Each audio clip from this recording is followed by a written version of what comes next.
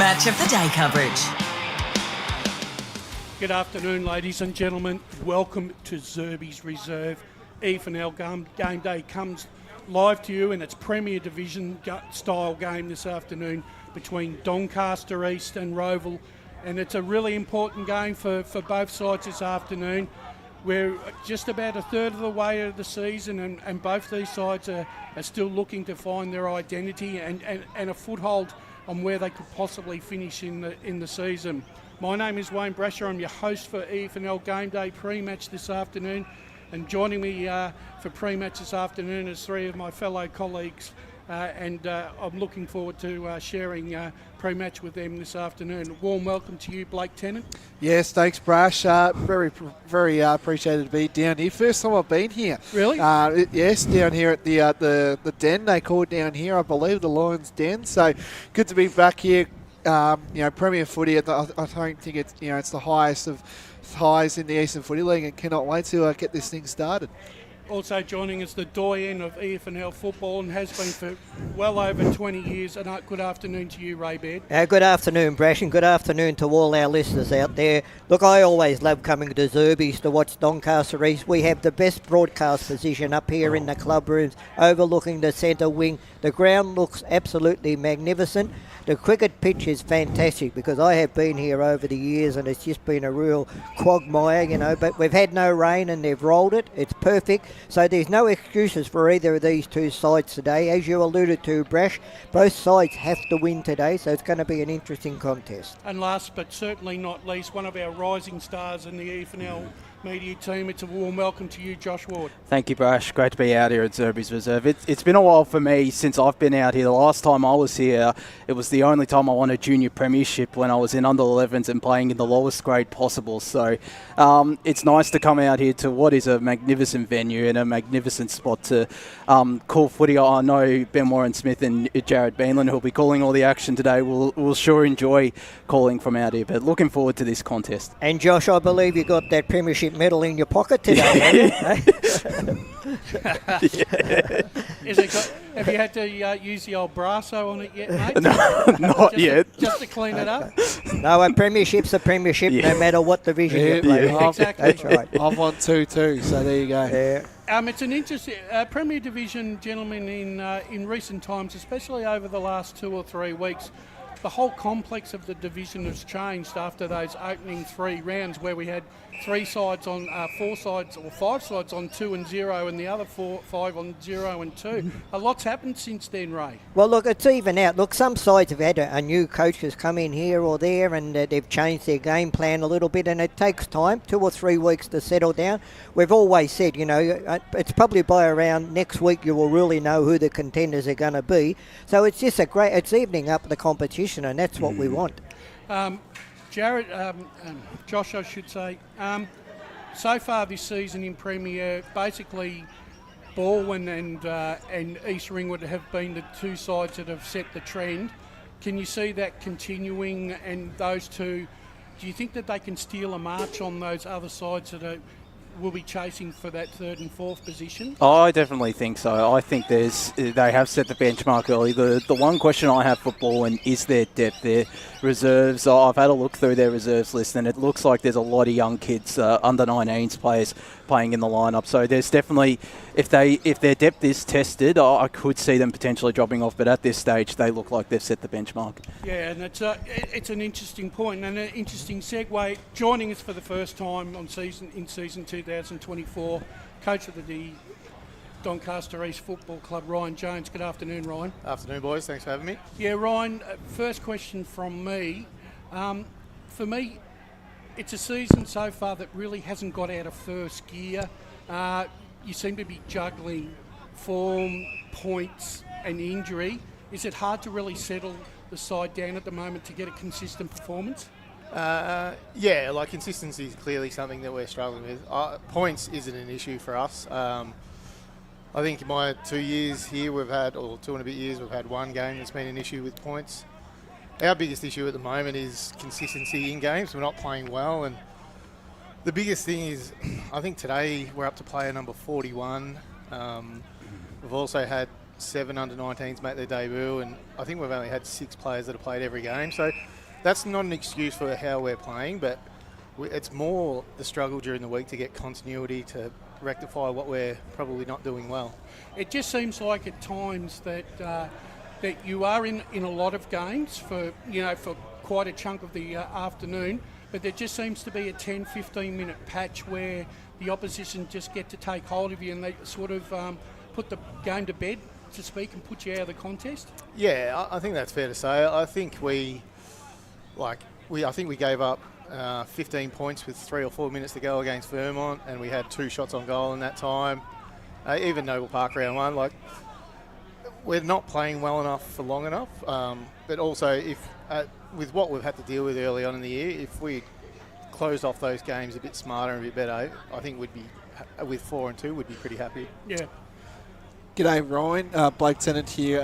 Good to see you again, mate. After a couple, I think we saw each other down at ball, and so it's always good to have a good chat. I just want to talk about just a recruit as well from point of view for you guys. Obviously, coming to the season, Tim O'Brien, I think he got injured maybe against the East Springwood game. How have you seen his progress since coming back from injury? I think he kicked 5 against Vermont, is that correct? I'm pretty sure. And how's he going for you guys? How are you liking him? Is he good around the club? That sort of stuff. Oh, he's been unbelievable for the club. I think we're really lucky.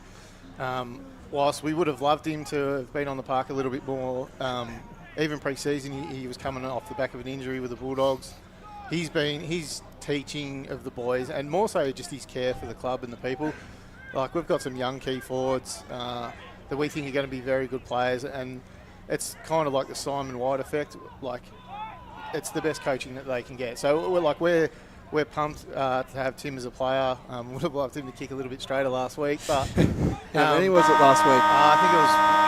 I think it was 1-4, something like that. 1-4. There you go. But he's been first class. He's just, more importantly, he's a first class human. Yeah, and I think our great mate Brush here alluded to it. It's been pretty down up and sort of year, but do you feel like if you can get a win especially against the reigning premiers in Rowville, do you feel like you can start again, that sort of thing? I know you've only won the 2 games, of course, coming into today, but do you feel like this is an important win for you, for your boys, and to start fresh again and rise up the ladder where you were last year? I don't think it's an important game, but it's not start fresh for us. We talk about the journey, so part of our journey has been to find some resilience early in the year, and we haven't really been in this position in my 2 years here, so we're actually finding out a fair bit. There's parts of the year that we're happy with our young kids. And I've been clear with everyone, it's our senior boys that need to lift. Ryan, it's great to have you back on air, mate. It's been a long time. Look, I just want to talk about, in the games that you've played so far, has there been one quarter that's been your Achilles heel where is it the one quarter each week? Nah, it's probably not the one quarter, but if I could, the 2 games against Noble Park and Vermont, and once again, I put it on my senior players, for having some senior boys out there, we didn't game manage them well at all. It was like we were a young team, and to give up 15 points in 4 minutes against Vermont, you get what you deserve. So it's not one quarter, but even at training at the moment, we're so inconsistent. Sometimes we can train the lights out. And I think part of that's a little bit of, maybe we learnt a lesson as a club, coming off a prelim last year, then we recruit, then maybe some players believed what we were recruiting, so then they don't try hard enough, and then some of our recruits go, I'm coming into something pretty good. I just think we've missed the mark on a lot of things that we're trying to rectify at the moment. I'm interested in what sort of pre-season did you have? Did you have a long, tired, sort of hard pre-season, or did you just sort of, lead the guys into it gently? Nah, yeah, and so this is what we'd probably review again later on. So with a few of our older boys, we probably went the other way, had a little bit easy. We felt like the last 2 years, once we've got the finals, we've been a little bit sore. So we've given them a bit of a leading, but then it's probably bit us back the other way a little bit. Those boys probably come into the season a little bit underdone, and then we lose 1 or 2 that we thought we should have won, and then we're playing catch up, and then some of those boys that we shortened their pre-season have got injuries, and we've had a few off the back of ops. So it's just been difficult, but it's absolutely no excuse for how we're playing. The beauty of it all is that it's a long season, and as Brash alluded to at the start of the show, Premier Division is so easy now, so even now. So, although you've only won 2 so far, these top sides aren't going to win every game. They're going to drop games and, momentum's going to swing against them and all that type of thing. Now, Rowville, one of their strengths is the midfield. Today out there, do you think you've got the midfield to match them? Yeah, I do. Rowville's a club that I really respect. I think for the last 2 years that they're probably the best team in it. We think their midfield's as good as probably East Ringwood's, and even Baldwin's last week was really good. Our midfield's been down this year.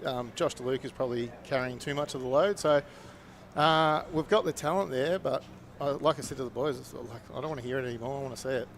I just want to focus a second on some of the younger players coming into the lineup. How impressed have you been with, or how much have they developed from since they started coming into the lineup to this weekend? Yeah, that's probably been the shining light for us. Our young kids, I think we've played the 7 or 8 debutants have been from Beverly Hills. We've got a young kid today in his 3rd game, Mitch Duncan, that we're so excited about. Even all our young kids, our young kids have been playing well. They're not the issue at the moment. It's our senior boys that are the issue, and they're aware of that. But we feel really blessed with our young kids. We'd love to have Darcy Jones-Hughes out there at the moment, but that is what it is. But our young kids and our middle tier aren't the problem at the moment. It's our senior boys have probably got to earn the reputation, not live off it. And there's still, obviously, as you mentioned, Josh DeLuca has had a terrific start to the season. I think it's around 30 disposals he's averaging. And then you've still got the likes of Michael Wen and Hugh Johnson. But obviously they haven't had the best starts to the season. But how crucial have they been to developing those young players? Josh has been super. When he's starting to hit his straps, but he come off the back of the syndesmosis up to us, so he probably wasn't in the best nick to start the season. I think he's dropped 12 kilos since the start of the season, so he's working really hard. And Huey Johnson and Wenny, I worked with at Port Melbourne. We would have loved them to be playing a little bit better, but it's a long-term thing for us, and they're unbelievable characters. They're really vocal with our group already, and obviously missing Whitey at the moment and lost Luke Tyne in the off-season. We're probably crying out for a little bit more leadership. Ryan, last Sunday, Brett Moyle alluded to the fact that about his young brigades, how they've had to learn very, very quickly this season against some very serious opposition, and he made a note that a lot of his younger guys that looked a little bit at sea in the opening couple of rounds, all of a sudden have sprouted, right, and really now have started to get an understanding of what it's like to play Premier League football. And he sort of feels now that those young guys, now they understand what they have to do, that they can get better. Do you see that pattern also following with your young guys? Yeah, I do. I think there's been a bit of a misconception over the past 2 years that we're an older group. I think in the prelim final we had 13 or 14 under 21. We're a really young group, apart from I can't fault their commitment in vision, in games, doing extras. That like I've said many times, I love my senior boys, but the onus is back on them at the moment to produce a lot more, because we feel our young kids are doing everything that they can to play really well, and we think a few of them are not too far away from breaking out consistently. But I need my senior boys to lift a little bit. Well, Ryan, look, as you said, you need your senior guys, but I think today is you'll need 22 players, a real team effort from your boys today to get the points. But I have a feeling that that's going to happen today. I've had that feeling. I've seen you a couple of times this year. One was in a game that we'd rather forget and not talk about. But I sort of look at that game, and that game you basically as a coach had really no choices that afternoon. So I sort of have completely forgotten about that performance. No, we haven't. No, I know you haven't. But I think by and large though there has been some genuine improvement over the last 3 weeks, even though it hasn't looked like it on the scoreboard. And I think today your boys are ready to put their best foot forward. So good luck this afternoon, and hopefully Doncaster East walk away with the 4 points. We'll be right. Thanks for your time, boys. There you have it, ladies and gentlemen. Ryan James, the coach of Doncaster East, always welcoming with his time, and like I said, he's under no illusions, gentlemen, that his asset is right on the he's putting it on the senior players. Yeah, you're dead right, Brace. Look, he's a good coach, you know. So anyway, look, we'll see how they go. As a Rowville supporter, I hope they don't go too well. But Brash. Yeah, look, we're just going to break out a little bit, just do something a little bit different. Rowville have appointed a new president, and Travis Flakemore has decided to join us and have a quick chat with us, Ray. Trev, you've taken on the big job down there at Rowville. We're 6 rounds in. On the field, you're happy? 2 losses recently, but they came back last week, so you're happy with the way they're going on the field? Yeah, the boys played well last week. I think they were stunned into action the week before, probably thinking they would beat South Croydon comfortably, and then they got run over towards the end. But I think they come out with a vengeance last week, and we also had a few players back, which helped, and it was a good win to get away with Blackburn. So we're in a fine position, just 2 games down, which we would prefer to have no games down, but we're okay. Well, now we want to talk to you about off the field, mate. You're the captain of the ship, and you're no good being a captain if you haven't got the people around you. Now, I want to talk about one group of people down there, the ladies. The work they do, not only on a Thursday night with the meals, but they're really involved this season. A lot of them have come up from the juniors, haven't they? They have, yeah. We had a day yesterday, which was the sportsman's lunch, and we had a packed house there, and the ladies just jumped in again for that and took over, and it was a fantastic day for the club. A good fundraising day, lots of fun. So the vibe around the place is quite good at the moment, Ray. G'day, Trev. Blake Tennant here. So talk us through, obviously coming into a very tough job, but I want to hear this. Our man, our Rowville correspondent here that we've been alluding to, how is he around the club? Does he come down on Thursday nights? He's very vocal with Rowville, I can tell. But how is he? He's very good for the club. He's we love him around the place. He could probably buy me a couple more beers occasionally. Yeah, and I just want to touch on as well. I've grew up with this great man of the Rowville Footy Club, and I've had a lot of summers with him. Monster Paul Minot, club legend, you would say, definitely. Yep. Sponsorship person, I believe, there too this year. Yeah. How's he going? I don't think you can. It's been a. So that's probably the biggest thing that I've done for the club. I've come in off the bench. I wasn't even involved in the committee, and I was asked to become president. So I was a little bit at sea when I took over the reins at the end of last year, but leading into this year. So I just sort of had to confront issues as they arose, which, as I said, they didn't really know what was coming. So I consulted people like Paul Minot, club legend, Mark Hamilton, who was heavily involved several years ago. So my goal's been to get those guys back involved, and Monster Paul Minot has taken the role of the sponsorship, and a fantastic job. We've he's more than doubled the sponsorship that we got last year, so that's been good. And Hammer's helping us with our social days, and that's starting to generate some revenue, which is putting us in a good position going forward. Trevor, one of the things that a lot of clubs have are coterie groups. Is that something that Rowville will need to sort of look at as the season progresses and moving forward?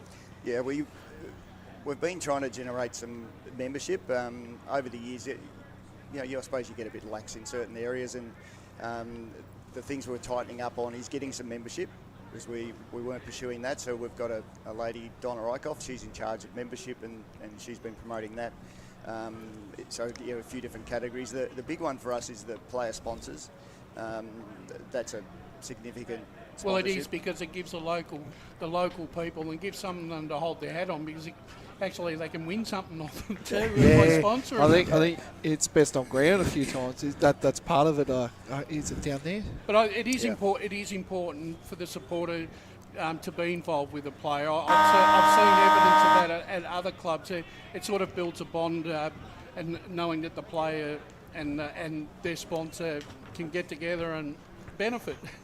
Yeah, well, it's a great thing for the young boys that they've. The membership's nearly $500 to play footy, so that's significant. It's, this day and age, there's apprentices and some of the we've got a lot of young players, so they're short of $1, so it helps them out if they get a player sponsor, and they means they don't have to pay their fees, and that makes everybody happy. Trevor, I just want to backtrack a little bit to the obviously coming into the president's role, and how helpful were the committee in transitioning, in helping you transition from being outside of the committee into the president's role?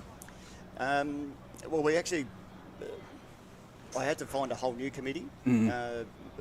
Predominantly, there's really only a couple left from the last year, but the couple that were left were really good, and the people that we've got in new positions, like new treasurer and vice president, they're people that have been involved around football, and they've got kids that are playing in our teams, and so they're passionately involved, and we've got a really good team now working together, and so it's setting us in a good position.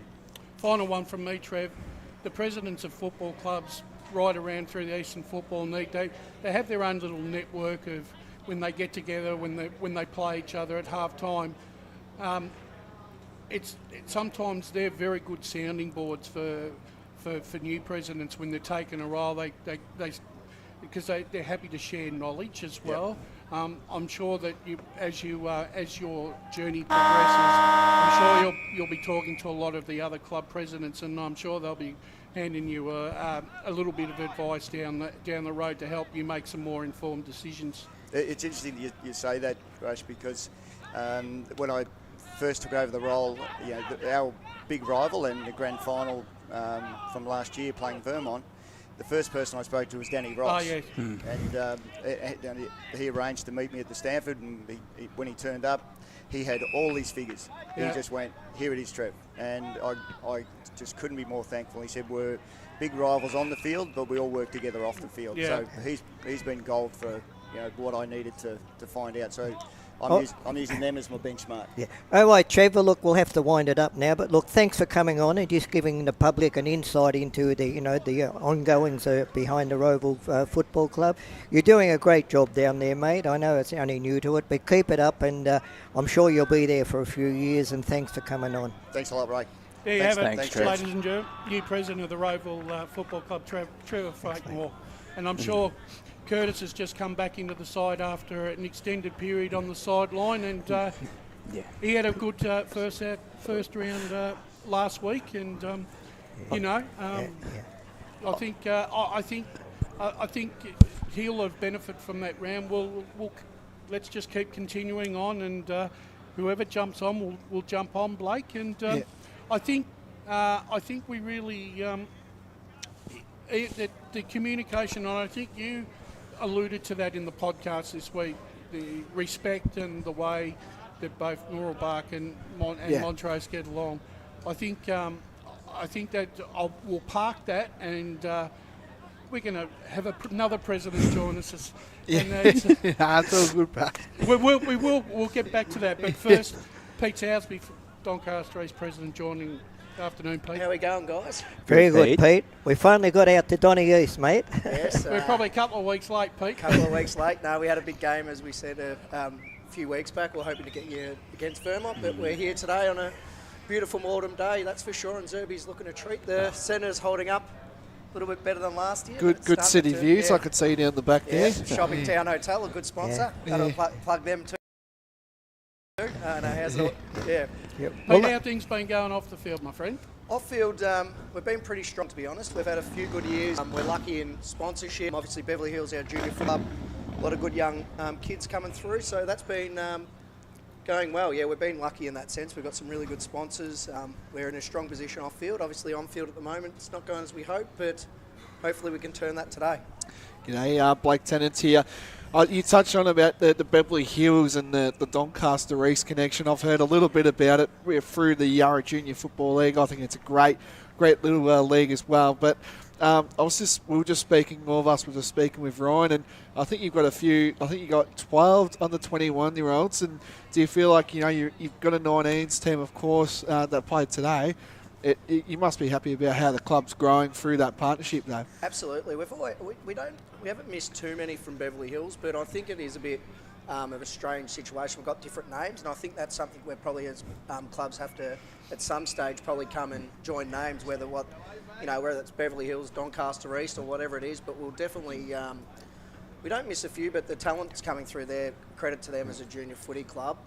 They're amazing, and they've got some really good juniors. Our 19s were lost today, unfortunately. I saw the final score, but we're 4-3. I think we would take that after one win last year, that's for sure. So it's all looking bright. We've got really good young kids in our seniors and reserves as well. The reserves have been going pretty well as well. So as our 39-year-old just took a marker on me. Yeah. But no, we're in a good position, that's for sure. Yeah, and just touching on that Beverly Hills connection, do you expect that to continue to grow, just given it is a really strong junior program in the YJFL? Absolutely, yeah. We've got a really good relationship with Pat Cooper, and he's the president now. He's really pushing it. Jimmy Appleby's coaching our Colts, which always helps, as you know. So our under-17s, he's going really well there. Jimmy, a lot of senior blokes going down to help as well. Ryan, our senior coach, has been fantastic as well in that. He's really, that was one of his, when he took on the job, that he saw Beverly Hills. He'd been at Oakley Chargers, how many great players had come through, and we really had to tap into that, and he's been fantastic with that as well. So, yeah. Well, Pete, look, we're going through the guests thick and thin today, mate. But look, thanks for joining us for the last couple of minutes and letting everyone know how the Doncaster East Football Club are travelling off the field. It's always important to talk to the presidents because we need to know that the health and the financial viability of our Premier League clubs is all important to make this competition stronger. And thanks for joining this afternoon. Absolutely, and it's great to see the competition thriving. Jai's doing a great job, and Dean, and I think you guys do a tremendous job as well. Obviously, had a couple of disagreements on when we get you to come here, but that's footy, and just because I'm passionate about the Doncaster East, but Premier Division, to see 10 sides and really even is what we want. It's a great competition. I'm really passionate about the Eastern Footy League as well, and you guys do a great job. So exactly. Right. Thanks, Pete. Thanks, Pete. Thanks for coming on, mate. Thank you so much, mate. There you have it, coach from the Doncaster East, Peter Sousby, joining us. Well, the guests just keep rolling on here. They do, and we're not stopping now because the coach of the Rowville Football Club is joining us for pre-match this afternoon. We've had him on once already this year. Premiership coach too, Neil. Oh, he's been a premiership. He was a counts for nothing, boys. But he was a fair player as well. Just mind you. How are you, Ben? Very well, boys. How are we going? Good. Mate. It's good. Had a little bit of a blip, a couple of little blips, and then got back on the horse last week against Blackburn. Yeah. I just noticed I noticed the side that you put on the field last week looked a little bit more settled and more balanced. Would you say that it's basically the same side again today with just a small few tweaks? Yeah, look, we probably had another 3 or 4 changes this week. I suppose, referring back to the start of your question, a couple of weeks ago, we obviously started well, had a good win against Vermont, and then obviously Baldwin gave us a good touch-up, which we deserved. They were well and truly better than us. And then, South Croydon game, we led all day, and we probably just let ourselves down with the way we played our game.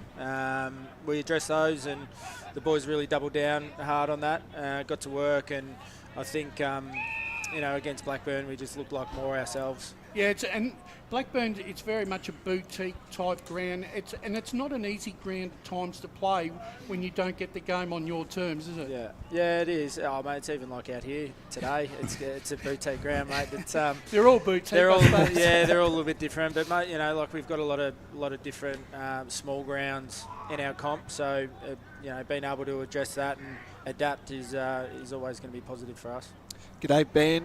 Blake Tennant here. Yeah. I think coming into the in focus, and I know we touched on it as well as the Vermont side, you wanted to see a bit more development, more out of your twos, because I think when you touch on with your article, you wanted the twos to stay up there. Yeah. Twos are doing pretty well at the moment. You must be pretty happy about the way they're going, and also the development for Rowville. Yeah, we're in a pretty good spot in terms of our junior program's been really strong for a while now, but we're obviously starting to see the fruits of that at senior level. But yeah, it's the important thing for me is at the back end of the year you want your whole club playing finals, and I just felt that was just something that we can concentrate hard on. And even with our 19s, Paddy Garrity's worked extremely hard to to build a culture there that want people coming into the footy club and just have that connection from the junior club to come straight back into our senior lineups. I think it's really important for the boys to actually have that pathway, and it seems to be working all right. We've got a long way to go. Yeah, definitely, for sure.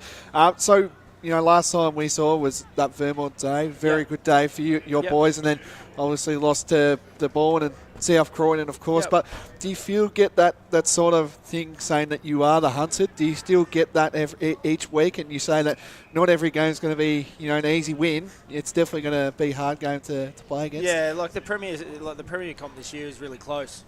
You can throw obviously Bourne a fair bit away in front at the moment in terms of games won, but you look at the middle jam, the log jam in the middle of the ladder at the moment. We've probably got, apart from no disrespect to Berwick and Norwood, they're in a transition phase of their list and they're going through a development time. But apart from that, everyone can beat each other on their own day. It's really close, and you only have to be off 5 or 10% and you're gone. You can lose a game quite convincingly. So. It's, I suppose, at Premier level you've got to bring it every week, and that's the hardest thing. And being the hunted, we've probably been the hunted for 3 years, really. No one, probably 2, definitely 2. But it's something that you just, when you're good, you just got to cop. Yep. Ben, I want to focus on the side a little bit here. And one player that we saw last time, Cooper McDonald, he's been playing the last couple of weeks in VFL.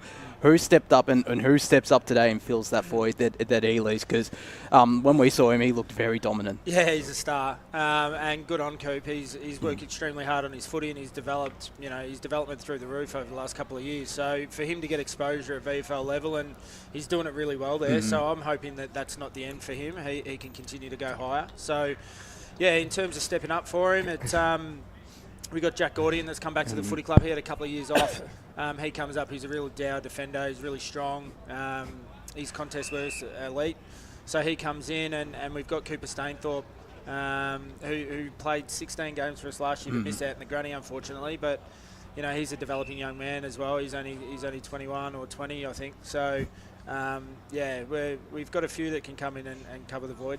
Ben, one did come in last week, Curtis Flakemore. And I said on the Friday preview last week that I thought it would take him 2 or 3 weeks to get back into it. I know he's done all the running and all the pre-season while he's had that shoulder injury, but how good was it you as a coach to see him come in, kick 4 goals, and I believe he went down back in the last quarter?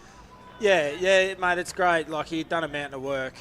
It's always good to see your players come back from a long-term injury or a significant injury. For him to come in and have the impact the way he did, we didn't expect that. He just had to come out and play his role, which he did really well, and he got on the end of a few. So, now he's just got to continue to build and back that up over the coming weeks, and hopefully string a really strong back end of the year. One other player I just want to mention who last year had a tremendous year, that's Nick Showermakers. My vision of it, and tell me if I'm wrong, I've only seen a couple of your games, he's been down a little bit on form this season to what last season? Oh, no, I don't think so. He missed the game. He missed the game for the birth of his young boy, and in terms of what he brings, I reckon he's been the best ruckman in the comp for without a doubt, 4 or 5 years. In my opinion, I'm biased, but the amount of work he does physically, and he's another midfielder on the ground for us as well. He's as fit as he's ever been. He's as strong as he's ever been, and he's only 32. So he just continues to be the warhorse that he is, and we're grateful to have him on our side. Ben, the loss against Rowville. Obviously, when you lose, obviously things didn't happen for you. Sorry, against Bourne or South Croydon? Yep. Bourne. Sorry. Yep. Right. Was there anything in that from that loss that Bourne exposed that you've been able to rectify? Yeah, a little bit. It was just probably more mindset and intent to defend when we don't have the ball. They brought the pressure and we didn't execute. So, I suppose leading into that.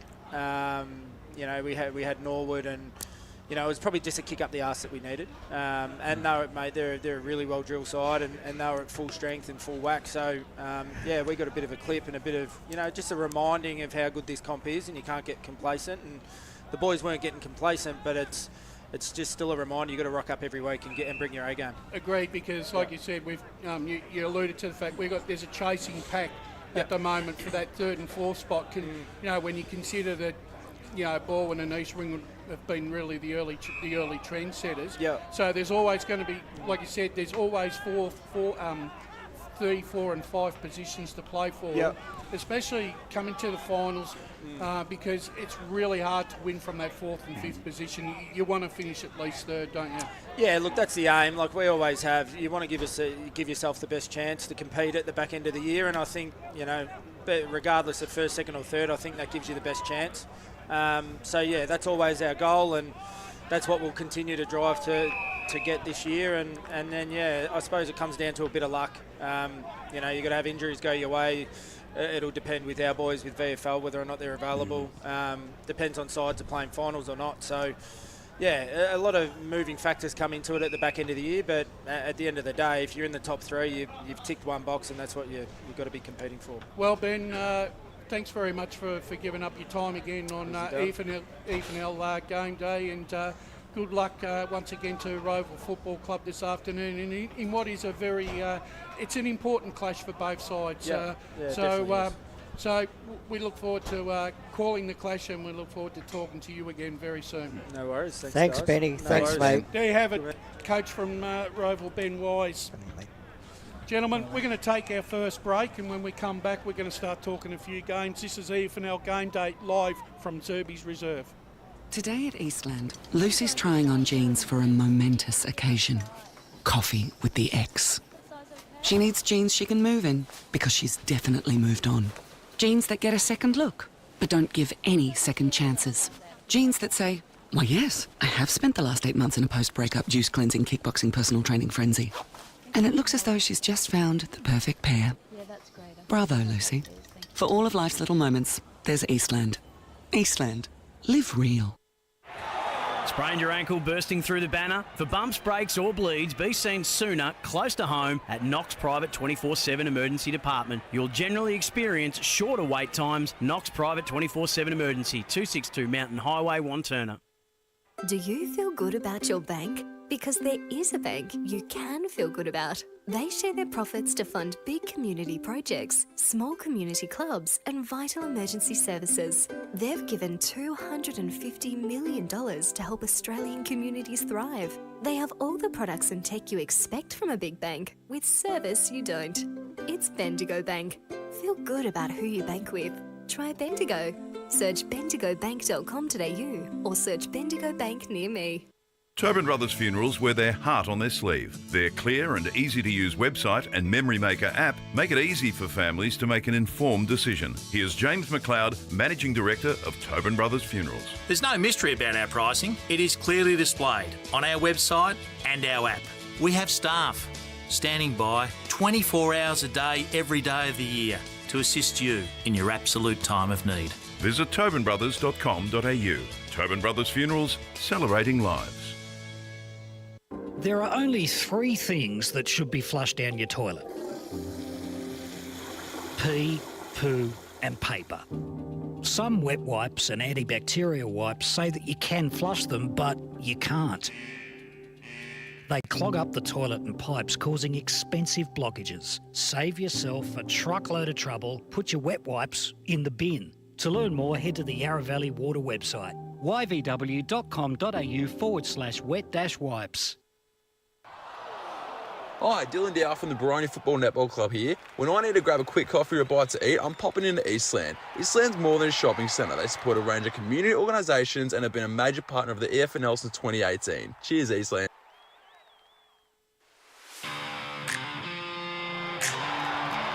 You are listening to Radio Eastern FM 98.1. With live and exclusive coverage of the EFNL football season. Bringing you the match of the day with score updates from all divisions. And now we cross to our commentary team for the Radio Eastern 98.1 Match of the Day coverage. Welcome back, EFNL Game Day, coming to you live from Zerbes Reserve this afternoon. It's the big Premier Division clash between Doncaster East and Rowville, and we've spoken to all the coaches, the presidents. Now it's time to start talking about some of the games. And we're going to whiz through the bottom three divisions because we're going to purely concentrate on Premier and 1 this afternoon. We're going to start with Div 4 and some quick selections here. Croydon North are playing Nunawading, Scoresby are playing Forest Hill, Whitehorse are playing Chirnside. I'll give you my selections just to set the tone. I'm going Nunawading, Scoresby and Pioneers. Where do you see this one, Blake? Yeah, I think you've got to go Nunawading just because it's just been a downfall year for Croydon North, so I've got Nunawading there. I'm going to go Scoresby just due to Forest Hill's inaccuracy and inconsistent games that they've been part of. And I'm going to go an upset here. I don't know if it is an upset, but in my opinion it is. But I think Whitehorse will be Chancellor. Okay, now mine. I think this is a big opportunity for Croydon North, and just to be different from all you guys, I'm going to pick Croydon North to knock off Nunawading We love today. that, right? The next game, Scoresby and Forest Hill. There was a huge crowd at Scoresby when I drove past there on my way to this round, but Scoresby will have too much for Forest Hill. And Pioneers, Chirnside, the game of the round in this division, but I've stated last week, Pioneers will play in the grand final. They'll win this game. They'll only lose 1 or 2 games, Josh. Yeah, especially when you got Tom Young and Daniel Horvat who combined for 60 goals this season. I just think Chirnside have more options. Tipping Whitehorse in that game though. Scoresby and I'm tipping Nunawading as well. It'll be interesting for that Scoresby game how many goals Adam Amin kicks as well, because I think it was 7 last time against Forest Hill. See if we can do the same here. Okay. Our resident clairvoyant, the Oracle, has picked Nunawading, Scoresby and Whitehorse Pioneers this afternoon. Division 3, gentlemen. Coldstream take on Fair Park. Donvale take on Sylvan. Knox take on Ferntree Gully. Oakley District take on Surrey Park. And Upper Ferntree Gully are at home to Warrandyte. My selections for this round, I've got Coldstream, Donvale, who are going for 6 games in a row where they can kick over 100 points. I think they'll achieve that performance again today. I've got Knox, Surrey Park and Upper Ferntree Gully. Blake? Yes, I'm going to go Coldstream at home. I think they'll be too strong there. Donvale, I reckon this will be over 100 points. That's just my bold pick there. And I'm going to go an upset here. I reckon the Gully will win against Knox today. Just due to a few wins, they're getting their momentum back and I think they can get through there. Surrey Park for me. I think you're going to go Upper Ferntree Gully for this one as well against Warrandyte. Okay, look, Coldstream will beat Fair Park. Donvale will beat Sylvan. Knox will beat Ferntree Gully. And Oakley Districts will run Surrey Park very close, but Surrey Park will win. And I think Warrandyte, they're in pretty good form over the last 2 weeks. I'm picking Warrandyte to beat Upper Ferntree Gully. All right, Joshy. Yeah, Coldstream for me. Donvale as well. I agree with Blake. It could be 100 plus. Knox, but it'll be closer than people think in their game against Ferntree Gully. I'm still tipping Surrey Park. They've had some late changes. They've got 2 senior debutants in Patrick Warboys and Mitchell Bacon, 2 more from the under-19s program. So what a surprise there, Josh. and a couple of late outs as well, including Kane Hendon, Jack McLaren and Jack Wood. So a couple of key players out there, but still tipping them against Oakley District. And I'm going Warrandyte against Upper Ferntree Gully. I've been... getting Zach Howell back is a really good inclusion, and I think they've looked good the last couple of weeks. I reckon they get the job done at Kings Park. Yeah, the Oracle has Coldstream, Donvale, Knox, Surrey Park and Upper Ferntree Gully as the victors this afternoon. Let's move on to Division 2. Baronia take on the Basin. I think we all picked the Baronia in this one. Yeah. Yep. Croydon and Waverley Blues is an interesting one. I'm going for Croydon. I think at home, Croydon can win. Croydon for me. I'm going Waverley Blues. Waverley Blues for me too, because they've got Cole Vickers back into the lineup for the first time this season. East Burwood taken on Heathmont.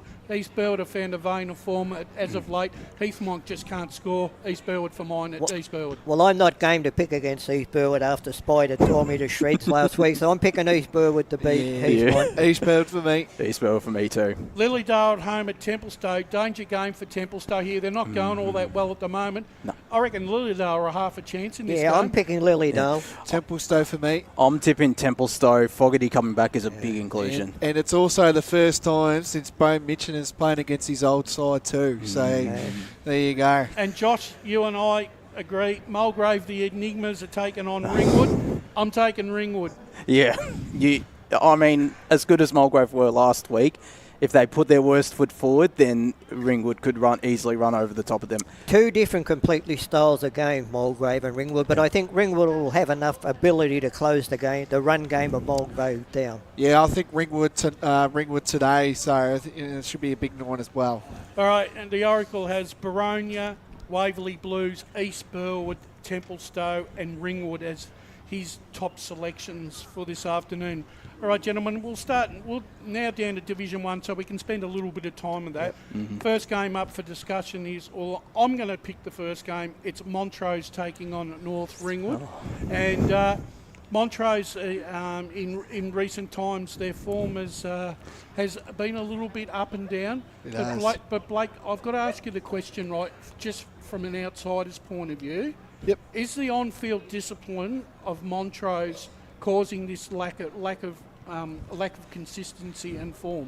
Oh, I could definitely see it. You know, there's another player who's out of suspended right now, Ben Descent. He's been a standout performer for Montrose quite a few years now, and also my younger brother, as much as I don't like saying it because he's my brother, but he had a massive, I just felt like they were just lost without, him and, the way he uses the ball. I've seen it a bit lately, and I feel like those two definitely have been yeah. Ray and Josh, my question about that game, I stated a couple of weeks ago that when Garthwaite isn't kicking goals, that those two forwards, one of them needs to be camping under his feet, yep, either front and square or where Garthwaite can be a little bit vulnerable.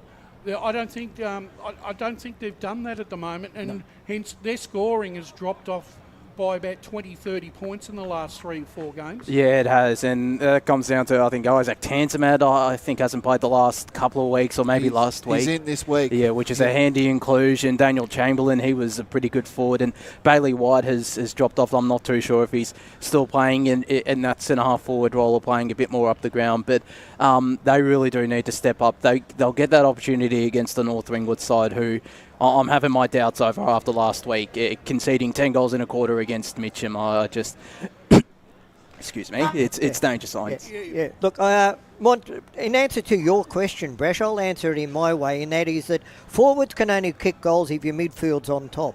I'm questioning their midfield. I don't know. Blake, you might be able to allude a bit better on. Is their midfield winning clearances? Because early in the season they were winning clearances and Garthwaite and your forwards were kicking scores. Well, I said this last week. Mirrabah have got the best midfield in the comp in my eyes, and they just destroyed every little piece of them. Having Noonan, Smith, Monkhorst, a lot of names there as well, and I feel like that's probably the lucky bit. But when you add in Ben Descent next week, I think they'll be a better team. Yeah, well, see, Brash, maybe it's not the forwards' fault. Maybe it is the midfield's fault. But I'm picking Montrose, but only because of the performance that North Ringwood put in last week. Yeah, look, I agree with everything that everyone said here. I think, for Montrose on their day are infinitely a better side than North Ringwood, and I think at home, I think they'll get the chocolates this afternoon. The other game, I reckon, is a ripper game this afternoon. Mitcham travelled down to Home Park down the coast. Down the coast. There we go. Mitcham are in a really good vein of form at the moment. Beaconsfield has sort of plateaued a little bit in recent times. And Josh, you made an astute assertion a little while ago that you were concerned about the fact that the amount of changes that Beaconsfield have their side week in, week out actually really determines how well they're going to go on a Saturday. Do you still support that theory? Yeah, it is still a little bit concerning. Obviously, sometimes when they get players back from VFL, that's going to help them a lot, and they'd probably all be familiar with it. Some of the senior players haven't been around the last couple of years, but when you're losing players like Brandon White, Jack Doherty, and bringing in some players who don't have too much senior experience, it's a little bit concerning. So, and I mentioned on the Sunday pod last week that Mitcham look like they're back because they've won, I think it's 3 in a row now. They've not just won by 20, 30 points. They've won by big margins against the likes, obviously, of North Ringwood and Wantirna South mainly. But this is a big test for Beaconsfield's depth. Josh, as Matt Fodia told everybody on yesterday on the podcast that you are our VFL correspondent, what VFL players have Beaconsfield got in today? I'm not 100% sure. I'll quickly look up their lineup, but I know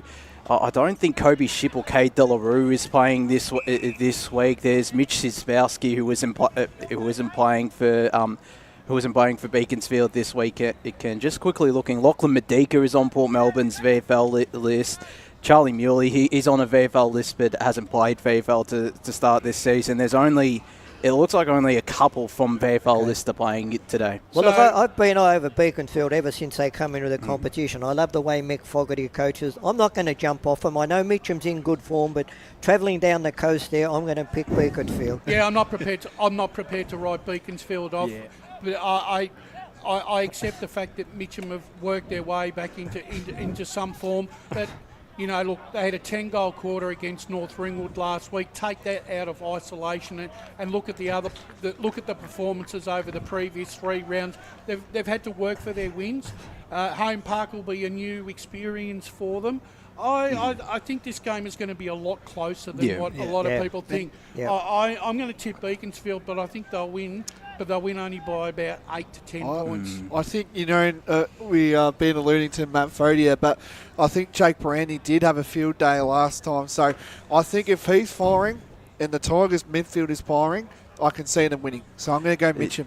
Yeah, I'm tipping Mitchum as well. Jake Parenti is back to his best, especially as well. He'll thrive out at Home Park Reserve, so it could be a big day for him and the Tigers. Park Orchards, gentlemen, have the luxury at the moment of a 2-game break, sitting on top of the ladder.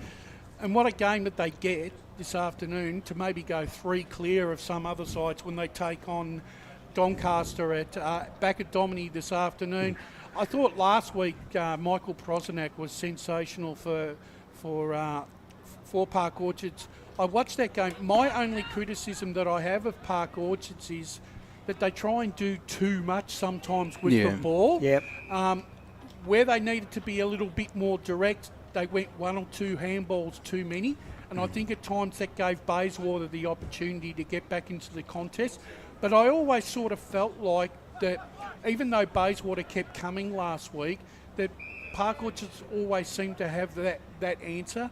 And I don't see that same sort of challenge that Doncaster can put up against them this afternoon. I think Park Orchards go on their merry way here. Yeah. Look, I think Park Orchards will win, but just getting back to last week, that last quarter there was 11 goals, 2 kicked for the quarter, so the last quarter was a real shootout. And Bayswater had put themselves in at 3/4 time with a chance to win that game. All credit went to Bayswater, but in the end, as you said, Prosenak stood up with 2 quick goals there in the last quarter as a good captain does, and he was fantastic.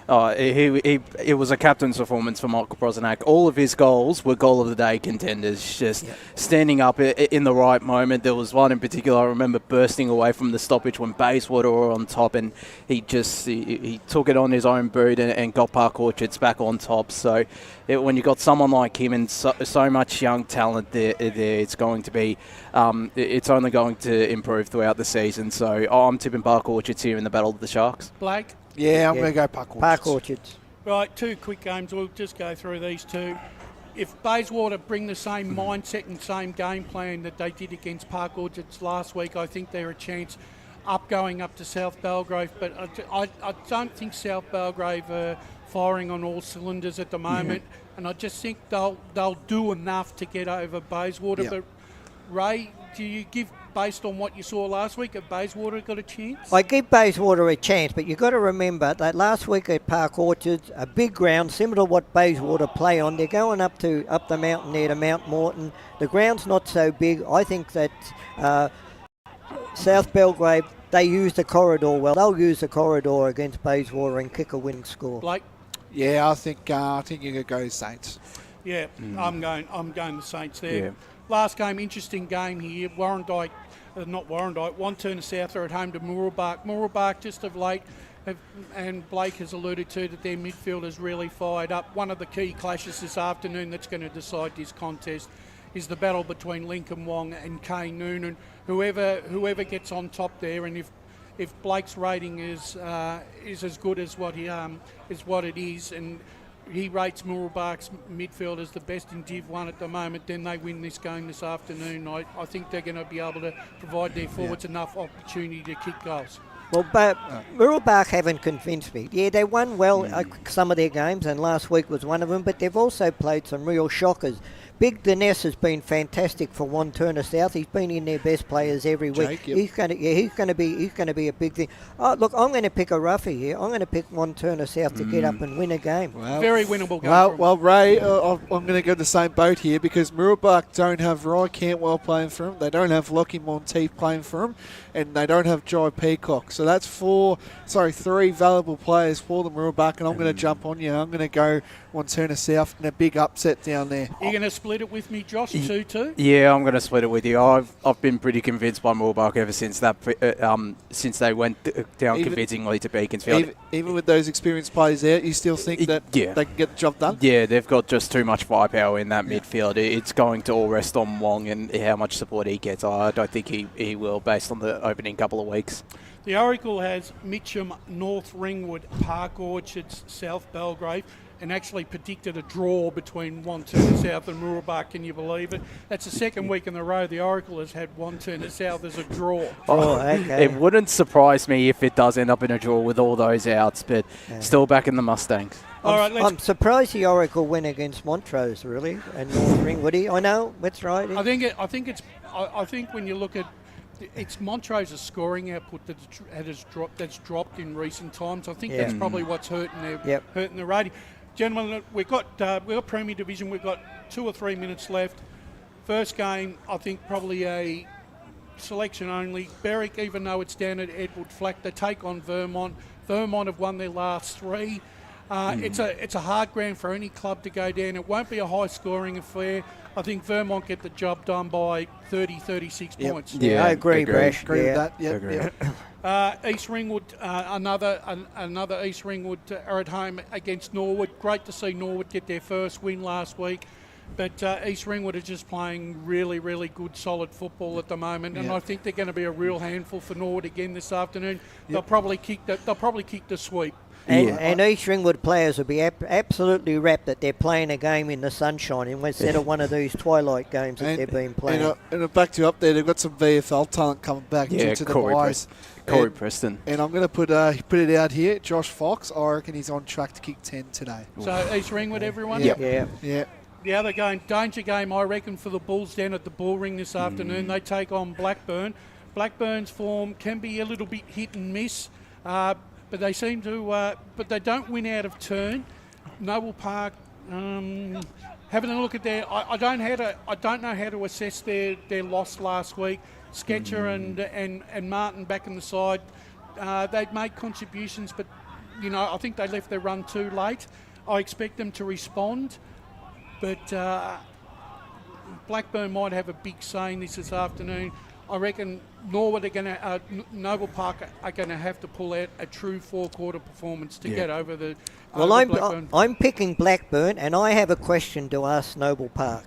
You've got Cole Martin coming back after 18 months. How can he get the most possessions on the field in his first game back? What are the other 17 players on the field doing for Noble Park? My answer is absolutely not enough. All right. Blackburn for me. Blackburn. Josh? Noble Park for me. I'm still backing them to respond. Finally, Baldwin travelled to Cheong Park to take on South Croydon. South Croydon had a good win against Rowville a couple of weeks ago. Had one of their lowest scores in Premier Data Stats last week's fantasy, under 1,000 points against Vermont. Interestingly enough, Baldwin are doing absolutely everything right at the moment, even though it's a game that they don't go all that well at Cheong Park, but they always seem to pull a win out by 4 or 5 goals, and I'm not expecting anything different this afternoon. I agree, Brash. I think it'll be closer than people think. Maybe 2 or 3 goals, but Baldwin to get the job done. Blake? Yeah, I think Baldwin. Well, gentlemen, that's game day. That's pre-match. It's done and dusted. We've had it all this afternoon. We've done well. It's very, very unique, Brash, but I love the work that you've done to get this, and to Ray as well. Also, very well getting the presents as well. So well done, boys. Well, gentlemen, all the talk is done. It's now time to bring in the call team, and we're going to do that after the break. This is EFNL Game Day. It's Doncaster East versus Rowville. As Sarah opened her best friend Jackie's wedding invitation, she was overcome with a wave of emotion. While her two young boys wrestled on the floor, tears of happiness rolled down Sarah's cheeks as she saw the words she'd been longing to see. Please note, this wedding will be a child-free event. Well, Sarah, looks like we're off to Eastland for a new frock and some heels. And let's book in that babysitter. For all of life's little moments, there's Eastland. Eastland. Live real. At Yarra Valley Water, we know reducing your shower time, or show time, to 4 minutes can save you an average of $200 a year on water and energy bills. Shower shorter. Save water. Authorised by the Victorian Government, 1 Treasury Place, Melbourne. Sprained your ankle, bursting through the banner? Broke a finger, high-fiving the ruckman? Or did you run into the goal post again? For bumps, breaks or bleeds, be seen sooner, close to home at Knox Private 24/7 Emergency Department. The preferred provider of emergency care to the Eastern Football Netball League, you'll generally experience shorter wait times. You don't need private health, but there is an out-of-pocket fee. Be seen sooner, close to home at Knox Private 24/7 Emergency Department, 262 Mountain Highway, Wantirna. Do you feel good about your bank? Because there is a bank you can feel good about. They share their profits to fund big community projects, small community clubs, and vital emergency services. They've given $250 million to help Australian communities thrive. They have all the products and tech you expect from a big bank, with service you don't. It's Bendigo Bank. Feel good about who you bank with. Try Bendigo. Search bendigobank.com.au or search Bendigo Bank near me. The first time I met the team at Tobin Brothers Funerals, I felt like I'd known them for years. They're so caring, honest and passionate. James McLeod, Managing Director of Tobin Brothers Funerals, sums it up best when he says, Every day our people get out of bed to assist client families in their absolute time of need. Our people love what they do, and you will not find a more highly trained group of people than those at Tobin Brothers. Visit tobinbrothers.com.au. Tobin Brothers Funerals, celebrating lives. Hi, I'm Ben Desson from Montrose Football Netball Club, and when I need a new kit for a night out, I head over to Eastland. But Eastland is more than a shopping centre. They support a range of community organisations and have been major partners of the Eastern Football Netball League since 2018. Thanks, Eastland. You are listening to Radio Eastern FM 98.1. With live and exclusive coverage of the EFNL football season, bringing you the match of the day with score updates from all divisions. And now we cross to our commentary team for the Radio Eastern 98.1 Match of the Day coverage. Good afternoon and welcome out to Zerbes Reserve for the EFNL's Match of the Round, brought to you by Eastland today. And we're out at Doncaster East as they take on the Rowville Football Club, one of the great vantage spots to call football in the EFNL. There's absolutely no doubt about that. And it just feels just fantastic to be back here at the Den, and the picturesque scenes out here. The sun's out.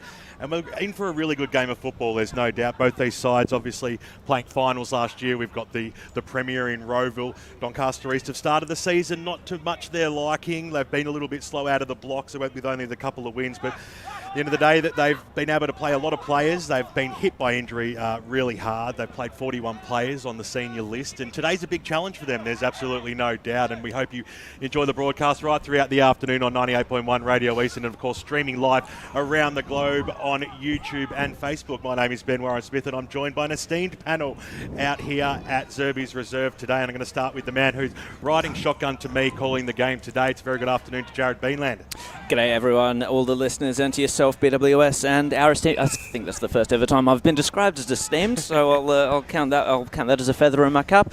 Brilliant day for footy out here. I'm very much looking forward to this match. Two potentially heavy hitters, of course. Doncaster East, we need to see a bit more continuity from them. Rowville, the reigning premiers, here to defend their title, of course. Well, a man who basically has the word esteem in brackets in between his first and last names is Wayne Brasher, and it's a very good afternoon to you, Brash, after doing a great job hosting pre-match. Yeah, good afternoon, BWS. Good afternoon, Jared, and good afternoon, listeners. Yet again, very interesting broadcast game set down for discussion this afternoon. I'm going to, I think there might be a little, there might be a surprise in store.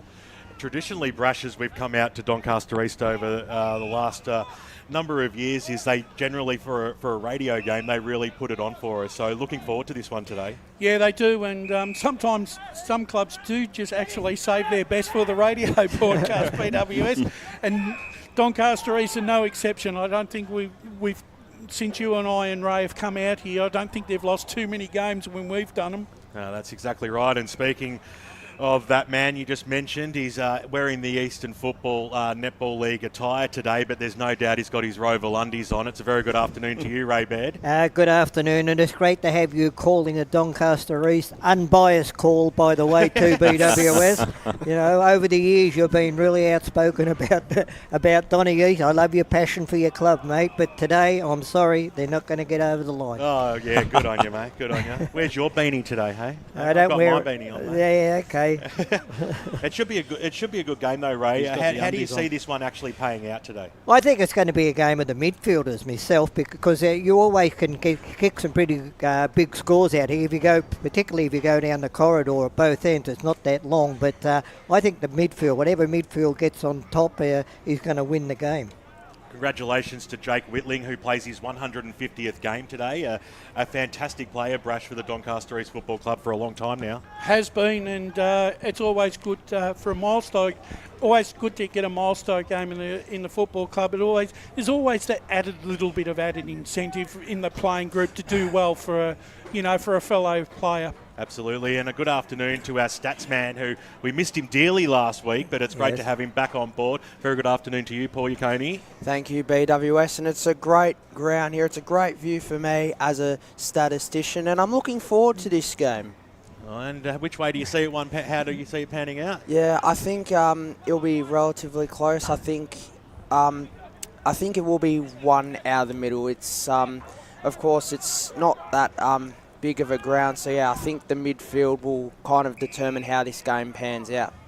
Just updating the reserve score as I see. Good old one of the favourite sons, Papa Constantin now out there. Papa just copping one for his troubles. Doncaster East are trailing in this one. Rowville doing the job quite comfortably, 10-7, 67 to 4-6-30. However, Doncaster East have kicked 3 goals in this final term, so they're certainly doing a good job to try and finish the game off, Ray. Paul, Ben, you introduced Paul as our stats man, but Paul's got to be really careful, because this morning on the ladies' game, I heard Kate Green giving out some stats as well. So, yeah, you better watch yourself, Paul. He's just sitting over your shoulder there as well, keeping a very close eye on things, there's no doubt about that. First game for Mitch Ryan today for the Doncaster East Football Club, and good to see Aidan Biddle, Brash, making an appearance. You know a little bit about Aidan? Yes, I do. I directed him to come to Doncaster East to try and get a better football education. Ex-Northern Knights, a young player who was playing at the Eltham Football Club, had limited opportunities, but I recommended that he come to this club because I think it's a great club for him to learn. And I'm very ecstatic, especially for his parents, Mary and Stuart, today. Great for Aidan to make his senior debut. So that's another feather in Brash's cap. Team player manager now, is it? Eh? Don't worry, Josh and I were talking about that before. He comes into the side. There's a few late changes. Jel Salimi goes out for Doncaster East, and Mitch Stoneham played in the reserve. So in comes Aidan Biddle, I should say, and Steph Paparonis, brother of Giorgio, comes into the side as well. So a few changes there for Doncaster East. We've seen a lot of those over the first weeks of the season. And last week, Rowville brought Curtis Flackmore in for his first game, but also back today is Mitch Schruck. He's been out with an arthritis problem when he's back, actually. Oh, you could probably give him some advice on that. I have, mate.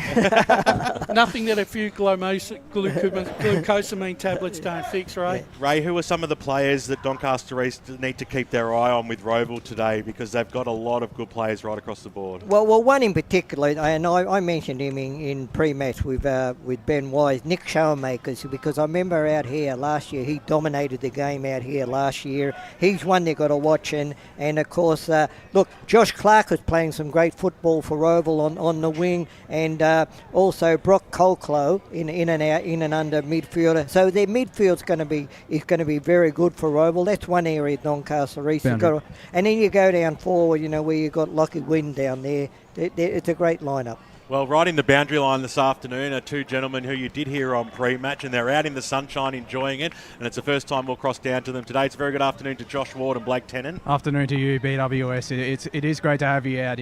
Great to be out here at Zerbes Reserve for what is a pretty big contest out here, particularly for Doncaster East if they want to get their season back on track.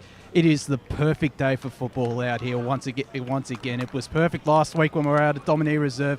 It's perfect here again, as you can probably see. Rowville coming out onto the park, but get out of the way, guys. the ground is in great condition. The centre wicket, it'll probably still be an area the players might avoid because it's pretty soft on the foot, but other than that, it's perfect for some Premier Division footy today. No breeze to speak of down there? Not really. A little bit, Josh. Towards this side on your broadcast screen, so on the right side screen. Probably one or two. Well, it's not the biggest breeze though. It's not the biggest. So a slight breeze kicking towards the Reynolds Road end. It's probably a little the zephyr there, BWS. Probably evens out when you're going downhill the other way. Yeah, I think, like I said, it's really going to be a very, very good game. So I think one of the things that we talk about, Jared, is you can't put a figure on a side's desperation or intent on winning a contest. Doncaster East, I know they're sitting 2 and 5, roughly 2 and 4. Yep. Right, a third of the season. They'll realise that they need to win this game. So you sometimes can't put a point factor on it, can you? No, absolutely. It's one of those intangibles in footy that you really have to. You have to allow for in certain games, and I hope that this is one of those games for Doncaster East that they've got a fire underneath them. They're going to be feeling the pressure. We're nearing the midway point of the season, and they're thinking of themselves as a finals contenders team. They have to. Yeah, they were coming into this year perhaps aiming for that, a grand final spot, a top 2 spot, the double chance and such.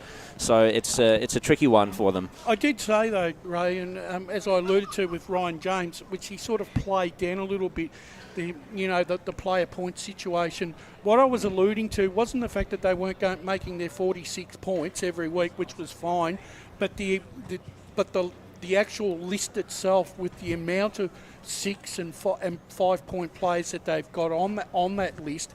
It must be really hard when you want to play those players, but you can't play all of them because you've only got 46 points. Well, that's right. I mean, but this all comes about with pre-season list management. You've got to manage. But no point having all these guys on your list if you can't play 2 or 3 of them every week. And then, of course, you've got to bring in, if you have some of those on your list, you've got to bring in an influx of junior players so you can get them as one-pointers. So your list management is very important and that's position. That's the thing, Ray and Jared.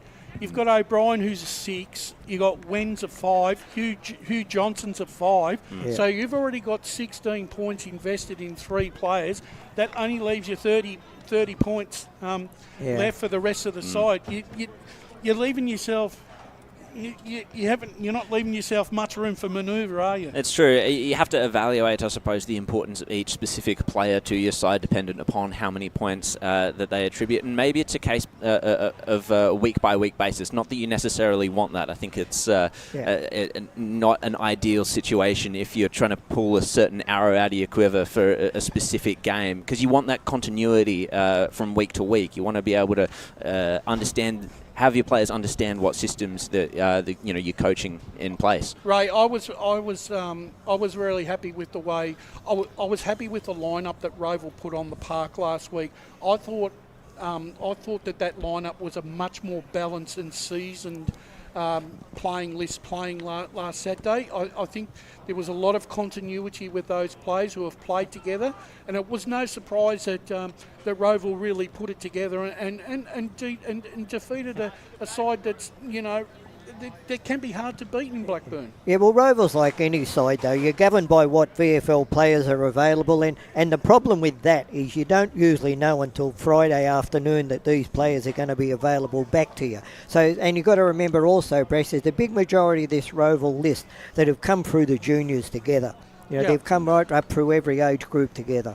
I think, and that's the hardest thing. That's the hardest thing overall when you are trying to accommodate players from the VFL, because there's such a, what do you call it? It's such a fine line between pleasure and playing, really, because you want them all to play, but you know you can't get them all to play. It just seems like it's a real juggling act, and some clubs, when some of those players are available, they actually can't play in their seniors because of that. Of the player point system, and exactly. It's a real. As you said, pleasure and pain. It's a feast or famine kind of a situation where you need to be able to manage your list in a certain way that each player is knowing their spot. And I think this is something that Beaconsfield does really well and has done throughout the season. Being able to rotate those players in and out, know that they're going to play a certain role. It's also something that I think we've mentioned in the past. Ben Wise plays in the positions that they'll be playing in the VFL as we go down to the boundary line with Blake Tennant. Yes, just a couple jumper changes, gents, as well. So Michael Wen, originally he's number 16. We've got DM written here. He's actually wearing the number 18 today, and I think Mitch Schruck, I've alluded to, is wearing the 18. So for Rowville. So there you go, boys. Great stuff there, Blake Tennant. Ray, I've been watching Jack Shalakis. He's kicked 9 goals in a row practicing down there. He could be on fire today. I bet you're watching him. That's your love child, mate. Listen, I want to point out something that I am very pleased with as a long-time watcher of EFNL football. I just watched the umpires walk out on the ground. They are all very young. The 2 field umpires, the boundary umpires, the goal umpires, they're all very young. So that's great that they put all the young umpires together to it. Enough confidence for a Premier game, a very important Premier game, to have all those youngsters out there together. I think it's fantastic. Boundary. Anthony Brolick has won the toss and is kicking left of your radio dial, stealing the thunder there of the boundary riders. Kicking towards the Blackburn Road end of Zerbes Reserve, downhill, so to speak, Brad. Yeah, it is. And look, shall we all give our tips for this game? Let's start with your good self. I'm going to tip the upset this afternoon. I'm going to tip Doncaster East, but by 9 points. How about you, Ray? Rowville by 24. Paul Yacconi? I'm going to go Donny East by 8 points. Jared? I'm going to go Rowville by 5 goals, but I would say it's going to be very close coming into three-quarter time. You got the casting vote, mate. Final tip down at the boundary before I give mine. Josh Ward, your tip today? I'm actually going to go Donny East as well. There's a bit more on the line for them. I reckon they win 12 points, I'll say. Blake? Rowville by 15 points. Got you now, BWS. Yeah, well, it'd be remiss. We know where you're going, of course, I don't think I've ever tipped against Doncaster East at home, and we've come down here picking Doncaster East by 2 points today to win it in the last 30 seconds of the game. Is going to be mine. I think we're in for a belter out here today. The conditions say that, like in Premier Division football, today is where they should be turning it on at this standard, I believe. Well, especially with the ground conditions. You know, at this time of the year, you're not going to get better conditions like this to produce quality football here. Love a shootout today, and I think that both teams have the capacity to do so if they're willing to.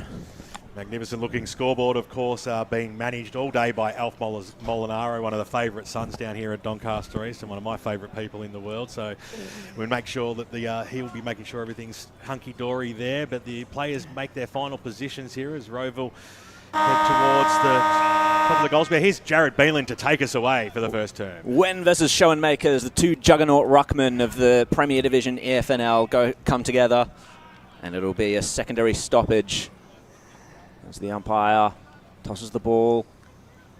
Wen got a small tap down, nearly roved there. It was by Brolick. His kick was intercepted immediately. And Donny East have some early control of the game. Kick traverses the wing. It's a huge pack there out the back. That was well done by Verrill. Hands it off to the outer side. Rowville trying to link with handballs. It was scrappy though. Doncaster East centres the ball. Great intercept mark taken by Trainer, though. And he can set Rowville up. That was Flake Moore, I believe. No, Trainer. Trainer? Oh, he's Trainer. coloured his hair. Yes. So, kick from Rowville. Comes to the centre. Donny East will rove it off the pack. Now he's brought it to ground. It was Whitling. He got tackled. It's going to be a ball up. He hurt himself there. Yeah, he's not looking right. It looks like a free kick's being given away there to Rowville. Schoenmakers hands it off to Verrill. Kick to the pocket. Inside forward 50. Wind went for the fly. It trickles over the boundary line, though. Let's go down to the boundary line with Josh Ward. Couple of match-up watches. Cooper Stainthorpe has got the job on Tim O'Brien, and down in Rowville's forward half, Lockie Wind has got Nick Hay for company. So it's deep in the Rowville forward line here. It'll be Wine to go up against Wen, who took it straight out of the ruck contest. Almost got brought to ground. Roving it nicely there was Stapleton. He was quickly met by DeLuca, who gives him a little shove over the boundary line. She goes for a boundary throw-in, 25, 30 metres out from the Rowville goal line. 98.1 Radio Eastern all afternoon and streaming live around the globe, YouTube and, of course, Facebook as the umpire brings the ball back into play. In the front spot there was Wine, used his body well there was went into his bread basket, got brought to ground and the umpire said a little bit of holding there unnecessarily. So it'll be a free kick to the big man, Michael Wen. We'll look for a little switch here. Backwards to go forwards, Doncaster East as they make their way across. Screaming for it is Hay. So Hay had a great season. They coughed it up though. Terrible kick there. Chopped off by Taylor for the Hawks, who's just going to pop it into that danger zone. Doncaster East have the numbers when we had his eyes only for the football. Sun was in it, but he took the mark anyway, and they'll use the dugout side of the ground here, the far side. They've coughed it up again though. McDonald stole this one on the right boot. Kicks it low. Kicks it straight across the face and through for one behind. That's the first score on the Bendigo Bank scoreboard this afternoon as we almost crossed the 3-minute mark of this first term, and they lead by that solitary point, Rowville. Yeah, a little bit of pressure there on the back six for Donny East in the first couple of minutes. Donny East to bring it in. Mark taken by Biddle. Late in today, Aidan Biddle, Brash's man. Searching for options outside of defensive 50. Bell's got 3 to beat. He didn't. Trainer was there, but it was Nashwood to get the kick into the pocket, aiming for Taylor, but he was out of position, and Donny East was able to spoil it over the line. With Simon White out of the side this afternoon, that half-back line of Doncaster East has to stay strong and stay consistent. Well, someone else has to stand up because he's usually the general down there. Well, you would think Taylor Juman would be the person to do so. Cheravolo lays the tackle, just locking it up inside defensive 50 of the Lions. The tackle was laid on McDonald, who just had that flying shot before. When couldn't quite, his tap was nullified there, but it's come to Bell anyway. Kick around the corner. Schoenmakers could have set himself, didn't. And it went to Gordian. Yep. Wrapped up by, it was Johnson, wrapped up. Another ball up. Or, in fact, a free kick was given out. It looked like it was holding the ball. Yeah, Schoenmakers was held well after he got rid of the ball. Yeah, that was a bit of a crude tackle there from O'Brien. Schoenmakers winds up with the right foot, searching for targets inside forward 50. The pack forms. It was off hands. Going for it again was Wind. Tackled by 2. And the free kick has gone to Wind. Lockie Wind will line up for Rowville's first. Might have been over the shoulder here. Yeah, it looks Maybe like chopped his arm. Hay came across and chopped his arms there. Chopped his arms in the marking contest, I would say. Lockie Wind has kicked 12 goals for the year so far, 55 goals last year. He's very much a confidence player, Wind. If he gets on, if he scores a goal early, he normally starts getting onto him. Let's see what his confidence is like so far. He split the middle. Yep. Wind gets his first for the day, so do Rowville, and it's 1-1-7 to Doncaster East. No score yet on the Bendigo Bank scoreboard. 5 minutes gone in the first quarter. Paul Yaconi on the stat centre. Yeah, early hate on the back six for Donny East. It's 5 inside 50s to 1 the way of Rowville. Yeah, that's a worrying stat very early on, Ray. Yeah, it is. So they draw first blood. Rowville lead by 7 points early in this first term. 5.5 minutes gone on the Bendigo Bank scoreboard as the Ruck State go at it. They're going to get the clearance here. That's a drive the ball forward through Lachlan McDonald, who kicks it towards the half forward line pocket, getting back and taking a really strong mark that time there was Trakulja. Or was that Dooman? Dooman, sorry. At a 4, not the 1. Rowville go forward once again. The kick goes right towards the top of the goal square. Getting back in a timely position there was Steph Paparonis. Late inclusion today. Short passes on. It's okay. So just trying to get it past that half back line that we were talking about. Paparonis takes another mark. He's had a few early touches, Steph. But the ball has been around there. Short passes on. It was risky. It's been chopped off nicely by Taylor, who got tackled as he kicked it, so he scrapped the kick, and it goes out of bounds on the full. Doncaster East fans breathe a little sigh of relief. Probably shouldn't have played on then, Taylor. If he'd have gone back, he would have obviously got the distance. They keep going short in this defensive zone, which is risky, and it's been risky again as it goes over the top. Davey was there to lay a strong tackle. They've kept the ball alive. Flakemore was in there to lend support. We'll have the ball up 20 metres out from the Rowville goals. Ball up in the pocket. And going for it, Wind got the tap down, trying to hunt it himself again. Scooped up. Kick inside for Taylor. Couldn't quite take the mark. And it's just a pile on there after the marking contest. I thought he might have had enough of that mark then. Geez, they pay that last one and then they don't pay that. It doesn't make any sense. Wen and Wind. 0-0 draw. Another tackle laid, and it was over the shoulder. And another shot at goal coming the way of Rowville. This time it's Brock Colclough.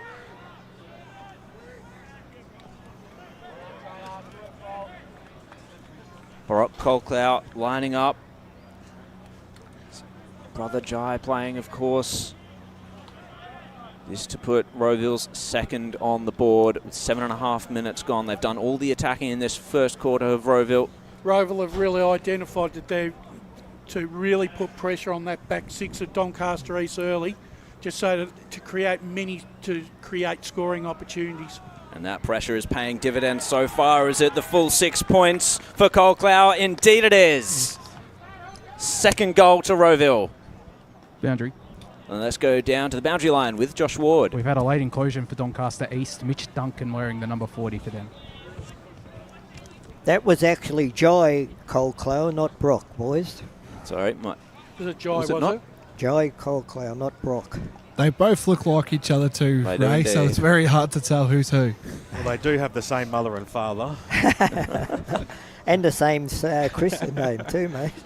A surname, I mean. So Doncaster East, they need to do something out of the middle here. They've been giving away free kick after free kick. Bit of undisciplined playing, and here's another one in the middle of the patch.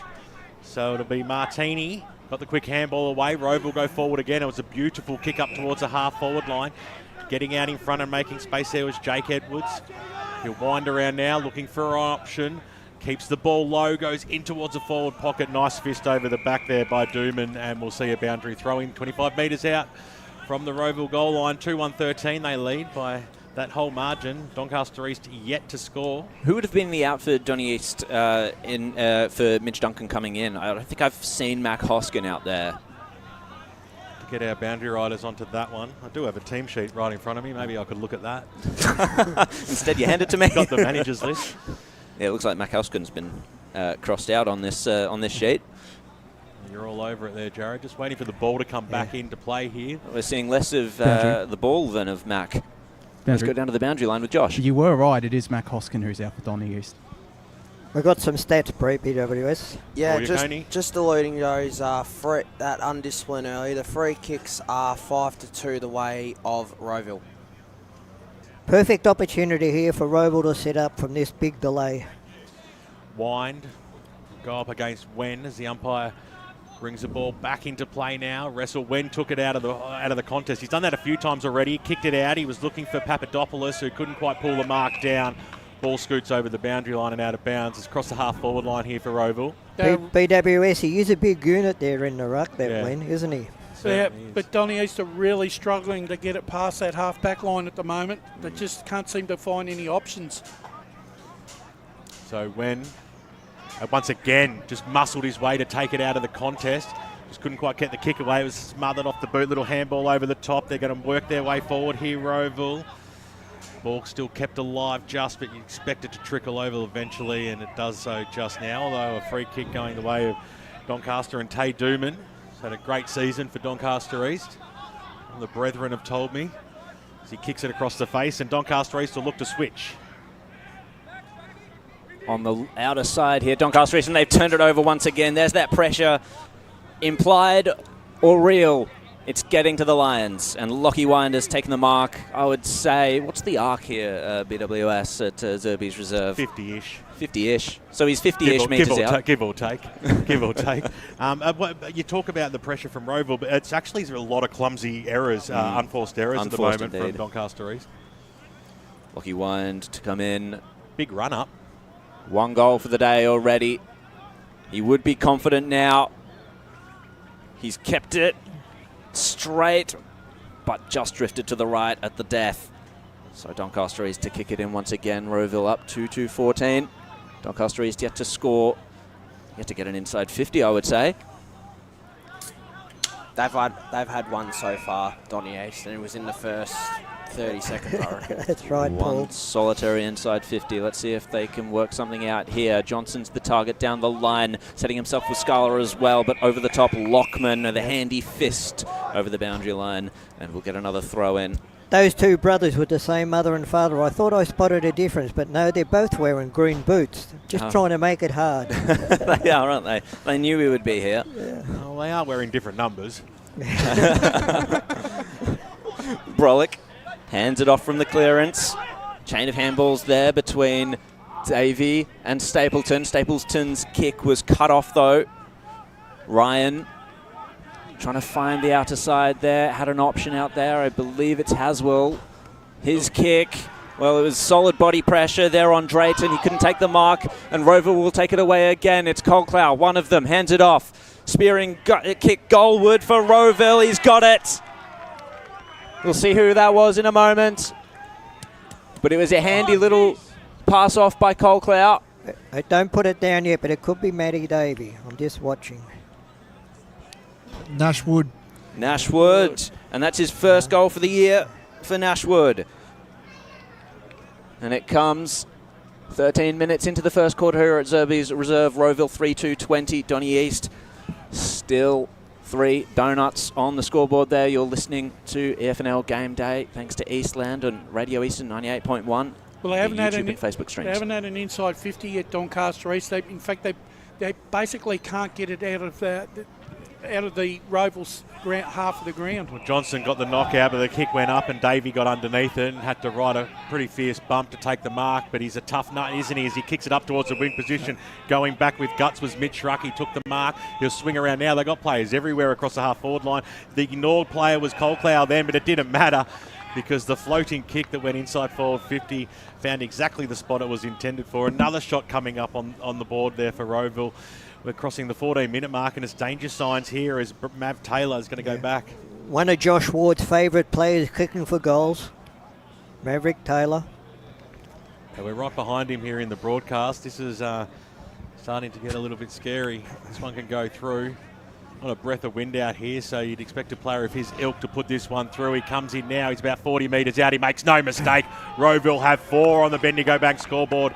And it is certainly already early danger signs here for Doncaster East, who are just struggling to even get it past that half-forward line at the moment. No breakthrough, no real run out of the middle at the moment. They're really struggling. Well, what can they do? Ryan James is going to have to probably throw in a few changes here because it's certainly not working at this stage. 4-2-26.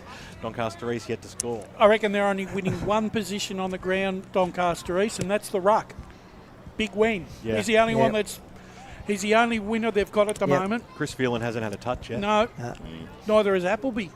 Let's see if we can get some touches for those players just yet. Phelan just lost it there. Tackle laid on Brolick. Not Brolick. Good tackle by DeLuca. Big Lockman. It was the tackle-e, I suppose. Tap down there from Johnson. Doncaster East now trying to struggle it out.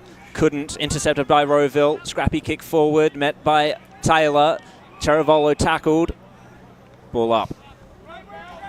15 and a half minutes gone in the first quarter. Rowville up 26-0. Johnson goes up again. They're fighting hard to get out of there, but Brolick laid a solid tackle. Yet another stoppage. Brash, one player I like who's come back into this side is Mitch Schruck. He's had a bit of the ball there in the centre of the ground. Had a good final series last year, Yeah. Mitch Schruck. Appleby flicked it out to Phelan, tackled off it again. Rowville feasting on any touch that Doncaster East are able to manage at this point. Yeah, I think he played a sensational second semi-final, Mitch Schruck. Lockman nullified Johnson that time in the ruck. Yet another stoppage. Rowville is so savage on the ball carrier, and they're such a young side, yet they're fearless. Lockman again goes up. Now can Doncaster East get the clearance? No. Interrupted immediately. Tackle, huge tackle by Brolick. Once again, fierceness. And now it's spilling over a little bit. Let's go to Paul Yaconi on the stats bench. The tackles at the moment are 13-5 the way of Rowville. Thanks very much, Paul. As the umpire throws the ball back up over the top there, Lockman. A lot of players around at this time. Whitling scrambled a kick into the middle of the ground, but to no avail because it's been chopped off nicely there by Wood. Weighing up his options is Wood. He almost got the kick smothered coming in from the side as the kick goes up towards the half-forward line. No talk between the two Doncaster East backs in Ryan and Dooman, and it sees the ball fisted over the boundary line and out of bounds, 55 metres out from the Hawks' goal line. Well done there, BWS. You got us out of 5 or 6 consecutive stoppages. All 2:26 plays, no score. It's nearly time on here in the first term as Wen got the timely tap over the back to Luca. Quick kick forward by Rowville. This is going to go all the way to the top of the goal square and bounce wrong, and would have all of a sudden seen another one go through. But That was Brolick who kicked that one. Yep. Thanks, Ray. Always do with the hand as the kick goes in. Doncaster East need to probably just not go the switch here and just go down the line. Try something a little bit different, as that's the option this time. Big fly goes over the back, and who's going to have the run now? Can the ball stay alive? It just can't. Jimmy Appleby stretching as far as he could, and over she goes for a boundary, throwing right in front of us here on the broadcast. That ball was nearly under our table, BWS, and you're calling it in still. The umpire to bring it ball back into play right in front of Megan Green, the best camera woman in the country. There's no doubt about that, as Wen got the knockdown into the arms there of Martini, who just ran off Phelan. Made it look easy too as he kicked it up towards the half-forward line. It was a good kick too. Nicely done there by Biddle. Got the handball away just in the nick of time. And now over the top in a series of handballs, Doncaster East are going to cough it up again. And now the Hawks have the numbers. Across the half-forward line they go. Backwards to go forwards, weighing it up, and then the kick goes in towards the forward 50. Using his body magnificently, he was Wine. He kicks it very high, but I think he's kicked it straight as well, has he, Wine? No, it just sat and sat. And luck's of fortune for the Doncaster East faithful, because another one goes through. Games are getting close to out of reach. One behind it is 4-4-28. 8 scoring shots to none as we hit the 19-minute mark of the first term. Lockie Wine kicked 6 goals against Doncaster East last time they met. Looking to replicate that, perhaps. Doncaster East now, can they? This is their problem. Can they get it out of this area? Bell was shoveled over the line from that contest. Every time Doncaster East take possession of the ball, they've got no chance of getting rid of it because they're not getting any time to. They're savage, aren't they, Rowville, with their tackling today? Wen against Schoenmakers again. Schoenmakers just got around the back there, and it was holding. It was counted holding, and Michael Wen will take the free kick. Former Norwood man, of course. Probably best on for Doncaster East, as we've alluded to. That kick wasn't 15, so DeLuca had a bit of a problem, but he was composed enough to sort himself out. The kick and the mark taken across the ground there. For Donny East, they're trying to load up onto the wing. Pack forms a fly there from Rowville, but standing his ground was Tom Bell. Took a strong mark. They need a forward. Ceravolo in the middle. They need a forward 50 here. Indeed, they do. So target was O'Brien. Punched over the top though, into the pocket, scooped up by Flakemo, by Trainer in fact, and over the line. So an inside 50 here for Doncaster East. 20 minutes, and this is their very first opportunity to score a goal or a score of any sort. Back in, tapped down by Schoenmakers, straight down the throat of Tricula, but he was tackled. Yet another stoppage. Rowville's pressure has been enormous. Immense. Ball hits the deck from that contest. Another stoppage. They've really got the clamps on Rowville. not letting Doncaster East breathe for a second in these stoppages. Brolick to Rowville, got the handball out to Stapleton. He had a man out there, and it's just gone over the line, I believe. That might be a free kick to Rowville off the ball. That's silly. That was very silly, and it's Matt Davey to take the free kick. Yeah, it's silly, but it's also weak. Yeah, I know. As the kick goes across the face there, Coughlin takes the mark. Give them all day if you're going to pay those. I bet you don't pay the next one. Verrill, man by himself, and a good spoil that time there by Drayton to keep the ball alive. So Doncaster East is keeping it in that forward pocket. Drayton tried to keep it there as well. He did well, Jack, and over the boundary line she goes. So it's the right forward pocket for Doncaster East. They just need a goal here, Doncaster East, just to steady the nerves and feel like that they're going to get back into the contest. They can't afford to Rowville get another goal here. Yeah, that's spot on, Brush. They need a spark to come from somewhere. Appleby on hands and knees got the handball away, got the tackle away. Quick kick was smothered that time there by O'Brien, but he gained 5 or so metres. Another boundary throw in. Jack Shalak is handing the ball back to the umpire. Sense he's a little bit frustrated at the moment. Was that his first stat? Oh, I'm glad you're enjoying your own jokes, Ray.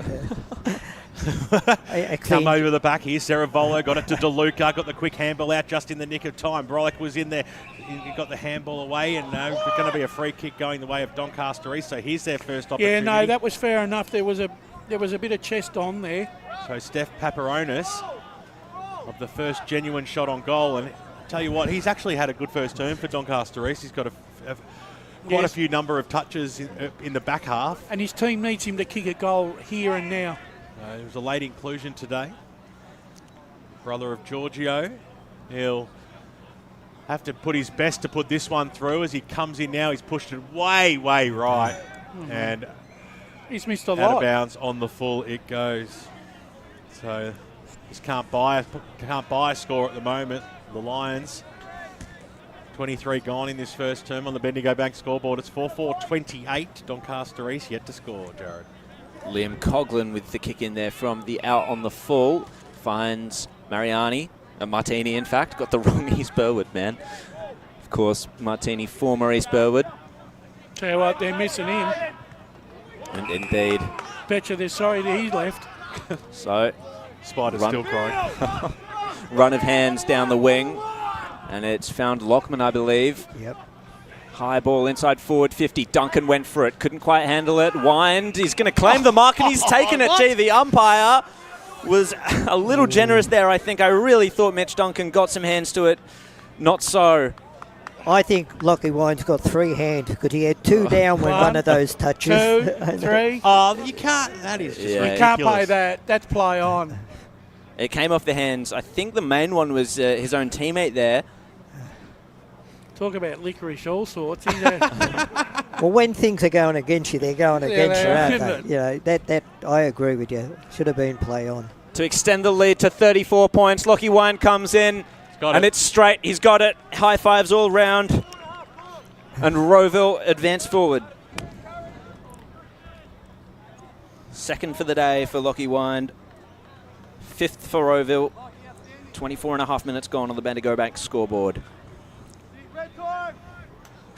What does Ryan James have to do a quarter time, Ray, to get Donny East back into the contest? They've got to get their hands on the ball. Well, I think for a start, he's got to give them the biggest rev up they have because, look, their midfield, as you said before, apart from the big the ruckman there, the rest haven't done anything. Well, he's put it on his senior players, and it looks like his senior players haven't done anything or responded yet. Well, here's another chance for Martini on the left boot. Kicks it out across the half-forward line. If you play in front, it's going to fall your way more often than not as Edwards swings around on the right boot. The kick was a scrambly one. Player's going to come in and bounce this one across the half-forward line here. Tay Dooman brought to ground. Quick restart here. Wen goes up in the ruck. Got his arm held. Did he? No. It's going against him. Showermakers. Gee, I thought it might have gone the other way. Looked the other way on the screen, but the umpire's certainly closer. Nick Showermakers going to back himself in here, the big fella. Yeah. The beautiful kick of the football. He's a real stalwart, Nick Showermakers. I tell you what, he's had some horrific injuries during his footy career, but he still keeps coming back, and he still plays a valuable contribution for Rowville Footy Club. Kick outside the arc. Not a breath of wind out here. He's got to give it everything he's got. He's pushed it right. That's where it'll stay unless it's doesn't have the distance. A free kick is being paid in the goal square, and another free kick to Rowville. Geez, they've given away some free kicks, Doncaster East, in this first term, and I tell you what, a few of them have gone the way of Lockie Wind. He's been the recipient of a number of them.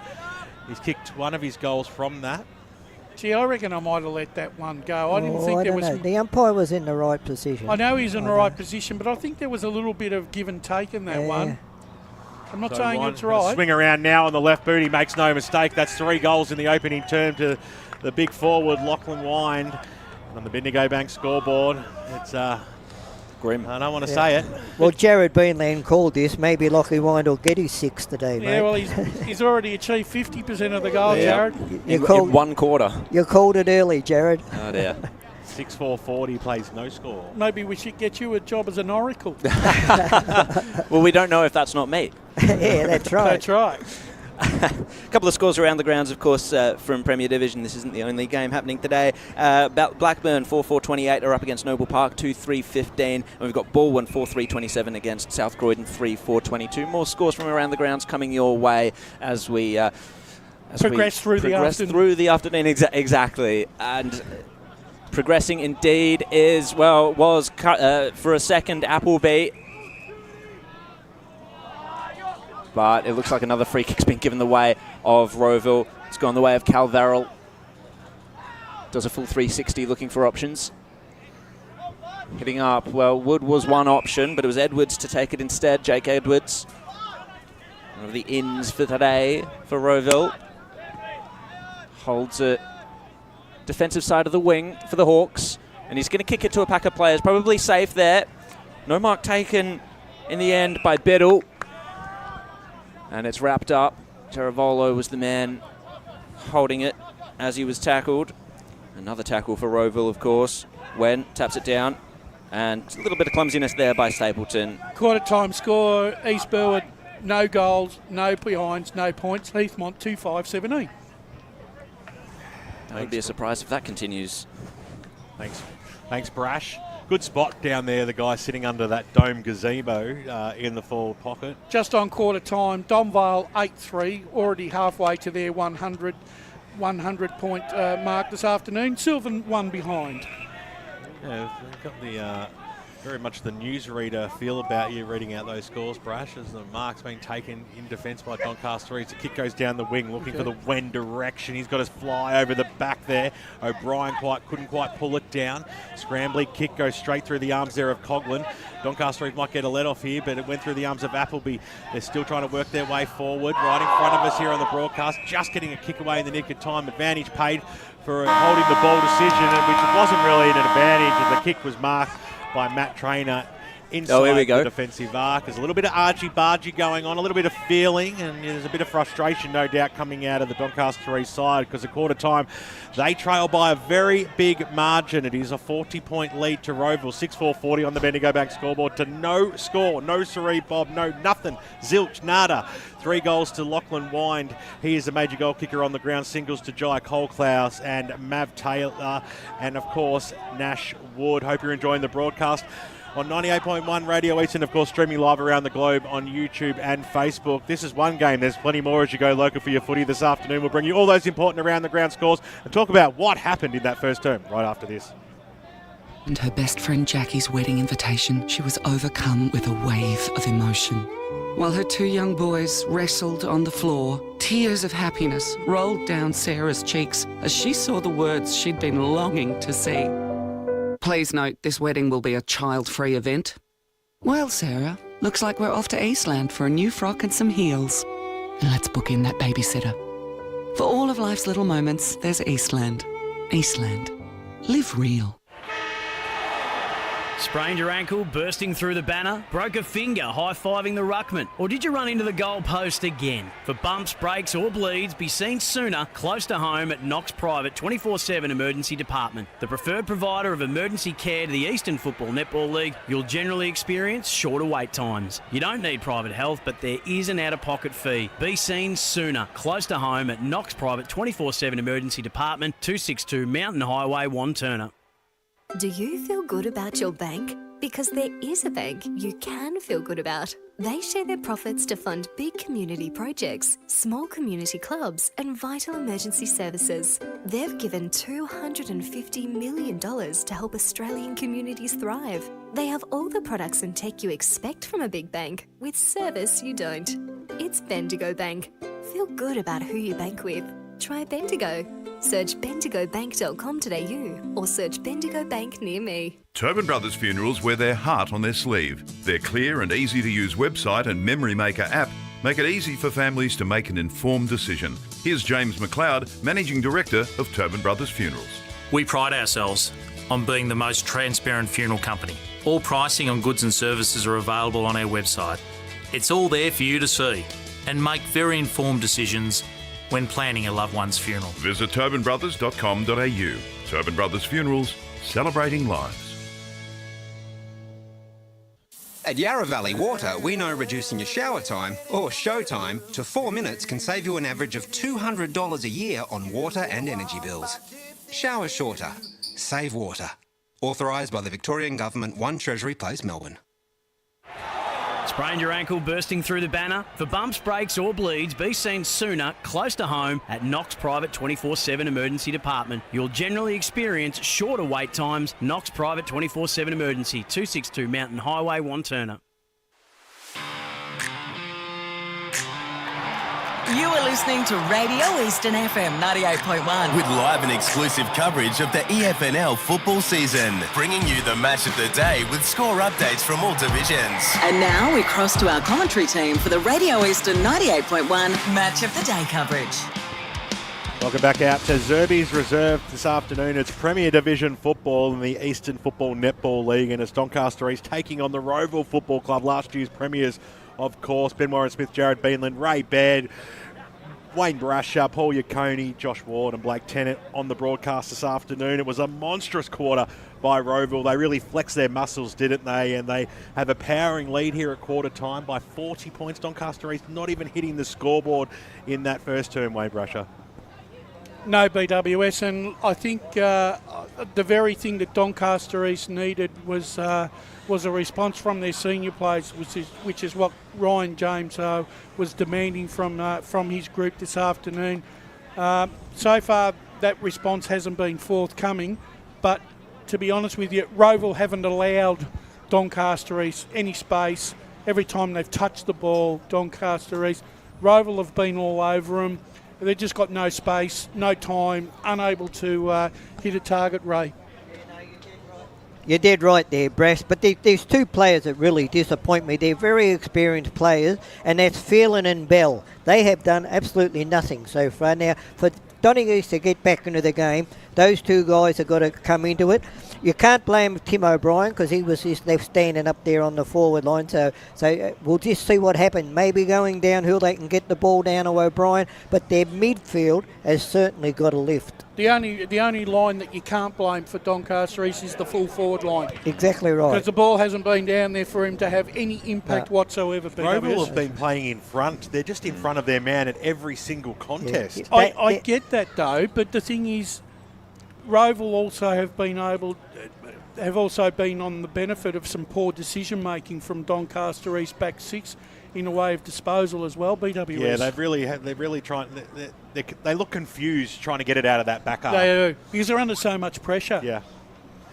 Ray, you look like you've got something to share with everybody. No, Blake Tennant's just put on our app that Ryan James has just given him a huge spray, very animated. Well, see if Blake can actually try and get Ryan James for a No, you can't do that. Why I think we had another quarter time score. I think it was Mulgrave 3-1. Sorry, 5-2 to 6 points against Ringwood. Let's cross down to Blake. Yes, I've got Ryan James here. Brian, disappointing quarter.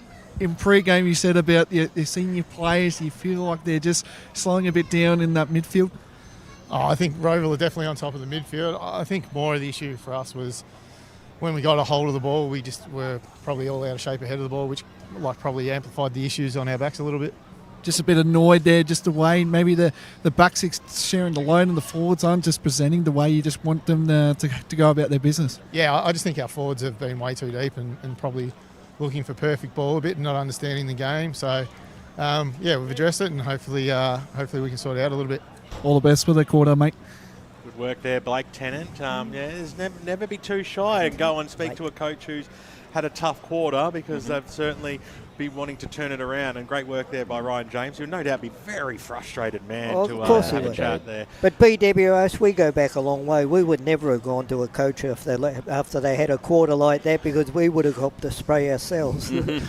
Coaches are mellowed, mate, over the years. Everyone likes to say hello to you at the start of the game, and then no one wants to talk to you at the end of the game, right? But Doncaster East really need to lift here. Let's cross down to Josh Ward, who was at the huddle with Ben Wise. What did they have to say down at the Hawks? Well, the first words that Ben Wise said, what a quarter of footy. He was really impressed by some particular players, particularly Matt Traynor and Mav Taylor as well, and the midfield as well. Just wants them to keep up their work on the inside and and hopes that translates to working hard on the outside. Good to hear Matt Traynor getting a bit of a rev up there, or not a rev up, sorry, a bit of a build up by the coach. It's his first senior game for the year, I believe, Ray? Yeah, I noticed Tom Bell's on this wing. He must play the whole game out on this wing, because he was on this wing in the last quarter. Rowville wingers have swapped over. Here's the start of the second term. Jared Beelan to take us away. Let's see if Wen can get anything going for Doncaster East. Not this time, as Rowville get the clearance. Good intercept mark taken down the line, though. Paparonis, indeed, I believe. Setting himself there was struck heavily by Johnson. That's got to be a free kick. Pushing the back, says the umpire. Gee, that's courage for you, going back. He knew he was going to get crunched.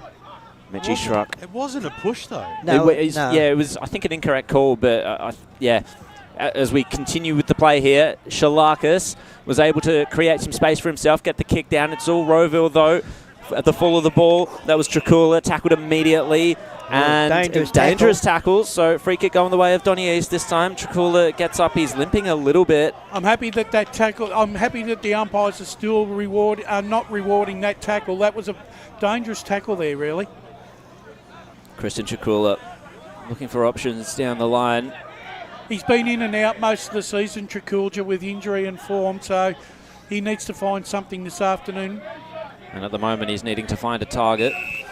As the umpire, it was time off. Well, it hasn't been forthcoming yet, has it, Jared? Well, we'll see what he finds for himself down the line. Good punch away, and a free kick given away, though. Over the shoulder. And it was over the shoulder, given away there by Cooper Stainthorpe. Geez, they're whistle happy today. Yeah, I think sometimes, what do you think they might be, the umpires, because they're new and young, BWs, they might be trying too hard? I don't know, but there's a lot of free kicks being played in this game. Let the game flow. It's Premier Division.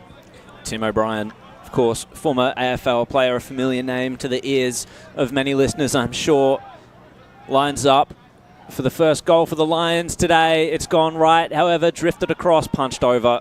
One behind. First score for Donny East. They are one behind to 6-4, 42 minutes gone on the Bendigo Bank scoreboard. Blake Tennant, what have you got for us, mate? Yeah, just got an injury update. Being quiet as well, trains right next to me, but Jai Kalkoff, I think that's how you pronounce it. He's just coming off with a corky complaint, so there you go. Good stuff there, Whispers, as the kick goes back into play here. Getting over the top of it there was Wen, paddled it to his advantage. Trying to get the kick forward, inside forward 50 that time. Doncaster East, they're going to work a series of handballs here. Shalakis on the left boot. Can he spark Doncaster East? Shalakis, he can't. He pushed it to the left-hand side. That would have been just what the doctor ordered, Ray Bear, but to no avail. Two behind. Bendigo Bank scoreboard, 2.5 in, trailing by 38. Back into play for Rowville. The obvious option was Clark in the pocket. Had a good year so far, Josh Clark. High ball to Sean Makers, but he had two to beat. It came to ground and he roved the ball, got a very slick handball away, but the kick wasn't as slick. It beat Ryan. Flakemore nearly copped a heavy one there, but over the top there was Taylor. Hands it off to Cole Clow, and he was swallowed up immediately in the Wen tackle, holding the ball, and Michael Wen. Good to see him be able to catch it. Oh dear, nearly a run-down tackle there as Donny East try and figure it out. They are messing around with it. Rowville pressure enormous. Colcloud goes hard. Stacks on the arc for Rowville, and the umpire has called a free kick to Rowville. Holding the ball. It's holding the ball. Stapleton, Stapleton to take the free kick here. I didn't think that Doncaster East player had much opportunity there to get rid of that ball. I might have gone with a ball up there. Just my thought on that. It's not so much that they're mucking around with it, Donny East. It's just that pressure is still there in this quarter that Rowville applied in the first quarter. Lockie Stapleton seems intent on kicking this one for himself, but it's going to go to the top of the goal square. No, it's drifted left, and it'll stay left. One behind for Rowville. Donny East to bring it back in. Going to waste no time either. Kick by Ryan goes all the way out towards the direction of Hugh Johnson, who takes the mark. He needs to lift Johnson. He's hardly touched the ball. Little slow. I'll move the ball on here.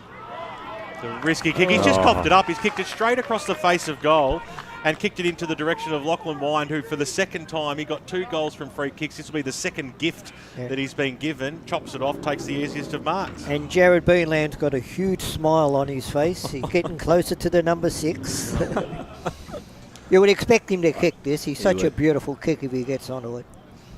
Gee, they're coach killers, those kicks, aren't they? Absolutely they are, and there's absolutely, without a doubt, this will go straight through. He doesn't miss these ones. He's going to kick from 40. He's directly in front, and he makes no mistake.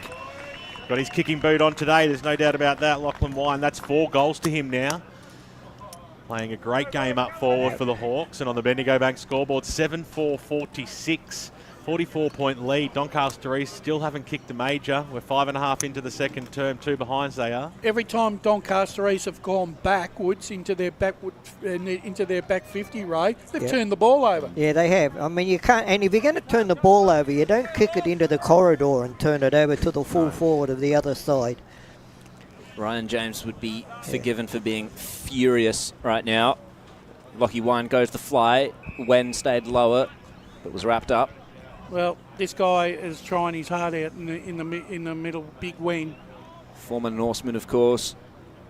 Schoenmakers gets the tap down. Wen roved it, got it to DeLuca, now to Appleby, out to Phelan. Haven't seen him much, which is surprising. Spearing ball forward, and that's the deftness that the experience of Chris Phelan can elicit. Have a shot. And it's come to Timmy O'Brien. He has done just that. He's had a shot. Doncaster East get there first. Hooray. Sorry, but hooray. Top of the square, there's a bit of argy-bargy going on. Indeed there is. There is feeling in this match, and you would think that the Lions' frustration should be directed perhaps more toward the ball. Well, they need a spark. They've got to find something from within here, Doncaster East, at the moment. They just can't afford to let the game just go the way it is. They've got to find something. Well, finally Phelan gets into the game, and we know the type of skill he has, and of course, set that goal up. So in the middle, can they get it out of the middle this time? McDonald, though, for the Hawks, paddled it to his advantage. In there was Whitling, game 150 today, on hands and knees, tries to get up and get on with it.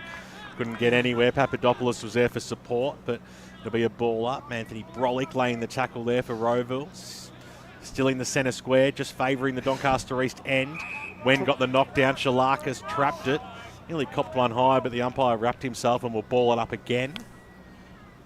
Picturesque scenes out here at Zerbes Reserve. Get down here. I want to see a big Doncaster East comeback in the second half.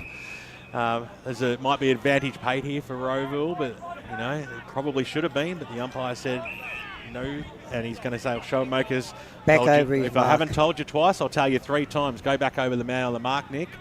Kick it. Don't have the big man will no doubt roost it.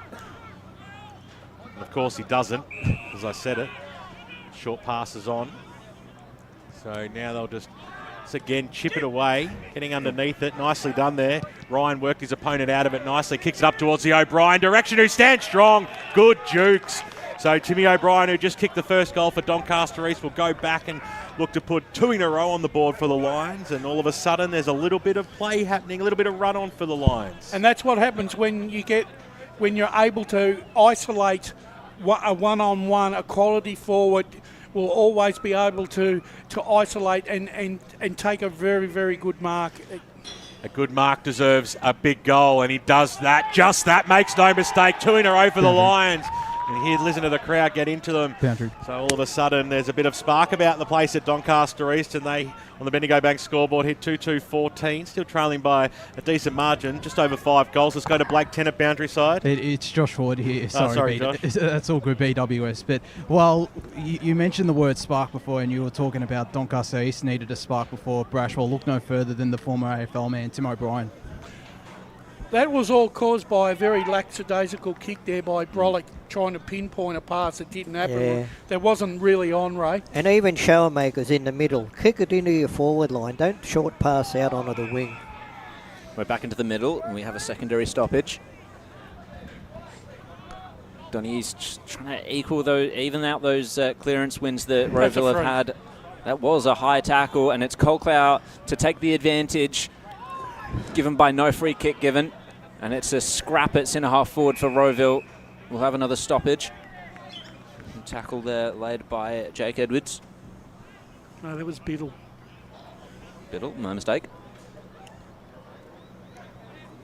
So roving it there was Stapleton, in fact. Got it off to Brolick. His was a lateral kick, and it was a canny one too, because Flakemore was presenting into the space. Great vision by Brolick. That was class. He was under pressure. He just was cool as a cucumber.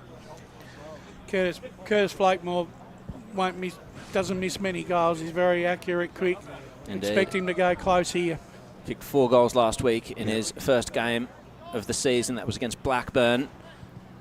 And can he kick one here? Oh, he's kicked it straight, and he's kicked it true.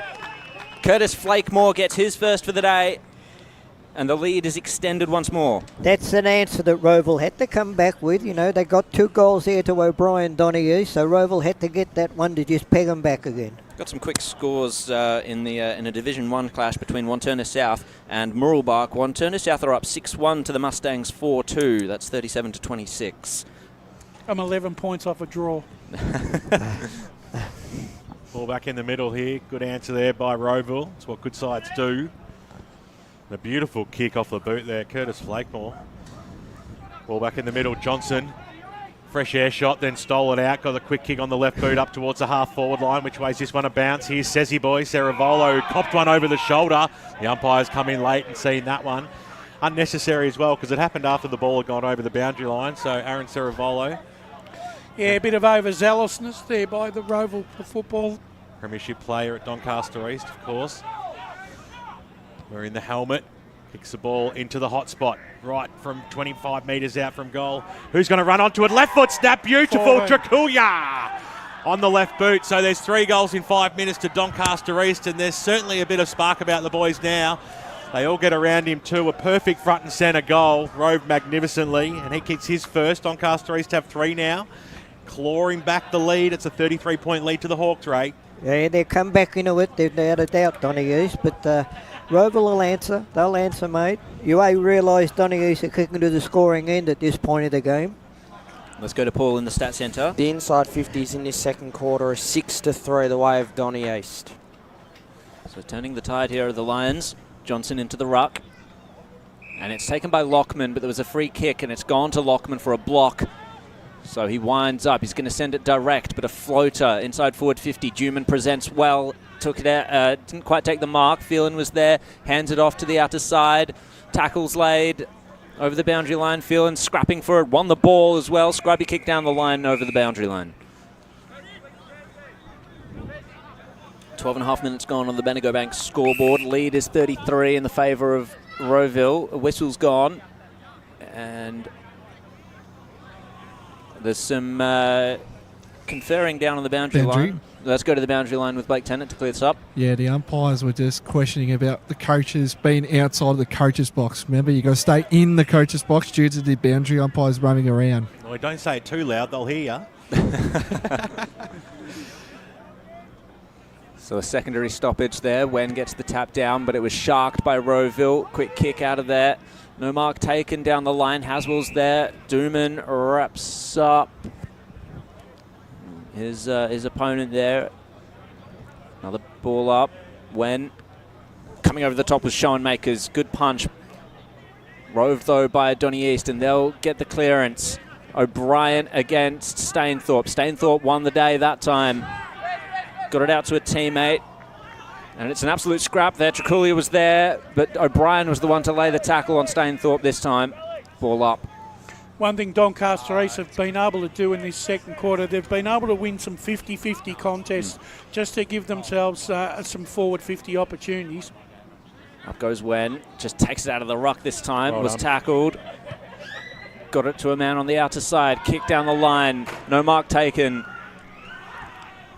And Donny East kick it to a 2-on-2 situation. Oh, Tracula tackled. Couldn't quite get rid of it in time. Holding the ball. So Rowville to take the kick from the goal square. Let's play on, because I actually reckon... He got boot to ball. That's right. I agree. He got boot to ball. How can he be holding the ball when he got boot to ball? Beggars belief sometimes, but anyway, alas, we move on. And the big kick up towards the half back line, a big fly over the back. A lot of players around this football. Nice handball out by Lockman. Rowville using the wing position out in front. Jai Colcloud kicked a goal in this first term. Got the quick handball away, and they're moving along nicely here. Rowville up towards centre half forward. Bouncing football. The kick just couldn't quite hit the target, giving away an unnecessary free kick. Doncaster East, so the play on is the call, and it might be a downfield free kick, or a free kick is against Rowville for a push. And it's going to go the way of Doncaster East, so a free kick against Jake Edwards, who gave a push across the centre half back line. So he did, but it was in retaliation to his Donny East opponent pulling him by the leg while he was on the ground. So I think the free kick perhaps was missed for Donny. Well, you know the retaliator always gets caught. Exactly. As well. Nicely done. Mark was taken by Wen. He almost wanted to play on. The umpire does call him that now. Going to have to kick it quickly. Inside forward 50 he goes. The big fly there by O'Brien. Little handball away. Here's DeLuca. He's got some class. Got the handball away just in the nick of time. And Doncaster East have hit the scoreboard again. Another goal. They get 4 goals, 2-26 on the Bendigo Bank scoreboard. And Rowville 8-5-53. Is that DeLuca? Fantastic. No, DeLuca got the handball away. Yeah, was running through. I can't quite see. Boundary riders, any time now. Yeah, I was about to say, I think it might have been Joel Papadopoulos. Yeah, with that Joel goal. Papadopoulos it was who kicked the goal. We'll appreciate a chop out 10 seconds earlier in the future. That would be nice as he kicks his first. 4 on the board now for Doncaster East. Sorry, I thought the replay would be able to show. You can stuff your sorries in a sack, Josh Ward. It doesn't matter, mate. It's all good. Back in the middle, Jared Beanland. Schoenmakers gets the tap down there. McDonald tackled. Just having a Another laugh. stoppage. Up we go again. Wen versus Schoenmakers. Schoenmakers gets the punch. Swung round there was Donny East, but he got the handball away to DeLuca. He found space. Got the kick forward. Tracula is down there. He's looking lively. Kick off the ground towards the goal line, fighting for it. Oh, not able to win it there was Hugh Johnson. And over the line it goes. Kick in for Rowville. This is Liam Coughlin. So that moves the score to 4-3, 27 to 8-5, 53 Rowville lead. We're 17 minutes gone in the second quarter. Thank you for joining us on the Eastland match of the round from Zerbes Reserve. Do you reckon the sun's playing a bit of a part for the sides that are kicking up the hill? That might actually be the case. He definitely was indecisive there, was Coughlin. Got the kick away eventually. Well, they definitely are playing that far wing, especially because there's just a bit shade there. And there was a free man out there. I'm surprised that there was some space for him to run into. So Rowville got the mark down the line. Bit of indecision for Rowville. Donny East seemed to be setting up defensively pretty well at the moment.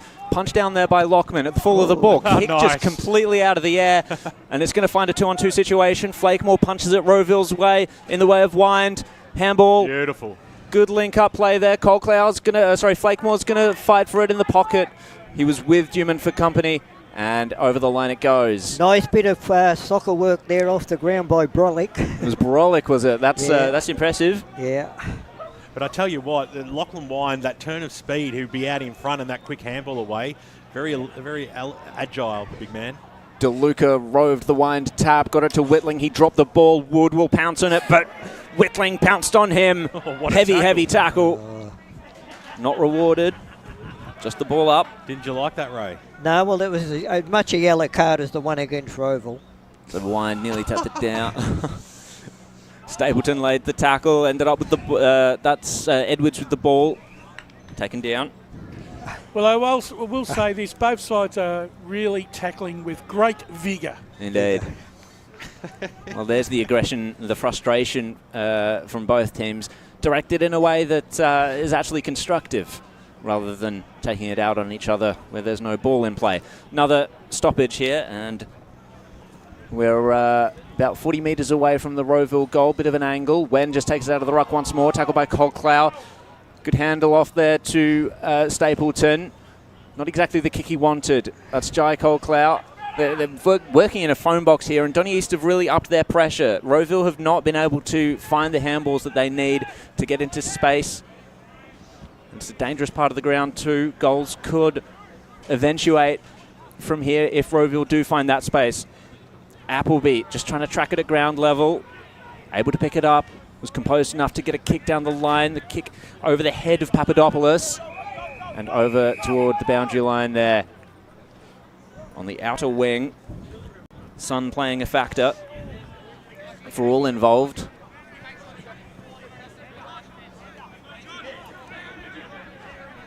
(4-3-27). Doncaster East, Rowville 8-5-53 on the Bendigo Bank scoreboard. We're heading into time on. Schoenmakers just about got the tap down. Good tackle laid. I think that was Trainer. But no, it's given away a free kick. So Doncaster East. And the other reason why Doncaster East is slowly getting back into the contest is because they're getting in first at the ball. Scarlett found a teammate, I believe in Drayton. He's going to kick it down the line to the pack. Stemming out was Tom Bell. Couldn't take the mark. Now Phelan just drops it over the line from the handball given away to him by... There was a number 30 out there. I've not got him on my team sheet. Let's go to the boundary line. I think that might be Lachlan O'Connell. He was listed as an emergency and was number 30. Thank you very much, Josh. Ball comes back into play. Handball out wide and then trapped back in. High tackle's been paid. Free kick to Rowville. Schoenmakers picks himself up. Happy to take his time with it too, Nick. A little bit indecisive. Quick scores around the ground. Indeed. We've got Mulgrave 63 beating Ringwood 32. That's a surprising one. That's our half-time score. Scrambling a kick up towards half forward. If you're going to play in front, those kicks sort of fall in your lap as Edwards takes it, swings around now on the right boot, kicks it towards the Wine direction. Who just stands strong. He's on fire, the big man. He's kicked 4 goals already in this first half, and he'll go back and put through what will be a damaging one as we hit the 21.5-minute mark of this second term. You just can't afford to give him 2 yards, Wine, because he's too big and strong. Too big and strong. Where's Simon White when you need him? They are certainly missing his leadership off that half-back line this afternoon. Wind. The way he's been kicking today, you'd almost just mark this one down, wouldn't you? He comes in now and he makes no mistake. Gun barrel straight, 5 goals on the board to Lachlan Wine to the Rowville Football Club. And they extend their lead once again. Just when you feel like Doncaster East are slowly getting themselves nicely back into this game, they've got the answers, and that's what Premiership Tides do. And that's what Rowville are. 9-5-59 on the Bendigo Bank scoreboard. 4-2-26, Ray Baird. Yeah, no, Rowville, they needed... Look, they're answering every goal that Doncaster East are getting later in this quarter. Early in the quarter, Doncaster East got a couple in on the go, but no, it's a good game of football. 4 goals to 3 for Doncaster East in this quarter, so at least they're winning the quarter on the scoreboard. Will they be able to carry that momentum through half-time into the second half of the game? We shall see. Hugh Johnson's going to rove his own tap, just overran it, however. Fresh airy shot, though, by McDonald. Yet another scrap at ground level. Ball not coming out just yet. Stapleton was able to get a handball away. Smothered. Oh, scooped up, though, once again by Stapleton. Got the kick down the line. Oh, what a diving mark by Wind. That's a great mark. That is a fantastic mark. Particularly by a big man like Lockie Wind. He could have nearly concussed himself if his head had hit the ground then. So he's in just about the same position as he kicked the last one. Fantastic. So you'd give him the benefit of any doubt.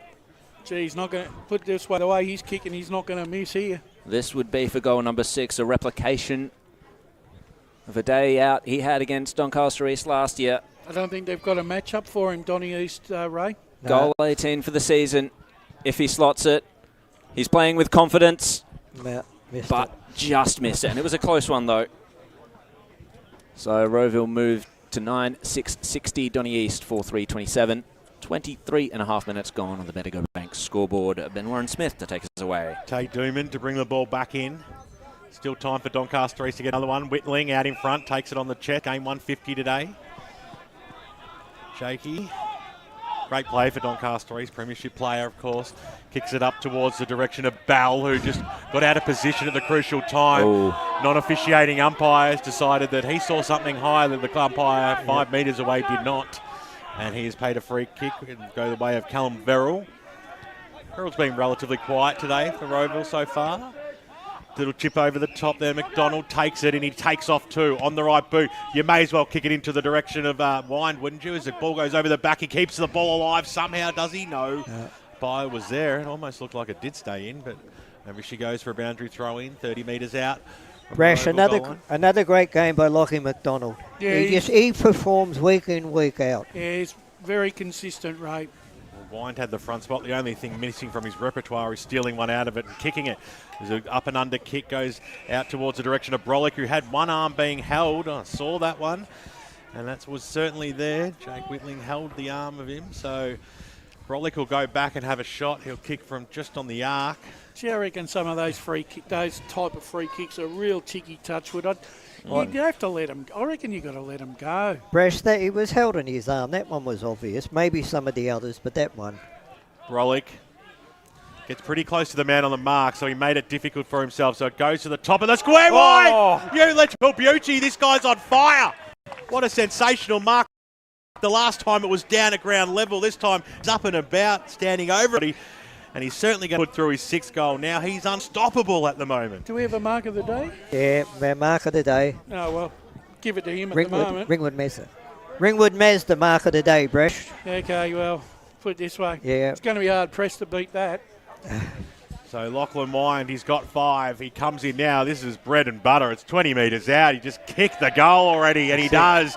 And you can hear Ray Baird's brethren in the background getting around that one. No, Rowville fans are up and about. And on the Bendigo Bank scoreboard, let me finish, old man. 10-6-66 to 4-2-26. It's a 40-point margin. Yeah, no, I'm going to Jared Beeman, mate. You picked him for kick 6 last week.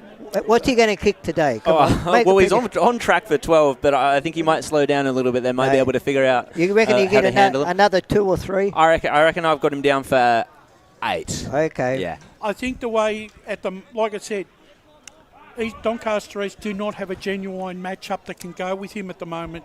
And it's going to make it extremely hard. He's basically got the game on his terms now. It's troubling, but the chain of handballs out of the centre there got cut off by Johnson.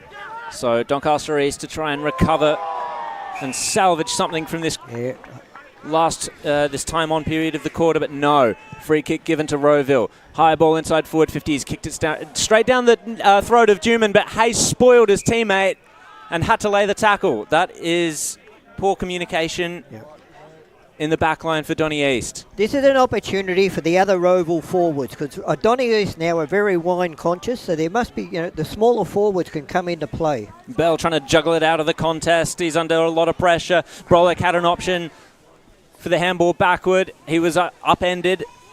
Oh, huge tackle laid there by Paparonis. Oh my God. It's gone against poor Steph Paparonis. You absolutely cannot pay that a free kick. I'm sorry. It's almost like something that your love and kisses is going to give you. Fair dinkum. That was a way. It was like a hug. So Half time. South Belgrave 8-5-53. Bayswater 2-5-17. As we approach halftime in this match, it's Lockie Stapleton. It would be a well-earned goal. He's had a great game so far, but he's just pushed it left, and a let-off for Donny East as Rowville moved to 10-7, 67 to 4-3-27.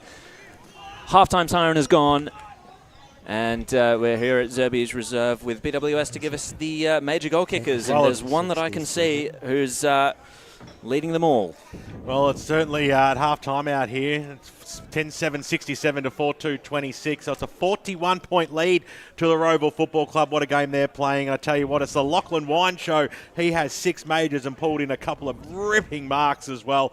They all over at the Hawks, there's no doubt about that. Singles to Colclough, Flakemore, Taylor and Wood, whilst for Doncaster East, Tim O'Brien kicked 2 goals in that room, and Trikulja and Papadopoulos got singles as well. If you're enjoying the broadcast, 98.1 Radio Eastern is streaming live around the globe on YouTube and Facebook. Half-time out here at Zerbes, half-time right across the east as you go local for your football, and we'll bring you all those important around-the-ground scores and more right after this. As Sarah opened her best friend Jackie's wedding invitation, she was overcome with a wave of emotion.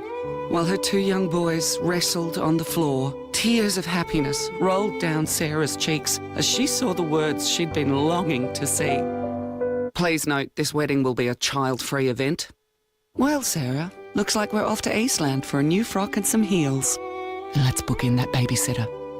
For all of life's little moments, there's Eastland. Eastland. Live real. Sprained your ankle, bursting through the banner? Broke a finger, high-fiving the ruckman? Or did you run into the goal post again? For bumps, breaks or bleeds, be seen sooner, close to home at Knox Private 24/7 Emergency Department. The preferred provider of emergency care to the Eastern Football Netball League, you'll generally experience shorter wait times. You don't need private health, but there is an out-of-pocket fee. Be seen sooner, close to home at Knox Private 24/7 Emergency Department, 262 Mountain Highway, Wanturna. Do you feel good about your bank? Because there is a bank you can feel good about. They share their profits to fund big community projects, small community clubs, and vital emergency services. They've given $250 million to Australian communities thrive. They have all the products and tech you expect from a big bank. With service you don't. It's Bendigo Bank. Feel good about who you bank with. Try Bendigo. Search bendigobank.com.au or search Bendigo Bank near me. Tobin Brothers Funerals wear their heart on their sleeve. Their clear and easy-to-use website and Memory Maker app make it easy for families to make an informed decision. Here's James McLeod, Managing Director of Tobin Brothers Funerals. We pride ourselves on being the most transparent funeral company. All pricing on goods and services are available on our website. It's all there for you to see and make very informed decisions when planning a loved one's funeral. Visit tobinbrothers.com.au. Tobin Brothers Funerals, celebrating lives. Do you want to study at the #1 sports science school worldwide? Study sport at Deakin and benefit from the most advanced sports facilities available, from running tracks to biomechanics labs, and decked out gyms to a climate chamber. Deakin have what you need to graduate ahead of the pack. Discover endless opportunities in sports science by visiting deakin.edu.au/sport. Deakin, proud sponsors of the EFNL.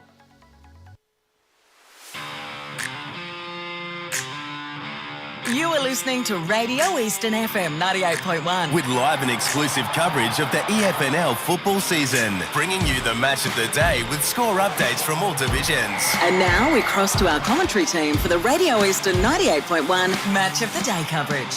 Eastland match of the round, Rowville versus Doncaster East out here at Zerbes Reserve, and it is half-time here. 4-2-26 lines, 10-7-67 the Hawks, so a very handy 41-point lead. Actually, I believe it's 4-3-27 looking at the scoreboard at Zerbes Reserve, so still 40 points, and that's exactly where we were at half-time, at quarter-time, with a 40-point to zip first quarter, Josh, and that was probably... Look, I think that second quarter was much more interesting because Doncaster East started to win a bit more of the footy. They were able to get a few more clearances. They looked a little more dangerous when they did go forward and had a few more opportunities. But the fact is, you cannot give a 7-goal first quarter or 6-goal first quarter up and expect to be in a contest. Yeah, definitely not. That first quarter was a masterclass. We saw that when Rowville played Vermont a couple of weeks ago. They didn't kick straight that day, but this time around they've just been able to take advantage of most of their chances, and it's been led by one man, and that's Lockie Wynd, who he's looking like a player that shouldn't be playing at this level. Like he's just clunking marks left, right, and centre, and kicking goals from pretty tough angles, and just absolutely dominating that Doncaster East defence. Yeah, you're certainly right. He looks on track for a bag of 10, but as always, they get to about half time and then suddenly they slow down. So we'll see how that plays out in the second half. But look, it's one of those things. I thought that their second quarter was pretty strong. I mean, all square in that second term. It's just the fact that you give up that sort of lead early. It's very hard to peg back, and even in that sort of the second half of that second quarter, they just don't have a matchup for Wynd, and he just started to get back off the chain again, and they're relying on their midfield to just stop those sort of forward 50 entries because it's really hurting them at the moment.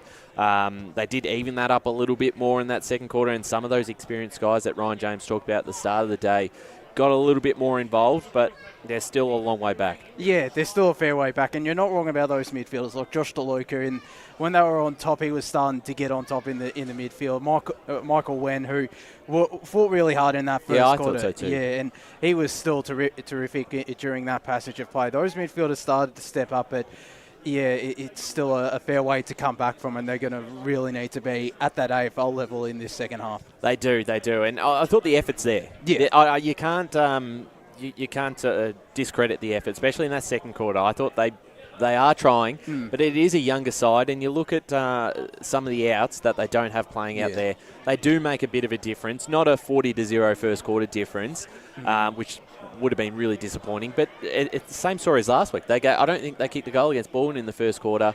After that, it was not that much of a difference, and it could be the sort of trend of today. They might play pretty competitive for the next 2 quarters and still lose by that 6 to 7 goal margin, and that's just back off a very poor first quarter. Yeah, and I think that's been the case for most of the season. Like against East Ringwood, obviously, that was 4 quarters where they were just absolutely dominated. But I think it was just 1 quarter periods where, given their young legs, they'll either being run over the top by sides or just weren't conceding any advantage or just just conceding those fast starts. So obviously you'd expect that, but they do have a bit of work to do, and I think it could be a similar story here.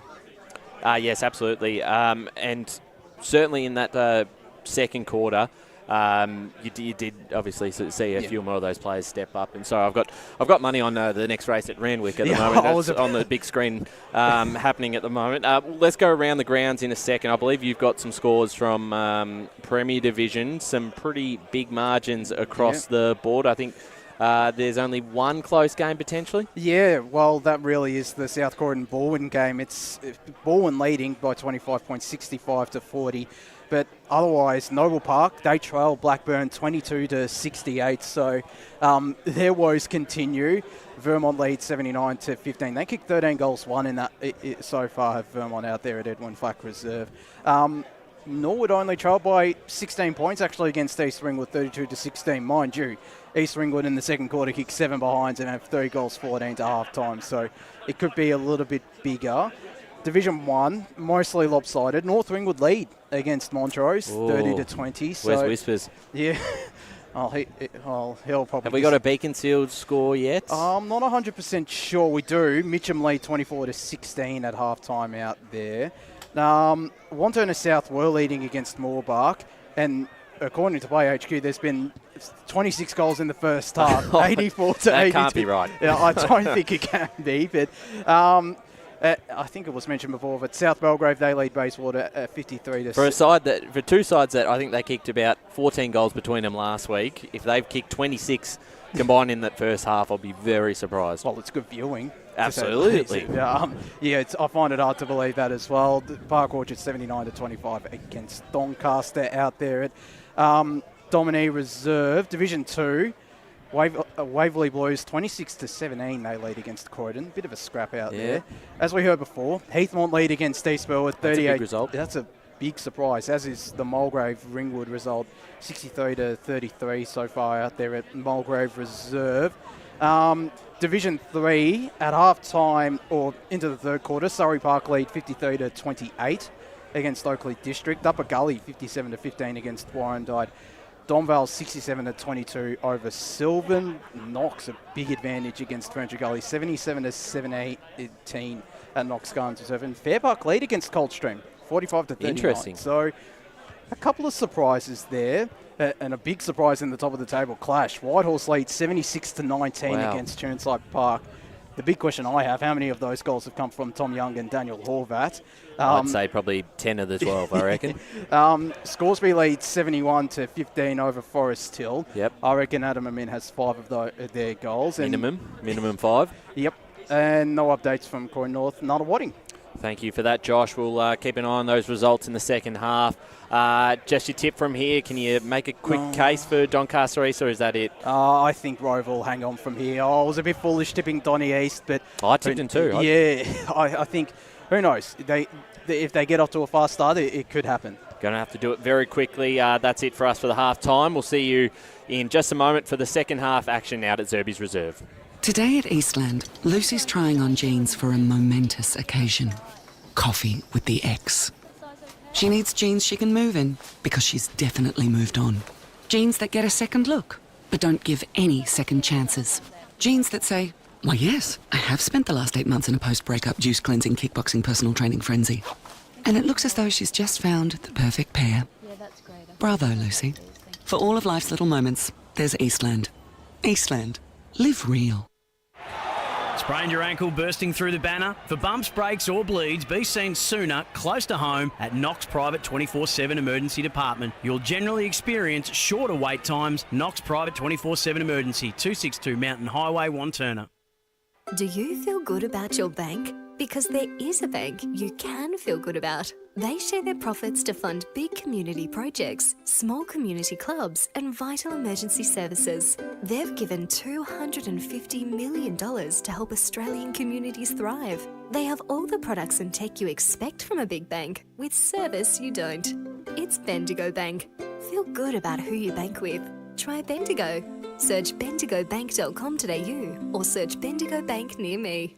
Tobin Brothers Funerals wear their heart on their sleeve. Their clear and easy-to-use website and Memory Maker app make it easy for families to make an informed decision. Here's James McLeod, Managing Director of Tobin Brothers Funerals. There's no mystery about our pricing. It is clearly displayed on our website and our app.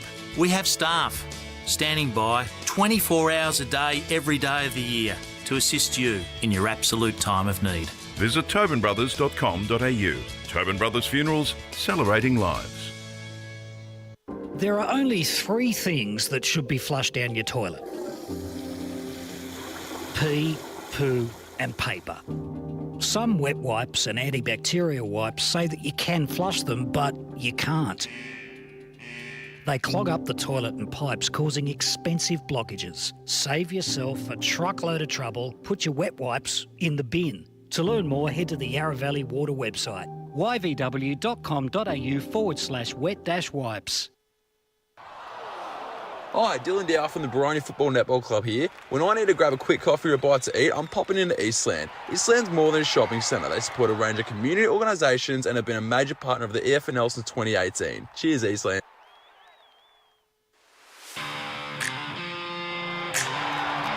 You are listening to Radio Eastern FM 98.1. With live and exclusive coverage of the EFNL football season, bringing you the match of the day with score updates from all divisions. And now we cross to our commentary team for the Radio Eastern 98.1 Match of the Day coverage.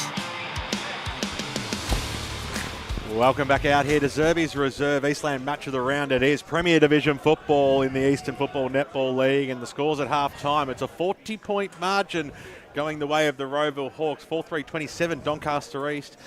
Well, they kicked 4 goals in that second term, so it was a better performance because they were nil at quarter time. And, of course, Rowville just doing things very, very nicely at the moment with 6 big ones as well from Lachlan Wind. He's on North Melbourne's list. Geez, they could probably be calling out for his name over the next few weeks if he's kicking 6 big ones at this level. He might just slot into that side nicely.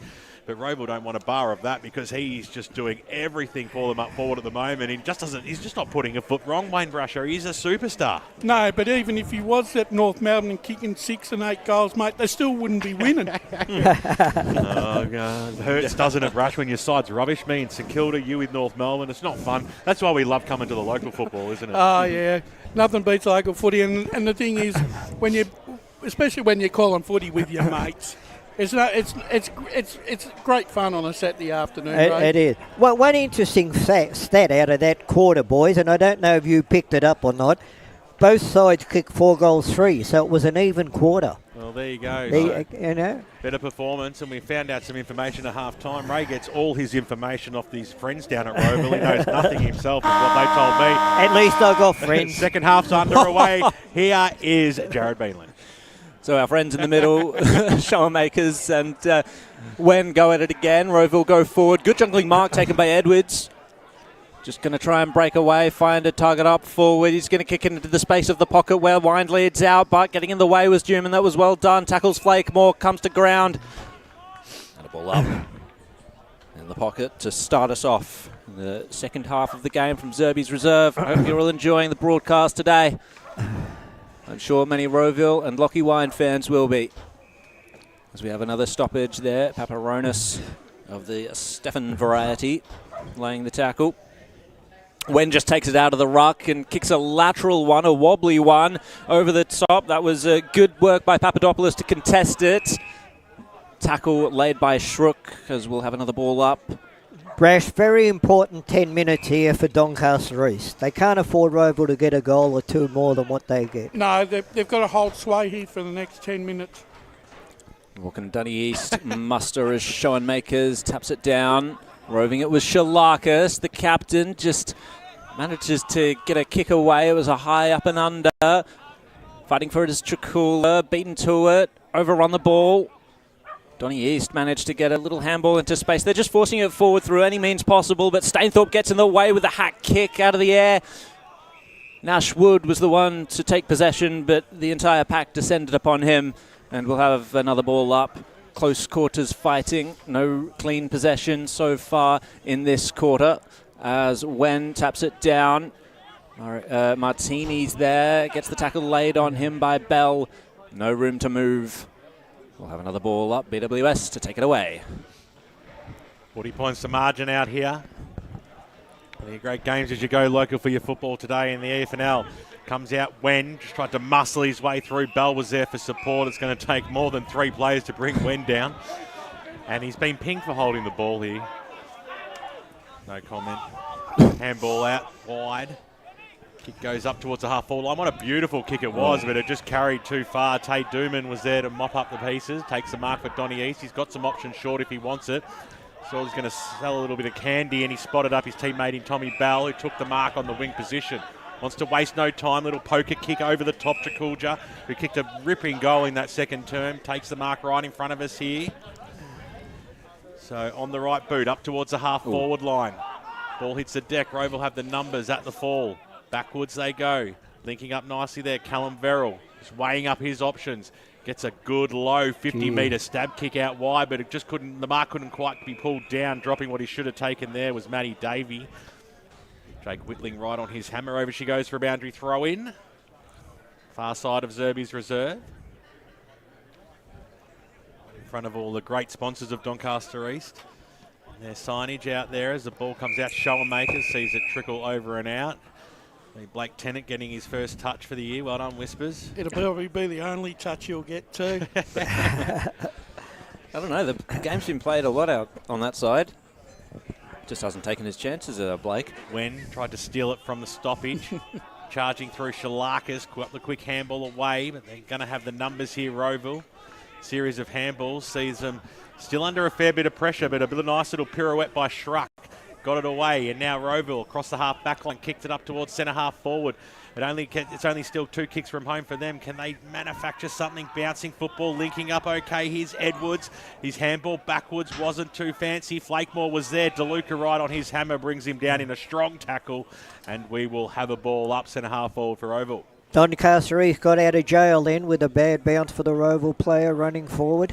Over the top came Sean Makers for that ruck contest. Edwards was the target. Kick out of the pack, though, by Rowville. Met well, though, by the Donny East defence, and it's Taylor Juman to get the kick, the clearing kick for Donny East. Bell met it. Gives the handball to a man in space. Is going to now come to Shalakis. Kick towards the forward line. Leading out was Hay, who's moved forward. And he couldn't make the contest. Over the line it goes. That's the one thing they haven't been able to do all afternoon. Doncaster East take a big, strong mark in their forward 50. The kick was there too. It was a ripping kick by Shalakis. Turn around and say cheese, Brash. So out of the stoppage there was Schoenmakers. But meeting it in the corridor, Donny East, they managed to gain possession. That was a high kick inside their forward line. O'Brien might have been the target. Coughlin takes it, but was taken in the tackle. And the umpire says, give it to me. As we have had a lot of stoppages in this game. We've had way too many stoppages. Seems to mainly be when I'm commentating, but I'll keep that one on the quiet.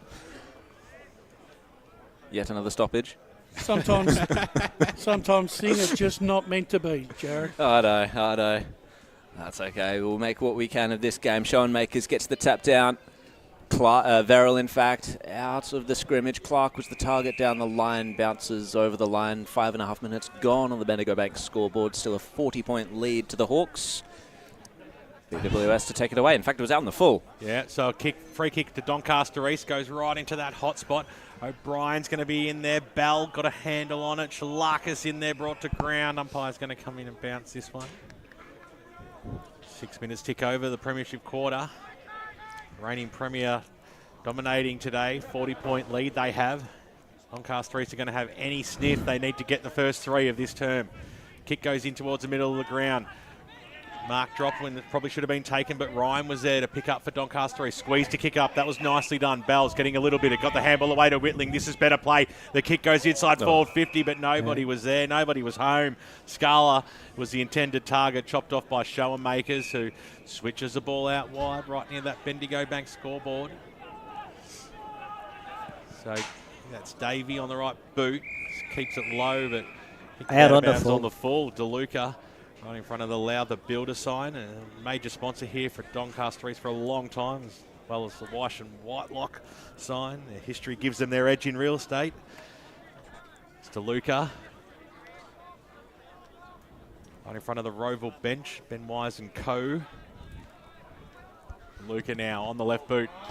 Kick was a scrambly one, straight into the man on the mark. He has to go after it again, but he couldn't quite trap it. All the players around this ball. DeLuca goes in to lay the tackle in there. Also Josh Clark for the Hawks. And there's been some feeling in this contest. There's no doubt about that. The umpire just telling everybody to settle down. DeLuca. Well, just stupidity. And a yellow card's going to come out here for DeLuca. You can see it a mile away. Just knocking Clark off for no reason. And off goes DeLuca. Just stupidity. Undisciplined play. Could be a 25 as well, I would have thought. And there it is. 25-metre penalty to Rowville. So just unnecessary. Maybe we should call you the Oracle. You were just able to perfectly predict that piece of play there, mate. That was 2 25s, boys. He was just listening to the crowd, telling him to give him 25. Yeah, so the double 25. Either that or a very generous one.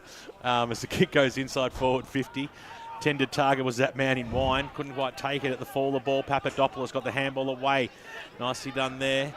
Series of handballs for Doncaster East. Goes out towards Jakulja direction. Couldn't quite pick it up. Schoenmakers was there. He couldn't quite get rid of the ball. He threw it away, in fact, in the end, and the umpire saw it.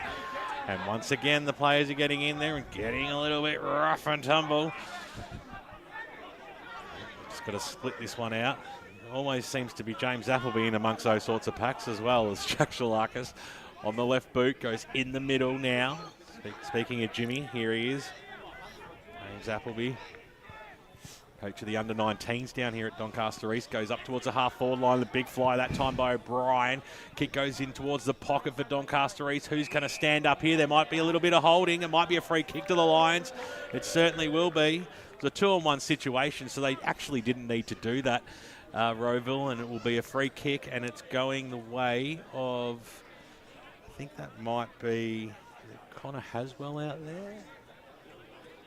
I don't think I've seen Haswell all game. He might have been the one that came out for O'Connell. No, is it? That's Nick Hay, sorry. Nick Hay. Nick Hay.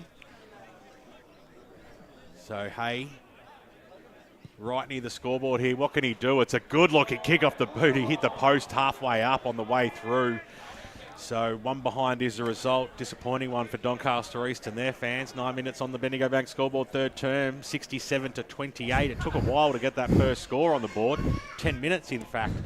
And here is Jared Beelan, 39-point margin. We've quickly got some scores around the grounds with Josh Ward. Yeah, we've got a score from Mulgrave Reserve. Mulgrave leads 69-47 out there. Thank you. Throwing the towel at halftime, did you, Josh? Yeah, okay, Val. Lasted down there. So Rowville to handball it back into defence. They're under a little bit of pressure. Stainthorpe could be the chop out, or they're just going to rush the behind. Now, that was a tactical retreat there as Doncaster East had pushed up well against them. And it's going to be Coughlin to bring it in, and hopefully they'll be able to find a bit more of a path forward now, or Donny East structurally sound at the moment. Nice kick. But it was a good kick and a good mark there by Anthony Brollock. Finds Trainer laterally, centre half back. Well-weighted kick now to the presenting Taylor. Taylor goes wider still to Eichhoff. And Nashwood down the ground there. And a good lateral kick into the centre. It's Stapleton. Stapleton's going to find a man inside forward 50, but that man was wearing the wrong colours, and it was Taylor Duman. He's going to look for Papadopoulos. Good mark taken by him. Had the handball off there to the runner, and running for it into an open goal. It's Hugh Johnson, and he slams it home.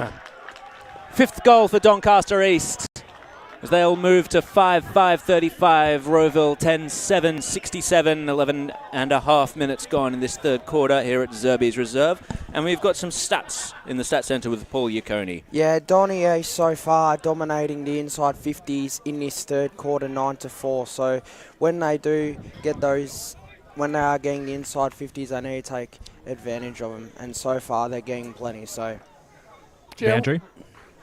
Cross down boundary side. Just keeping an eye on Callum Bell for the Hawks. Come off with a bit of an injury complaint to his ankle, so we'll just keep an eye on him. Thanks very much to Ryan Long, who's decided the second half he wants some vitamin D.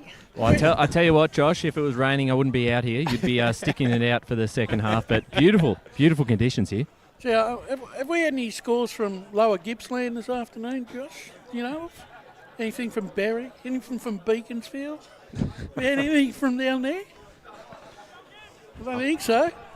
All right, you two, just settle amongst yourselves as it comes out now. 20 metres out from goal. Wine takes it. Well, he claimed it on the second bite and basically convinced the umpire and said, "You're not going to take this one off me. I've been clunking everything today." And he'll have a ping from 30 out directly in front. Goal number 7 on offer.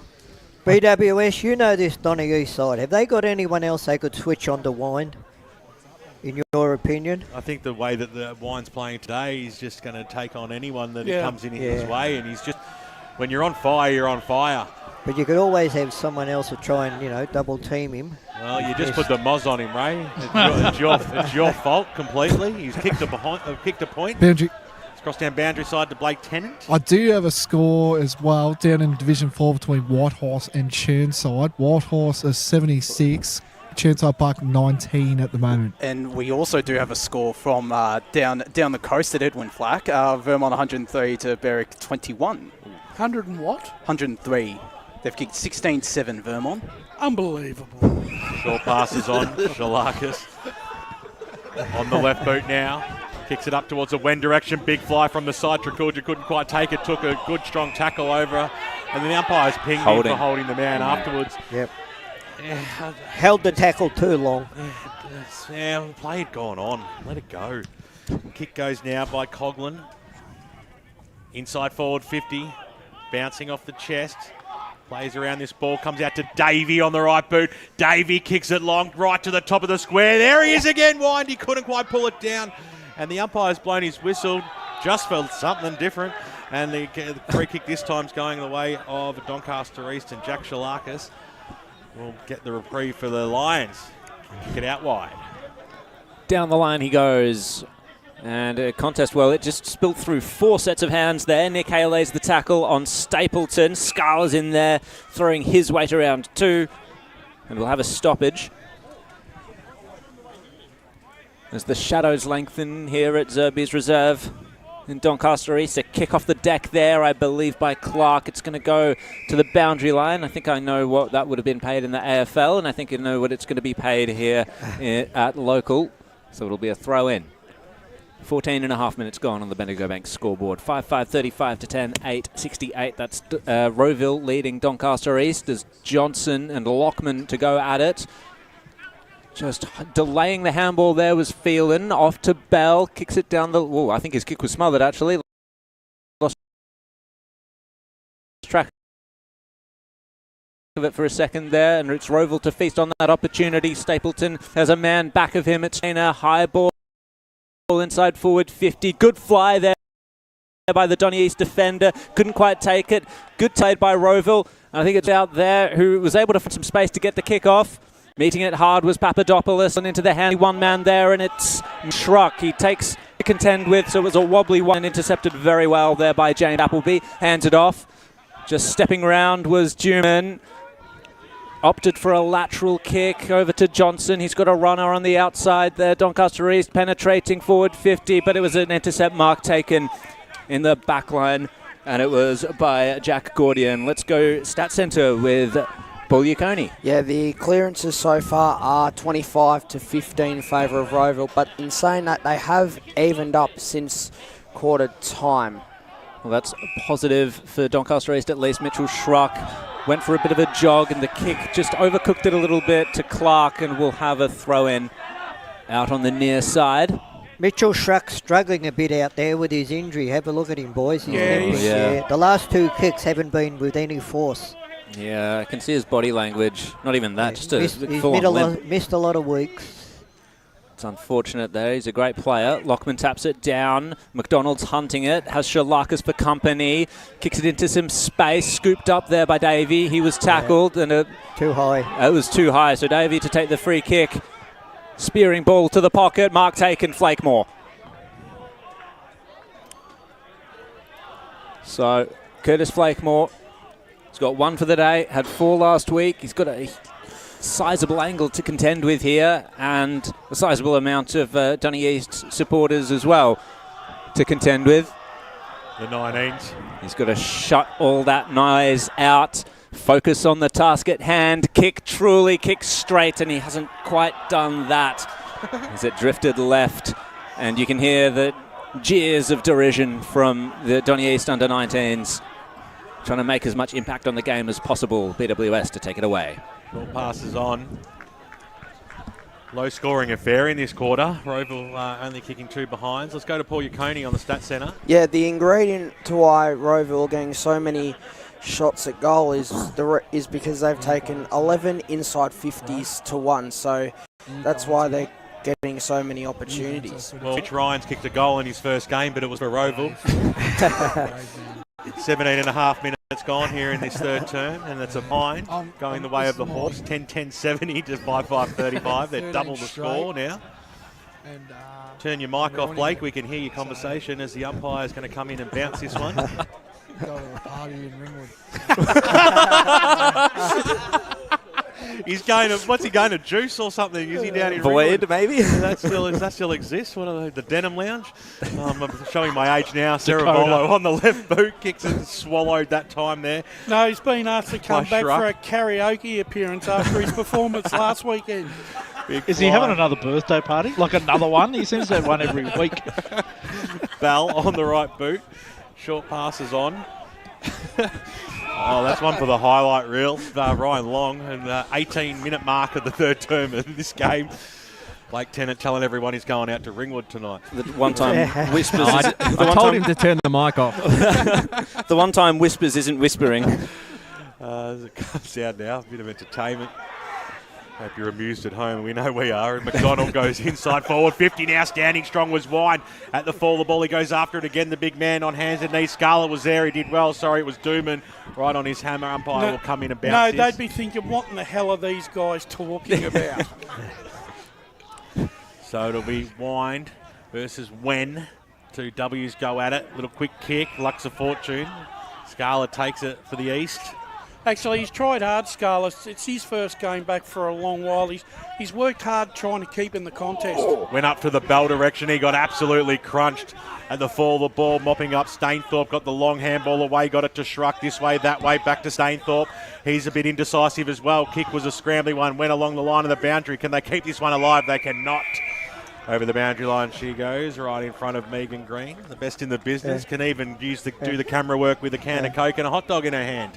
Magnificent stuff. A woman of many talents, Absolutely. our Megan Green. The only thing missing is a dart. As the umpire brings the ball back in, Jared.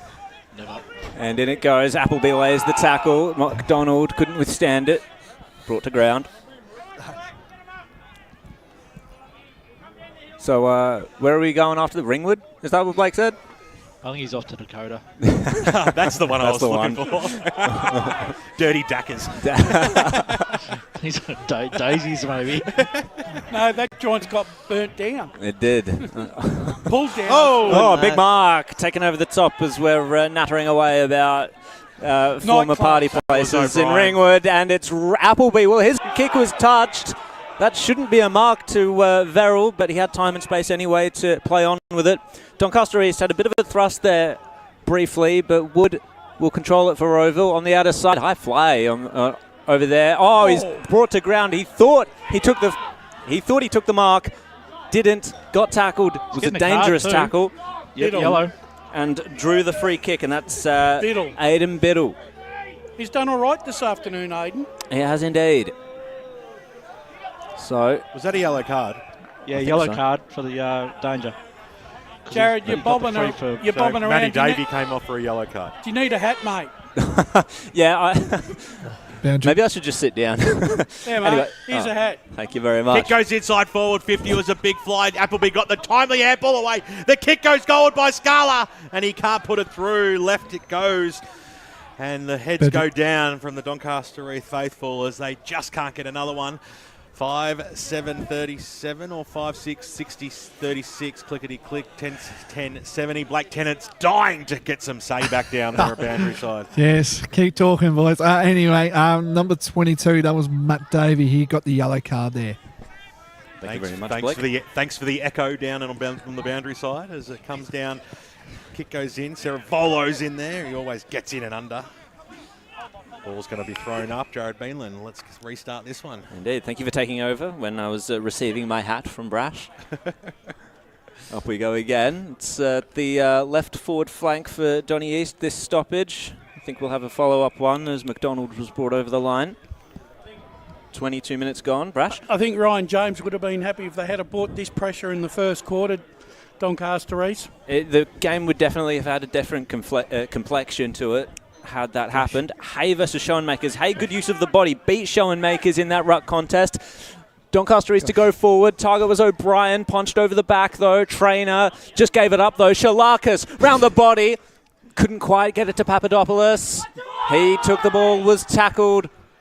Stacks on to Rowville men on top of him, and the umpire will take the ball up. We'll go to the score centre in a moment as Donny East are in a dangerous spot here.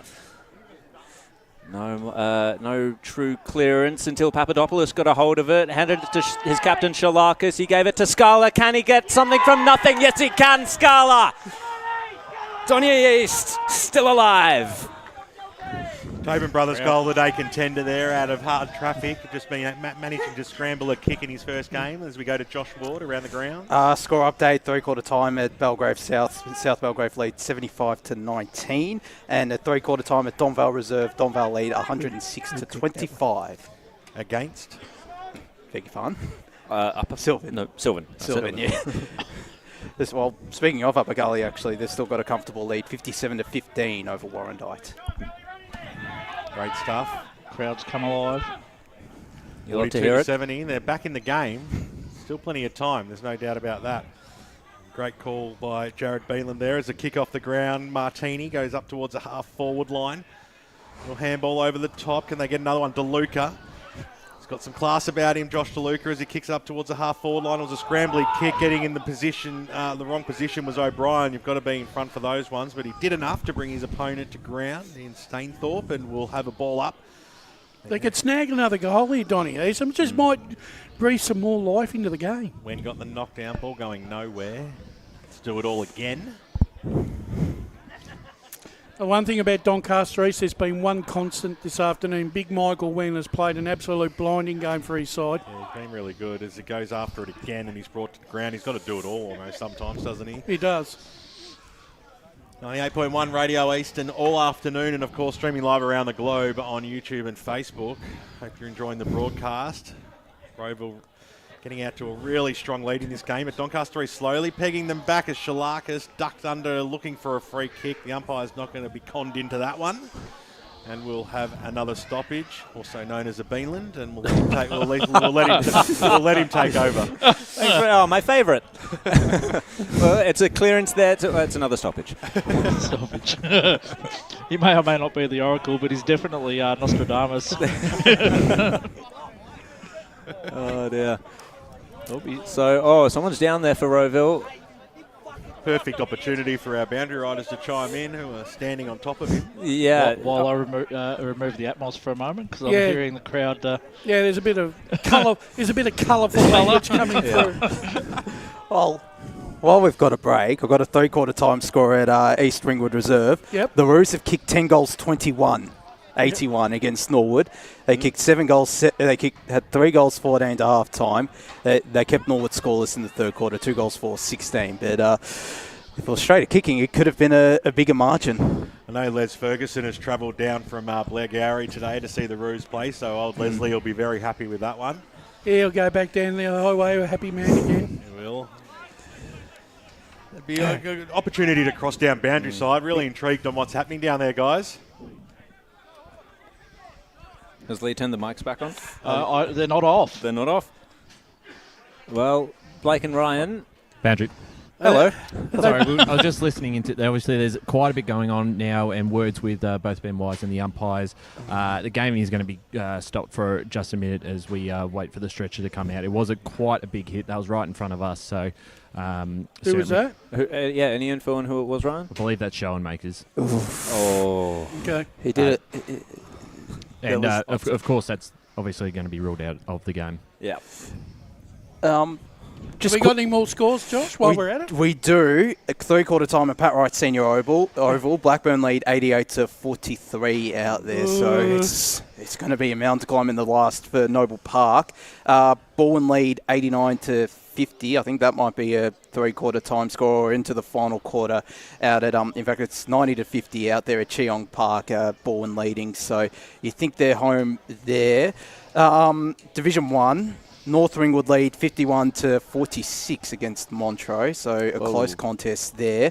Park Orchard 107 to Doncaster 33 at Dominee Reserve, so that could potentially, most likely going to be a no to start the season. The Sharks. Oh, the Dominoes will be happy about that, won't they, Ray? Ray Baird and the Dominoes. Boundary. So let's cross back down boundary side to Ryan Long. Yeah, just to double check to confirm that is Nick Schoenmakers, so ruled out of the game. Must have been a very. It was a head clash, and it's very hard. It's very hard from where we are with the sun in our eyes. We just couldn't see what was happening here. Yeah, you might not get the best view on the camera on the replay on that one, but definitely a head collision. Yeah, no, I've just seen the replay, and there's definitely a good angle of it and a good view. It's a tough hip and shoulder. Right to the noggin. So we wish him all the best and hope that he can pick himself up. And these are scary times when this sort of thing happens. So, exactly right. We're now thinking more about his health, his safety, rather than whether or not he can get back onto the park. That's going to be secondary to Well, he won't be coming back on the ground, and Oh, so he indeed. shouldn't. Yeah, no, not today. No. And probably we'll miss next week as well. Yeah. Yeah, well, Ray, that's debatable because that there have been other clubs that Yeah, true. get the doctors involved. Yeah, Anthony Brolick was the one to take us away as play resumes here at Zerbes Reserve after an injury concern to Nick Schoenmakers. Falling into the back of Michael Wen there was Rowville, so Donny East to take advantage. Mark taken.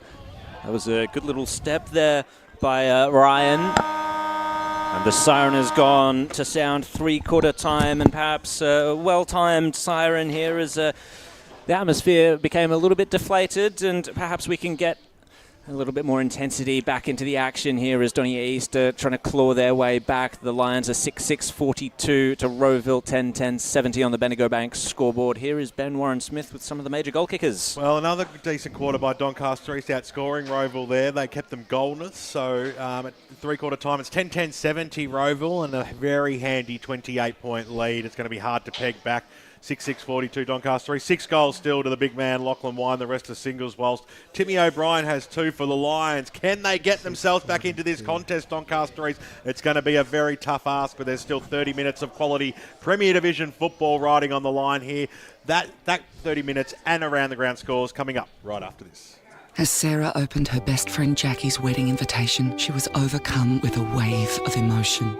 While her 2 young boys wrestled on the floor, tears of happiness rolled down Sarah's cheeks as she saw the words she'd been longing to see. Please note, this wedding will be a child-free event. Well, Sarah, looks like we're off to Eastland for a new frock and some heels. And let's book in that babysitter. For all of life's little moments, there's Eastland. Eastland. Live real. At Yarra Valley Water, we know reducing your shower time, or show time, to 4 minutes can save you an average of $200 a year on water and energy bills. Shower shorter. Save water. Authorised by the Victorian Government, 1 Treasury Place, Melbourne. Sprained your ankle, bursting through the banner? Broke a finger, high-fiving the ruckman? Or did you run into the goal post again? For bumps, breaks or bleeds, be seen sooner, close to home at Knox Private 24/7 Emergency Department. The preferred provider of emergency care to the Eastern Football Netball League, you'll generally experience shorter wait times. You don't need private health, but there is an out-of-pocket fee. Be seen sooner, close to home at Knox Private 24/7 Emergency Department, 262 Mountain Highway, Wantirna. Do you feel good about your bank? Because there is a bank you can feel good about. They share their profits to fund big community projects, small community clubs, and vital emergency services. They've given $250 million to help Australian communities thrive. They have all the products and tech you expect from a big bank, with service you don't. It's Bendigo Bank. Feel good about who you bank with. Try Bendigo. Search bendigobank.com.au or search Bendigo Bank near me. The first time I met the team at Tobin Brothers Funerals, I felt like I'd known them for years. They're so caring, honest and passionate. James McLeod, Managing Director of Tobin Brothers Funerals, sums it up best when he says, Every day our people get out of bed to assist client families in their absolute time of need. Our people love what they do, and you will not find a more highly trained group of people than those at Tobin Brothers. Visit tobinbrothers.com.au. Tobin Brothers Funerals, celebrating lives.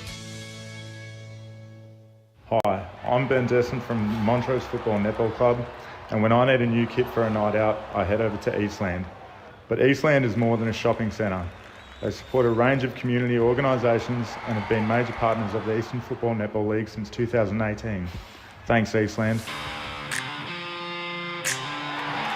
You are listening to Radio Eastern FM 98.1. With live and exclusive coverage of the EFNL football season, bringing you the match of the day with score updates from all divisions. And now we cross to our commentary team for the Radio Eastern 98.1 Match of the Day coverage. Welcome back. I have the wrong headset on. Oh, what? Welcome back to Zerbes Reserve as we have an interesting Premier Division clash here. It's Doncaster East 6-6-42 to Rowville 10-10-70.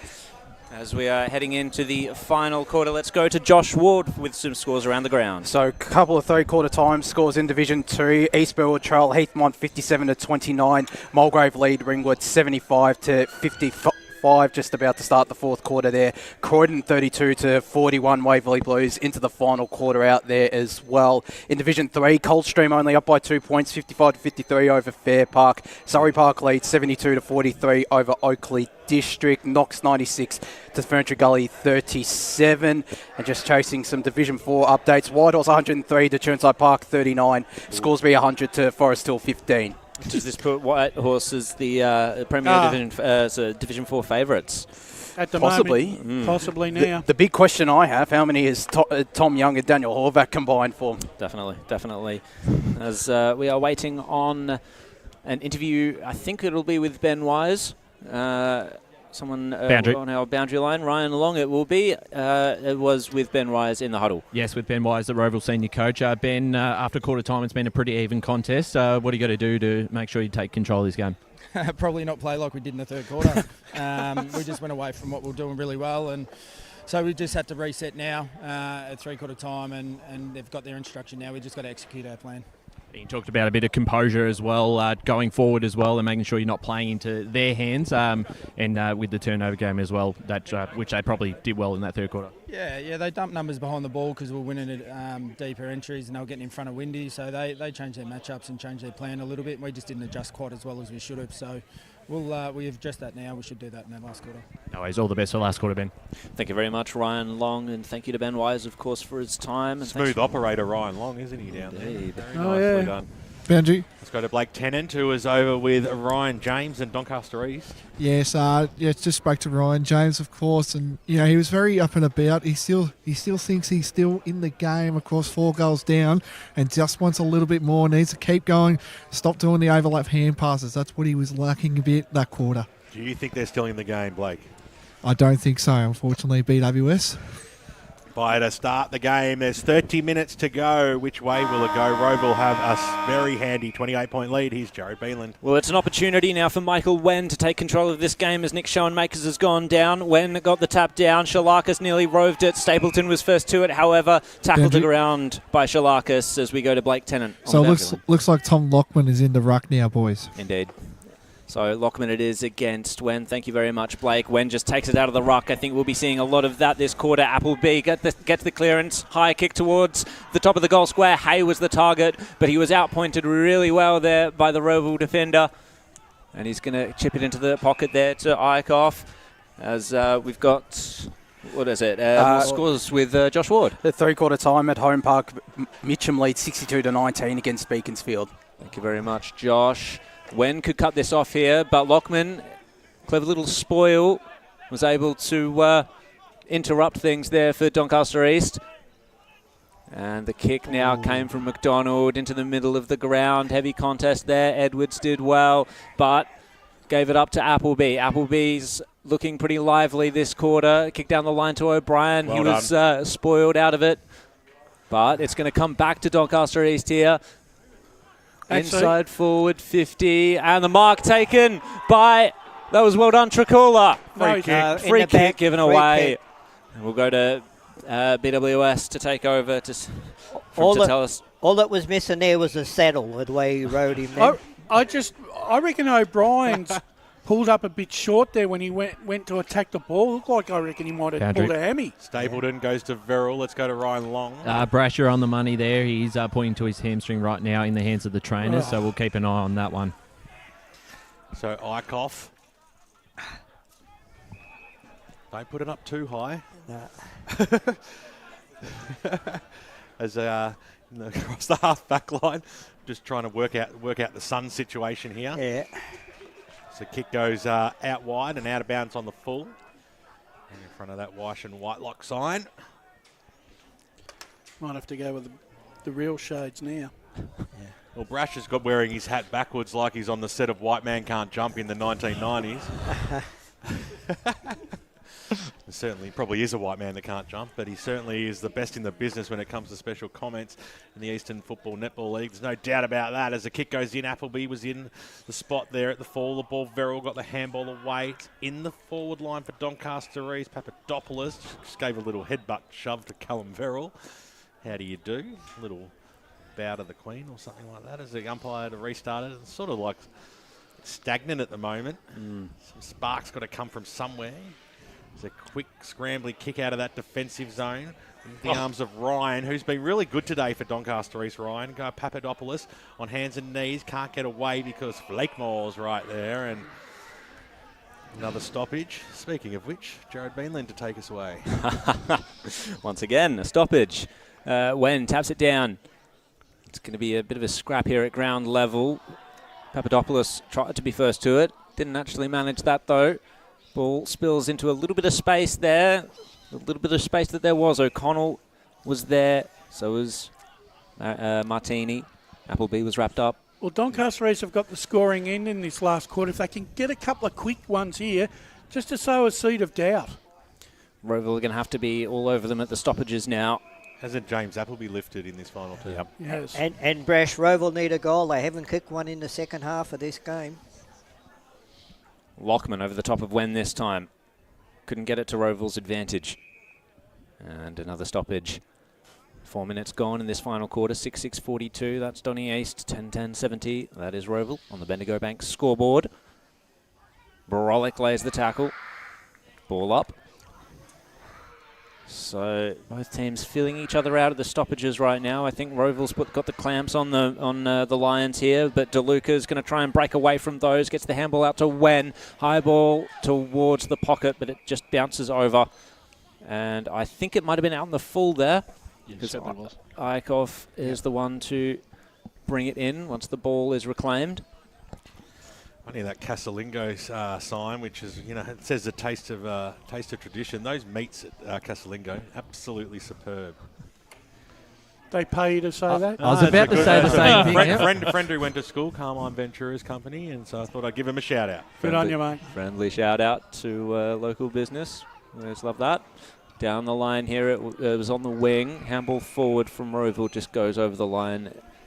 Out of the dugout there in front of Ben Wise. We've got some stats with Paul Iaconi. The inside 50 so far in this last quarter are 5 to zip the way of Donny East. Thank you very much, Paul. So when to go against Lockman again. Millwall draw, but Stapleton got the clearance out to Wood. Wood now to kick it forward. Sun in the eyes for all as the ball goes over the boundary line again. I couldn't see that. I'd say it's a very tricky situation there. It's one of those days that we wish it was a little cloudier, but Juman was the one to take the mark from a clearing kick there for Donny East. Down the line, Papadopoulos presented well, couldn't quite take the mark. Bounces out the back to Brolick. He's got O'Connell to contend with. Got the kick away under duress. Got it to Wind.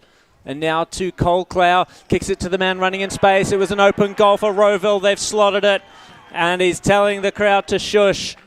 Is our man Martini. So another goal to Rowville. They move to 11-10-76 to Donny East, 6-6-42. 6 minutes gone in this final quarter. And it's just looking a little bit further out of reach now for Ryan James and his Lions. A bit of relief there in the Rowville camp because that's their first goal in the second half of this game. And it wasn't a pretty goal. They had to struggle to get the ball forward, but they'll take it at this stage of the game. It's almost your first comment in the second half of this game too, Ray.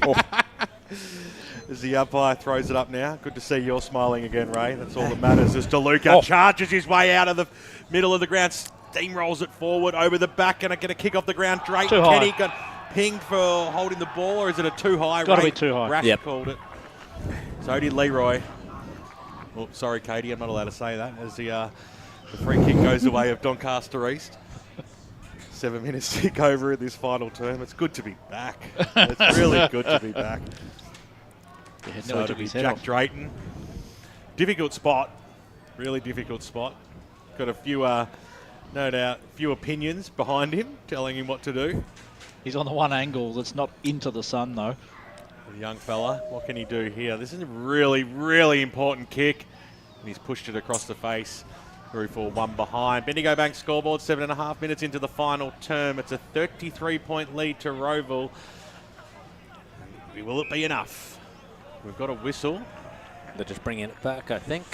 Jared, you said he was on the right angle, but the goal umpire wasn't too happy about that, looking into the sun. Indeed. We've got some stats with Paul Yukoni. We've got some scores, in fact. We've got some scores. A final score of Coldstream Reserve. Cougars won 69 to 53. Ooh, close one there. So Eichhoff it was to take the mark, bringing it out the outer side, and it's just gone over the boundary line. Out in the full, in fact, so a chance here for Donny East. And it's Mitchell Ryan to take this kick. High ball. One for the Flyers, and a punch came from Rowville's end, fell out the back, so opportunity for Doncaster East if they can put the pressure on. It's come to Zerbes over the line, though. Matty Traynor did well to pressure him. Throw in the pocket here for Doncaster East. A lot of pressure on Rowville now with this stoppage. If Donny East can get a goal from this stoppage. And they really need one, do they not? Let's see where they can find the clearance. It's a chance for Johnson here to try himself out against Lockman. Shalakis was pushed out of it. Coughlin got the handball away. Johnson ended up with it, though. Saravolo kicks a centering ball. Nearly Papadopoulos couldn't quite take the mark. It's at ground level. Scrappy ball. Scala was in there as well. Huge tackling coming from Rowville. And their defence holds up. Stern as anything just so far. Another throw, another ball up, and it's McDonald to charge away from the pack. Gets a clearing kick, a spearing ball down to a 2-on-1 situation. Can he handle it? Yes, he can. Gets the handball away, but over the line. Nashwood was the target of that handball. Didn't quite reach him. Jared. And let's go to some more scores with Josh Ward. Final score from Croydon Oval. Waverley Blues have won the Battle of the Blues, 54 to 38 out there. Thank you very much, Josh. 2 in a row now for Croydon after losing after beating Baronia. Yeah. Indeed. So worry stations there, perhaps. Gav Casey will be upset. Well, it got the handball, but Rowville were tackled once again. Another ball up. Nearly 10 minutes gone here in this final quarter. And we are waiting on some spark from the Lions. Can it be when? No, not this time. Martini fed the handball out, and Rowville will go forward. But Taylor Duman takes an intercept mark. He always does that so well, averaging 3.7 intercept marks per game this year. Very impressive. Mark taken there by DeLuca. Hands it off. This is Ryan. Gets a forward handball there. Gets it back. Sharing it round. Johnson was in support, couldn't quite handle the ball though, slipped away from him. He's going to keep pursuing it. Scala though there helps out, shrugs off the tackle, out to Shalakis, high up and under. It's not going to be a mark. Punch down away from Scala. Nashwood for Rowville to take it away, and a clever little kick, as BWS said, and the chop out mark was taken by Edwards. Gee, there was some real tough football when that ball was coming down the corridor for Donny East, and both sides throwing everything into this game. Great call, Jared, as a kick by Brolick goes up towards the wing position. Doncaster East have the numbers at the full. Quick kick up in the air, goes right into the middle of the ground. Appleby used his body magnificently and took a strong mark. Right in the middle here of Zerbes. If they want to get back in this game, they need a goal, and they need it quickly, Doncaster East, and it's not going to come when you get a scrappy kick like that in the middle. Chopped off by Martini, kicked the last goal of the game. The kick goes back into the middle of the ground. At the back, Ryan. Can he lay a strong tackle? He did on Coldcloud that time. He had support there in Davey, who's back on the ground after his yellow card over the top of him. Phelan being very quiet. Umpire's going to come in and bounce this one as Ryan was running away with it. They were actually waiting for the umpire to blow the whistle and make a decision. Yeah. Well, they've heard it plenty of times today as the umpire throws it back up in the air. Nicely done there. That was magnificent play by the big ruckman in Wen, I should say. And comes out now. Strong tackle. That's a free kick to Doncaster East. Incorrect disposal. So not getting rid of it in time was Stainthorpe. So Trakulja, who kicked a goal in the second term on the left boot, snap around the body. This time he's going to go back and try and put one over the goal umpire's head. He's going to kick from the arc. Elf Molinaro is giving it the Babe Ruth. Good old Alfie. There's Trakulja. Can he lift his side here? They're right behind him. It's going to take a fair kick though. Yeah, you've got to just aim straight at the middle of the post here. There's no working the ball back. If you start it right, that's where it stays, and that's exactly what's happened. As it goes right to the goal line, it stays alive momentarily and through for a minor score. 12.5 gone, final term out here at Zerbes, 44 to 76, 32 points the margin. Rowville lead as we go to Josh Ward around the ground. Final score from Princess Highway Reserve, Surrey Park, 81 to Oakley District, 49. Oh, he's been dying to say that Oh, one. yeah. Oh, you bet. So it was a kick in there from Liam Coughlin. But a wrap up there over on the outer side. That's a good win on the road for Surrey Park, because Oakley District are pretty resilient down at Princes Highway. And a final score as well from Scoresby Recreation Reserve. Scoresby 114 to Forest Hill 28. Adam Amin 7 goals. Oh, there we go, 7 again. Some big margins today. It has been. It has been, you're right. So it was a high up and under, dangerous ball to go for. Came to ground. Coughlin and Wood were there to link up. A whistle's gone. Doncaster East get a kick out of the pack. It was a behind. So what's the decision going to be? Was it advantage or not? Yeah, he called advantage the umpire. Yep. Oh, yeah. Bit of a rush of blood there for the Lions player who kicked that. Probably could have made a better decision if he looked back at it. I think the umpire took the decision out of it. Considering where it was, why would you do that? Yeah. Agreed. So Cal Varrell will be the one to take to kick it in now for I didn't even know he kicked it. And I'm supposed to be special comments. And I Looked like couldn't see. Shalakas. I thought it looked like Shalakas. The bouncing ball evaded Haswell. And we'll get a throw in on the outer side there. It would be nice if they would direct the traffic this way a little bit. Don't they know we're here? No, they don't. I think they always know we're here. or just a switch to turn the sun off would be okay. I know, that would be lovely. So another ball up on the outer side. No, it's a free kick there in the back, I think. That's gone against Duncan. So Rowville to go forward. It's Lockie Stapleton with the ball in hand. 21-point lead that Rowville are defending right now, and it seems like they're going to hold it if the quarter continues the way it has been. Donny East, though, reclaim the ball in their defensive line, share it around with handballs, and Tom Bell was the one to present down the line for the lateral kick. Now he's going to go lateral as well, the other way, as BWS rolls his eyes. Well, I'm glad that Katie Green, who's taking a bunch of snaps this afternoon, has finally made it onto my good side. I'd love to see you all here. Well, David was wrapped up in a tackle there by Paparonis, but it's too high, apparently. It was too high, according to the umpire. Davey now sees the leading man. Oh, standing in the way. That was very well done, Chris Phelan. Standing underneath the pressure and the duress. As Tom Bell, is he going to kick it sideways again? Bites off the 45 into the corridor. They're going a little bit quickly here now through Appleby and Saravolo into the centre of the ground. They're taking the A1 route, but they're just held up a little bit. So he's going across to the pocket. Good punch over the top there. Stalwart defence by Rowville, making sure, and it was Lockman. Well done, Lockman. He's been a revelation this year, that young man. Chris Phelan's not... Feeling it? He's not... Not feeling it, no. No, he's definitely not. He's hardly had a touch today. Yeah. He's just can't get into the contest. Indeed. So Johnson and Lockman to go at it again. Martini and Colclough. Handball into space.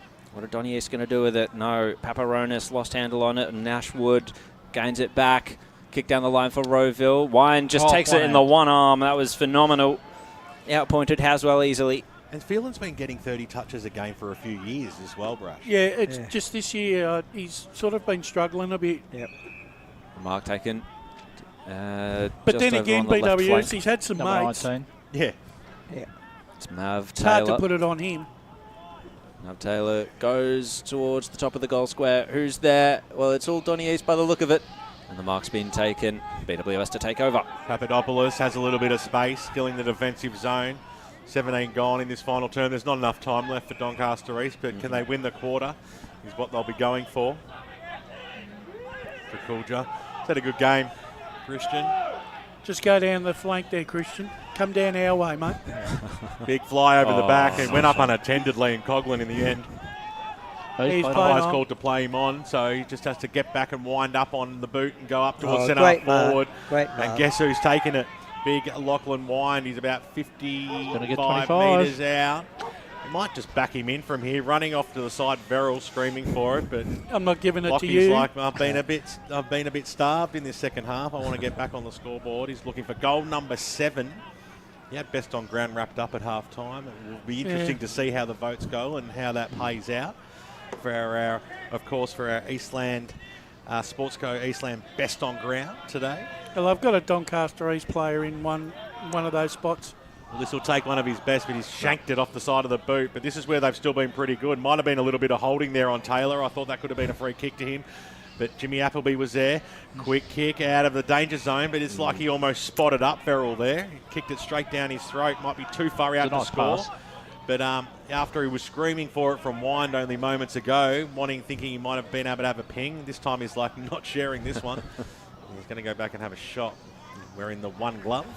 Well, you better show him how it's done then, Cal. So we're right behind him here. Watch this one sail through as the sun sets over the eastern suburbs of Melbourne. As he comes in and he scrambles it right to the top of the goal square. Can it be Lux of Fortune? It was touched, but right there was Flakemore. Got the handball away. Lots of pressure on there, and we'll have a ball up. 18.5 gone. It's I think 31-point lead. I think Durman's done a pretty fair job on Flakemore this afternoon. Yeah. Curtis hasn't had that second game blues where he just couldn't get back, can't get into the contest. Definitely one of Doncaster's better players, Tay Durman, today. Restarted again, Jai Colclough at the bottom of the pack. See if they can get something out of this, the Hawks. Going up again, Wind, hit the deck. Going nowhere. But I think it does really illustrate what Premier Division's all about. If you're not going to get the game on your terms for the full 100 minutes, so you've got to make hay while the sun shines when it's your opportunity. Yeah, fair call, Brash. There's a quick kick around the body by Stapleton across the face. Goes through for one behind. Margin back out to 32. Here's Josh Ward around the ground. Final score from Edwin Flack. Vermont 2012, 132. Berwick 5-4, 34. Daniel Nielsen with 6 goals. That's an important player there out for Vermont. Good to see him get into some form. He needs to do those sort of games against Baldwin and Noble Park, though. Yeah, exactly. Berwick is one thing. The two teams out here, especially the one in brown and gold, are an absolute another. Mark down the line taken by Johnson as Doncaster East have pushed forward kick mark style, but it's all come unstuck inside forward 50. Brolick roves it off the pack. Taylor presented, took the mark out in front of Mitch Duncan, that is. Chips it over. Ray, to is my eyes deceiving me? But I don't reckon Brolick's running all that well. He looks like he's really struggling a bit today. He was ginger, I saw earlier. Could be Bresh, yeah. He's running like a crab, actually. Yeah. Chance for Wen to come over the top and punch it down. And it's DeLuca sharing it round now with Appleby. He's going to go for a run, kicks it from the arc. This could be a bit of a consolation for the Lions, but Coughlin was there. He clued it out. He knew exactly what was going on, Liam Coughlin. All that VFL experience. But that's not to say that he hasn't. Game. But that's not to say that Brolick has had an influence on the game. He's done some very nice things. He has indeed. He did get a bit of a heavy knock early in the game over on that other wing. Don't worry, Brash. He won't wait for you in the car park. No, he loves me. I always give him a good plug. Ooh, punch over the top there by Steph Paparonis. Great tackle. Putting Stapleton under pressure, and the tackle was laid as well. And that's rewarded. Christian Tricul has not been too bad today. And his little chip to Hugh Johnson. He's going to backpedal very quickly. He's got the clock on his mind, and perhaps a late stage comeback for Donny East, at least in Hugh Johnson's mind. I'm not sure about us up here, but now he's taken his time. Needed to settle the former Norwood man. He's a big, strong lad. He should be able to kick the distance here. You'd think he would have the distance. He does indeed, and he's got the accuracy as well. Hugh Johnson kicks a late stage pearler for Donny East, and that's his second of the game. One thing about them, BWS, Donny East, they haven't given up. They've been trying. It hasn't been their day, but they've been, haven't given it away either. Got some scores around the grounds with Josh Ward. Final scores out at Cheong Park, Baldwin 108 to South Croydon 74. Mulgrave won as well against Ringwood 89 to 77. Whoa. Let's go to Whispers down boundary side. Yeah, just got an injury update from Rowville. Number 26, Jake Edwards, has just come to the bench with hands of the trainer, so I'll get back to you on that one. Thanks to the librarian. Thanks very much, Blake. Comes out DeLuca. Got rid of it just in time. Shalarkis was there. Little toe poke. just got something on the ball. Good tackle by Appleby. Umpire's going to come in and bounce this.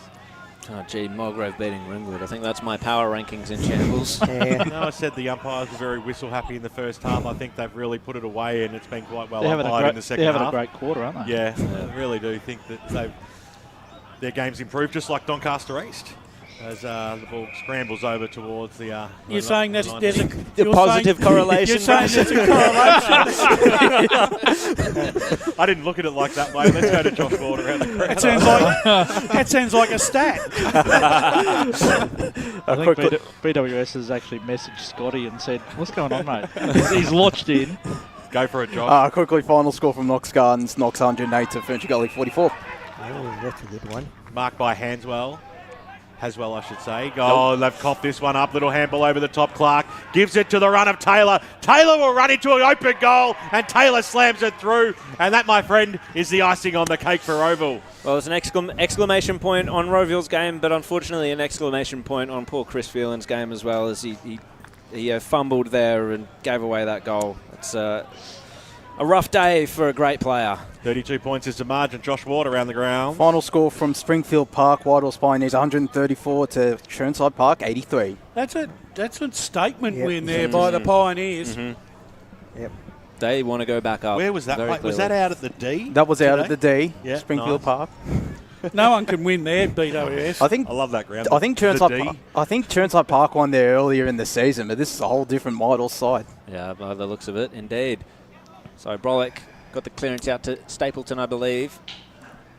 And a bouncing ball inside forward 50. Juman turned on a sixpence, thrust it forward, back up the ground. Advantage potentially paid. No. Really? I think DeLuca would have liked that advantage for himself. I think he could have called that himself. Scala, inside forward 50.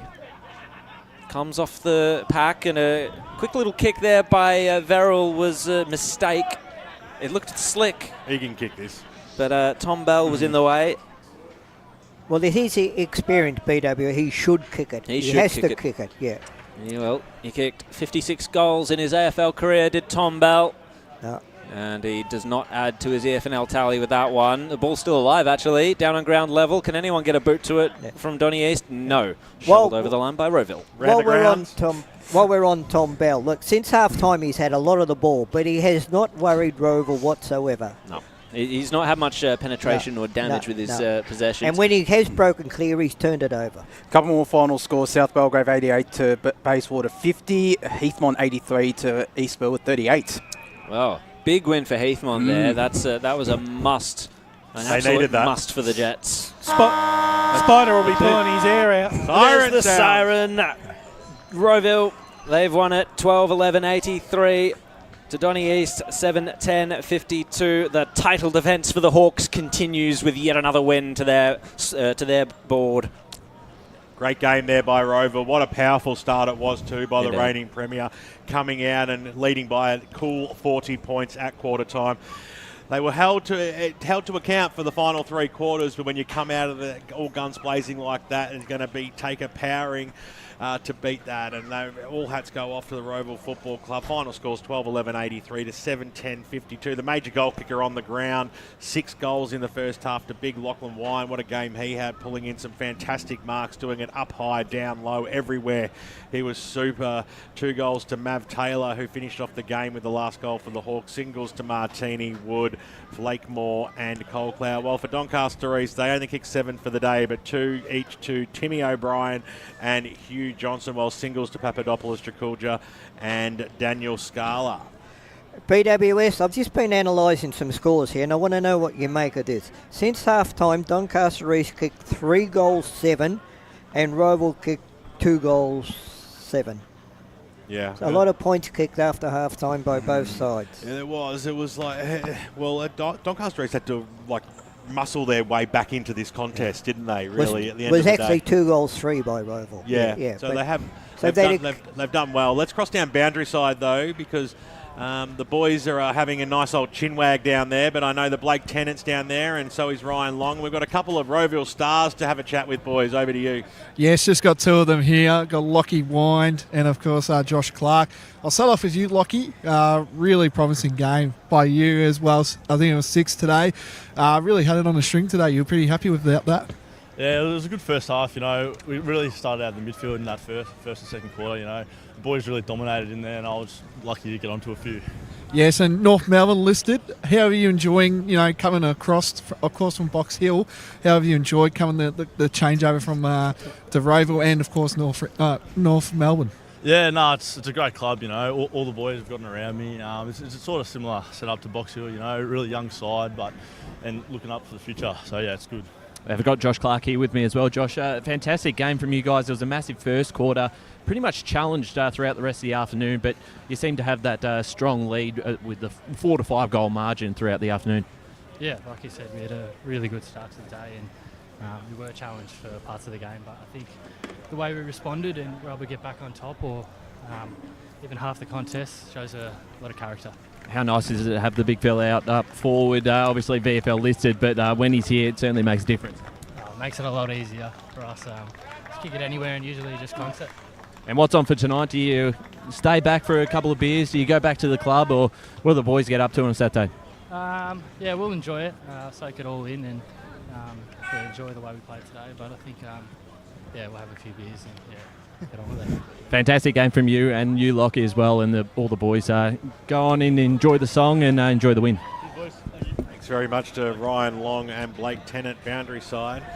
And what a sensational game the big forward did have today. And Blake's probably getting them to come down to his new karaoke gig tonight.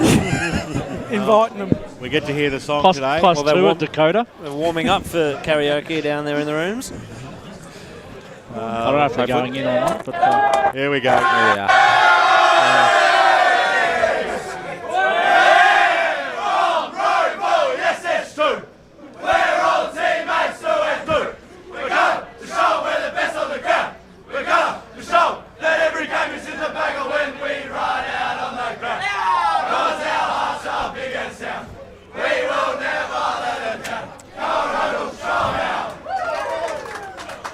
Even belt out one word of that song, Ray Bear. Call yourself a supporter. That's all right. What are you doing on your phone? You on Facebook or you on Tinder? I've just turned it on. I've just turned it on, mate. Davis has just put through a nice score for us. Oh, the catfish. Yes, I think it was 132 Donvale to Sylvan 36. So I think Blake and I predicted a 100-point game. It was close to that, but a big statement there. A couple more final scores have come in. Up in Premier Division, East Spring got 118 to Norwood 38. Blackburn 132 to Noble Park 69. And as I mentioned before, South Croydon went down to Balwyn. A final score from out at home park. Now, Beaconsfield, it looks like they were kept to 3 behinds in the second half. They went down 89 to 19. To Mitcham. That's a bit of a surprise there. Yeah. Still got 2 games going. North Ringwood, they currently lead 59 to 53 over Montrose at Montrose Recreation Reserve, and Park Orchard 135 to Doncaster 59. Great stuff there, Josh Ward. We're going to have a break here. Final scores out here for Doncaster East and Rowville. It was a reigning premier, reigning supreme today, 12-11-83 to 7-10-52, a margin of 31 points. We'll be back to wrap things up out here at Zerbes Reserve right after this. As Sarah opened her best friend Jackie's wedding invitation, she was overcome with a wave of emotion. While her 2 young boys wrestled on the floor, tears of happiness rolled down Sarah's cheeks as she saw the words she'd been longing to see. Please note, this wedding will be a child-free event. Well, Sarah, looks like we're off to Eastland for a new frock and some heels. And let's book in that babysitter. For all of life's little moments, there's Eastland. Eastland. Live real. Sprained your ankle, bursting through the banner? Broke a finger, high-fiving the ruckman? Or did you run into the goal post again? For bumps, breaks or bleeds, be seen sooner, close to home at Knox Private 24/7 Emergency Department. The preferred provider of emergency care to the Eastern Football Netball League, you'll generally experience shorter wait times. You don't need private health, but there is an out-of-pocket fee. Be seen sooner, close to home at Knox Private 24/7 Emergency Department, 262 Mountain Highway, Wanturna. Do you feel good about your bank? Because there is a bank you can feel good about. They share their profits to fund big community projects, small community clubs, and vital emergency services. They've given $250 million to help Australian communities thrive. They have all the products and tech you expect from a big bank, with service you don't. It's Bendigo Bank. Feel good about who you bank with. Try Bendigo. Search bendigobank.com.au or search Bendigo Bank near me. Tobin Brothers Funerals wear their heart on their sleeve. Their clear and easy-to-use website and Memory Maker app make it easy for families to make an informed decision. Here's James McLeod, Managing Director of Tobin Brothers Funerals. We pride ourselves on being the most transparent funeral company. All pricing on goods and services are available on our website.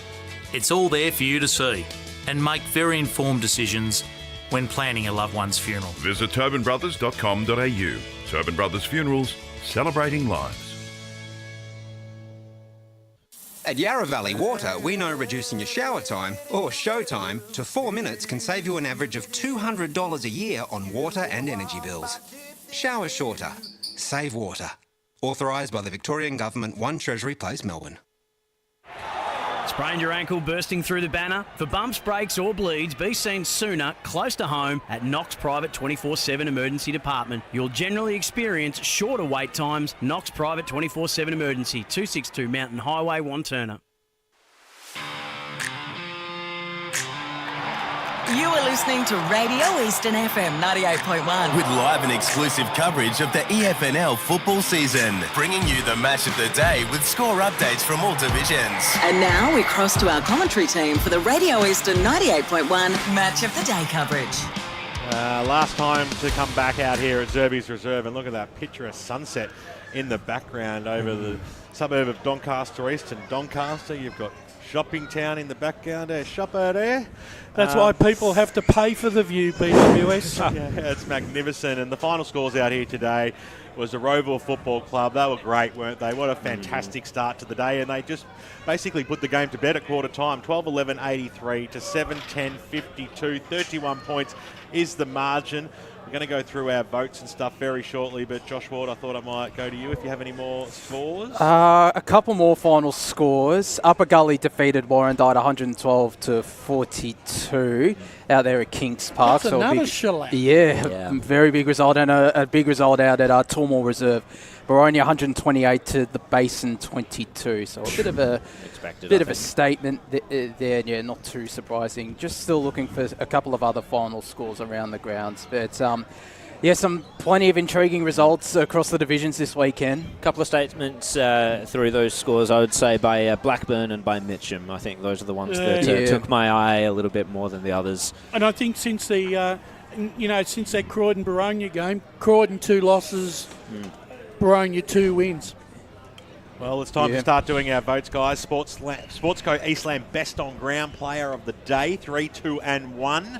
How you saw it. We're going to start with the boundary side, and we're going to go to Blake Tennant. How did you see your votes today, my friend? Yes, BWS. I'm going to go 3, 2, 1, obviously. So I'm going to go my 3 to Lockie Wine. Superb all game. I think he deserves that through and through there. I'm going to go another one here. I thought Matt Savey was all right there as well. Thought he would give him the 2 there. And I thought, just another one, I thought number 20, Matt Martini as well. He was pretty solid all game for Rowville as well. 3, 2 and 1 all going the way of the Hawks. Ray Baird dying to get in there and say his piece. Okay, now one vote I gave to Lockie McDonald. He was just a solid contributor every week, and today was no different. 2 votes I gave to Big Michael Wen, the ruckman for Donny East. He was magnificent all day. If the other guys, particularly in the first half, if they showed the endeavour that he showed, they would have been right in this game. And 3 votes, Lockie Wine, how could you not? 6 goals and did the job, and they're my votes. Thanks very much to Ray Baird. Let's go to Ryan Long. I'm definitely backing up the 3 votes for Lockie Wine. I thought when the game was there to be won in the first half, he was the guy. 2 to Michael Wen. I agree with Ray. I thought he fought really hard, particularly in that first half when there probably wasn't as many contributors. And I'm actually going to give 1 to DeLuca. Maybe that was because I was on the boundary for the second half and probably saw more than the first half. And I just thought he fought hard. Gave him a few options where probably some of those other players didn't stand up as much. Thanks very much to Ryan Long, to the smiling assassin, Josh Ward. Oh, I was about to say I only did watch the first half, but yeah, got to give 3 votes to Lockie Wind. I will give 1 vote as well to Josh DeLuca. I thought his second quarter in particular was good, and in that second half, from the bits I could see, he looked pretty good. And 2 votes I'll probably give to Lockie McDonald. We love our disordered 3-2-1s here. Yes. Yeah, we're a little bit, dyslexic here on the 3-1-2. Has a nice ring to it. When we talk about professionalism and doing it the right way, there's only one man who shows us the way, and that's Wayne Brasher. Yeah, thank you, BWS. I'm going to give my 1 vote to Lockie McDonald. I thought his game in the midfield was exceptional. I'm always amazed at why opposition coaches don't put any time into this into him, because he just wins the ball from clearances and stoppages at will. Apologies to Tay Durman, because I thought he could have easily got that 1 vote. 2 votes, I thought Michael Wen was quite clearly Doncaster East best player all day in the ruck, and probably the only real winner they had for most of the afternoon. And well, anyone that kicks 6 goals for, has 15 touches, still has influence even when he's not kicking goals. You got to give him 3. Spot on. Lachlan Wine gets another 3 votes. Yep. We're going for the clean sweep at this stage. How do you see Jared Beanland? Yeah, I'm not going to take that away from him. Lockie Wind was 3 for me. I agree as well when he was fantastic. The former Norseman really was the shining light for Doncaster East. And I swapped one Lachlan out for another for my number 1 vote, and I gave it to Lockie Stapleton. Yeah. Very good stuff, and I'm going to follow the lead of everybody, but I'm copying Brash because I agree totally. The 3, 2 and 1.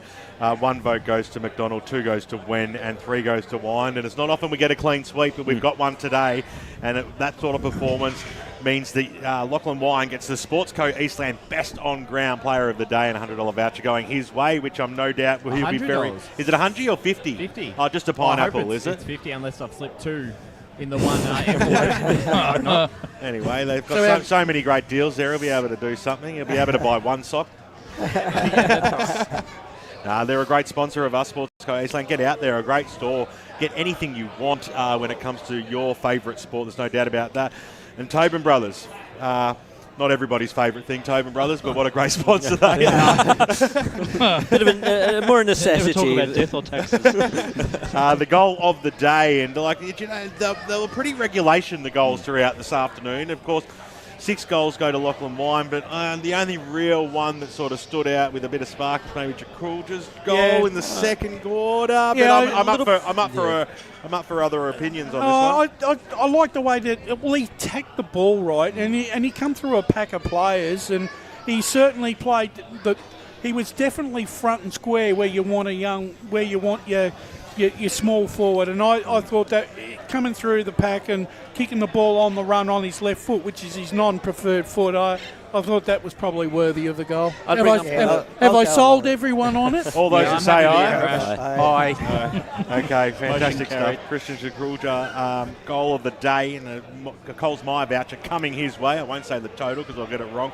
The 50 schmackers. 5th MEGT Rookie of the Day, Ryan Long, who is eligible for today's prize. Actually, I've got the Rookie of the Day calculated who's eligible. So for Doncaster East, Joel Papadopoulos, Mitchell Ryan, Jack Drayden, Aidan Biddle, Steph Paparonis, Mitch Duncan, and Lachlan O'Connell. For Rowville, Cal Verrill, Brooke Holcloud, Matt Martini, Jake Edwards, and Cooper Stainthorpe. Yeah, it's a tough one. Martini was good for Rowville. Who were the other ones for? I thought Mitch Ryan's game for Doncaster East, his first game, was absolutely super today. I almost gave him a vote, to be perfectly honest. I thought he was an absolute number 47, including the goal for the opposition. Including his first goal, which went to Rowville. But I'm happy to hear what other people think. Murray? Well, I thought Martini myself, but... No surprises there. Moving on. No. I'll put one up for Ryan. I thought Ryan was impressive. I'm happy with giving Ryan up. Yeah. Mitch Ryan is the winner of the MEGT Rookie of the Day, and that prize, Ryan Long? A $50 Bunnings voucher. $50 going Bunnings Ryan's voucher. way. And it's a Doncaster East home game, so he's less likely to run off and go home. Yes, we do need him before we give him his for award. a photo, yes, and the award. And we have a mark of the day, do we, Ryan? Well, it's the Ringwood Mazda Mark of the Week, but you can certainly put that down as a contender. We'll go through the highlights during the week and see if something tops it. Yeah, Lachlan Wine's probably got a couple of contenders, one down low, He's one already up had a high. few. That one down low here was a ripper. Yeah, that was fantastic. Yeah, well, keep your eye on the EFNL website throughout the week for all those fantastic highlights that get put together, but there's some final scores still coming through, Josh Ward. Yes, so Croydon North Emlock have won their first game of the year. Hey. 109 to 58 out there at Hughes Park. And I picked them pre-match. I definitely did. None of Wadding have fallen off a cliff here. They have fallen a few little weeks bit off a indeed. cliff. I'm still chasing a final score from Lilydale Templestowe, but that's the only final score I can deliver. You'll be waiting until tomorrow for that one. Yeah. That's great that they won a game. It is great. They've had it pretty tough for the last couple of seasons, and they're not great rivalry between them and their opposition. And I mean, they've played the least amount of games in Div 4 of all the clubs, and they've come off a bye too. Yeah. I just realised I forgot to ask Paul Yaconi what his votes are. Oh. And Where are you? I'm very Sorry, Paul. Not that it What makes, do you vote, not that it Paul? makes any difference, Paul. But I thought I forgot to ask you what your votes were, mate. Sorry, we've been passing headsets around here, so I can say that's the excuse. Yeah, so I'll give one vote to Michael Venn. He kept fighting on for Donny East. Two votes to Maverick Taylor, and my 3 votes have got to go to Lockie Wine. Great stuff, mate. We're going to wrap things up here. Thanks for your services this afternoon. Hope you enjoyed it up here at the Den in the club rooms. Yeah. Yeah, no, well, I was saying goodbye to you, Paul, so that's all right. But, Josh is like, no, this is my headset. Give it I was back. about to say what you said, because I can't hear anything. It's going off in here. He wants in to the talk about Surrey. Sports Pavilion. Great stuff, Josh Ward, down below and then back up here in the club room. Great afternoon. Oh, perfect afternoon for me. Calling the football this morning, good job there. And, of course, Paul, we'll say goodbye to you now. Great job, mate. Got the headset on. Thanks, guys. Thanks On very you, much. Paul. Thanks Thank very you. much to the media manager of the FNL, Ryan Long. Yes, thanks, Ben. I'll be off to Ringwood to find out where Blake's going tonight and see how that all goes down. Fantastic stuff. Of course, Ray Baird, it's always great to call the football with you, mate. It's our rivalry game, but you get the chocolates today. Yeah, and I just thought I was a ventriloquist because every time you wanted to talk to Paul, I had to nudge him. Ray Brasher. As long as Ray that's all you Brasher. were doing. Oh, my God. Wayne Brasher. Great performance by you today, mate. Pre-match and all afternoon. You're a star. Thank you very much, BWS. It's always a pleasure to come down to Doncaster East. And a great call by Jared Beanland, as always. Thank you very much, Ben. It was once again a pleasure to call beside you. Yeah. Fantastic stuff out here. It's always good to be out here at Zerbes. It's been a long while since I've been out here, and it's been great to get so many handshakes and hugs from so many good people who have been good to me over the years. So I thank them for their hospitality. I also thank Katie Green, who does a great job with the women's football in the morning, and our flash photographer all afternoon. To Lee Green, who makes everything possible, and Megan Green, the best in the business when it comes to camera work. My name is Ben Warren Smith, and this is another week of EFNL football. Have a great weekend. We're going down to Cadillac Bar. What do you reckon? Ooh, I like it.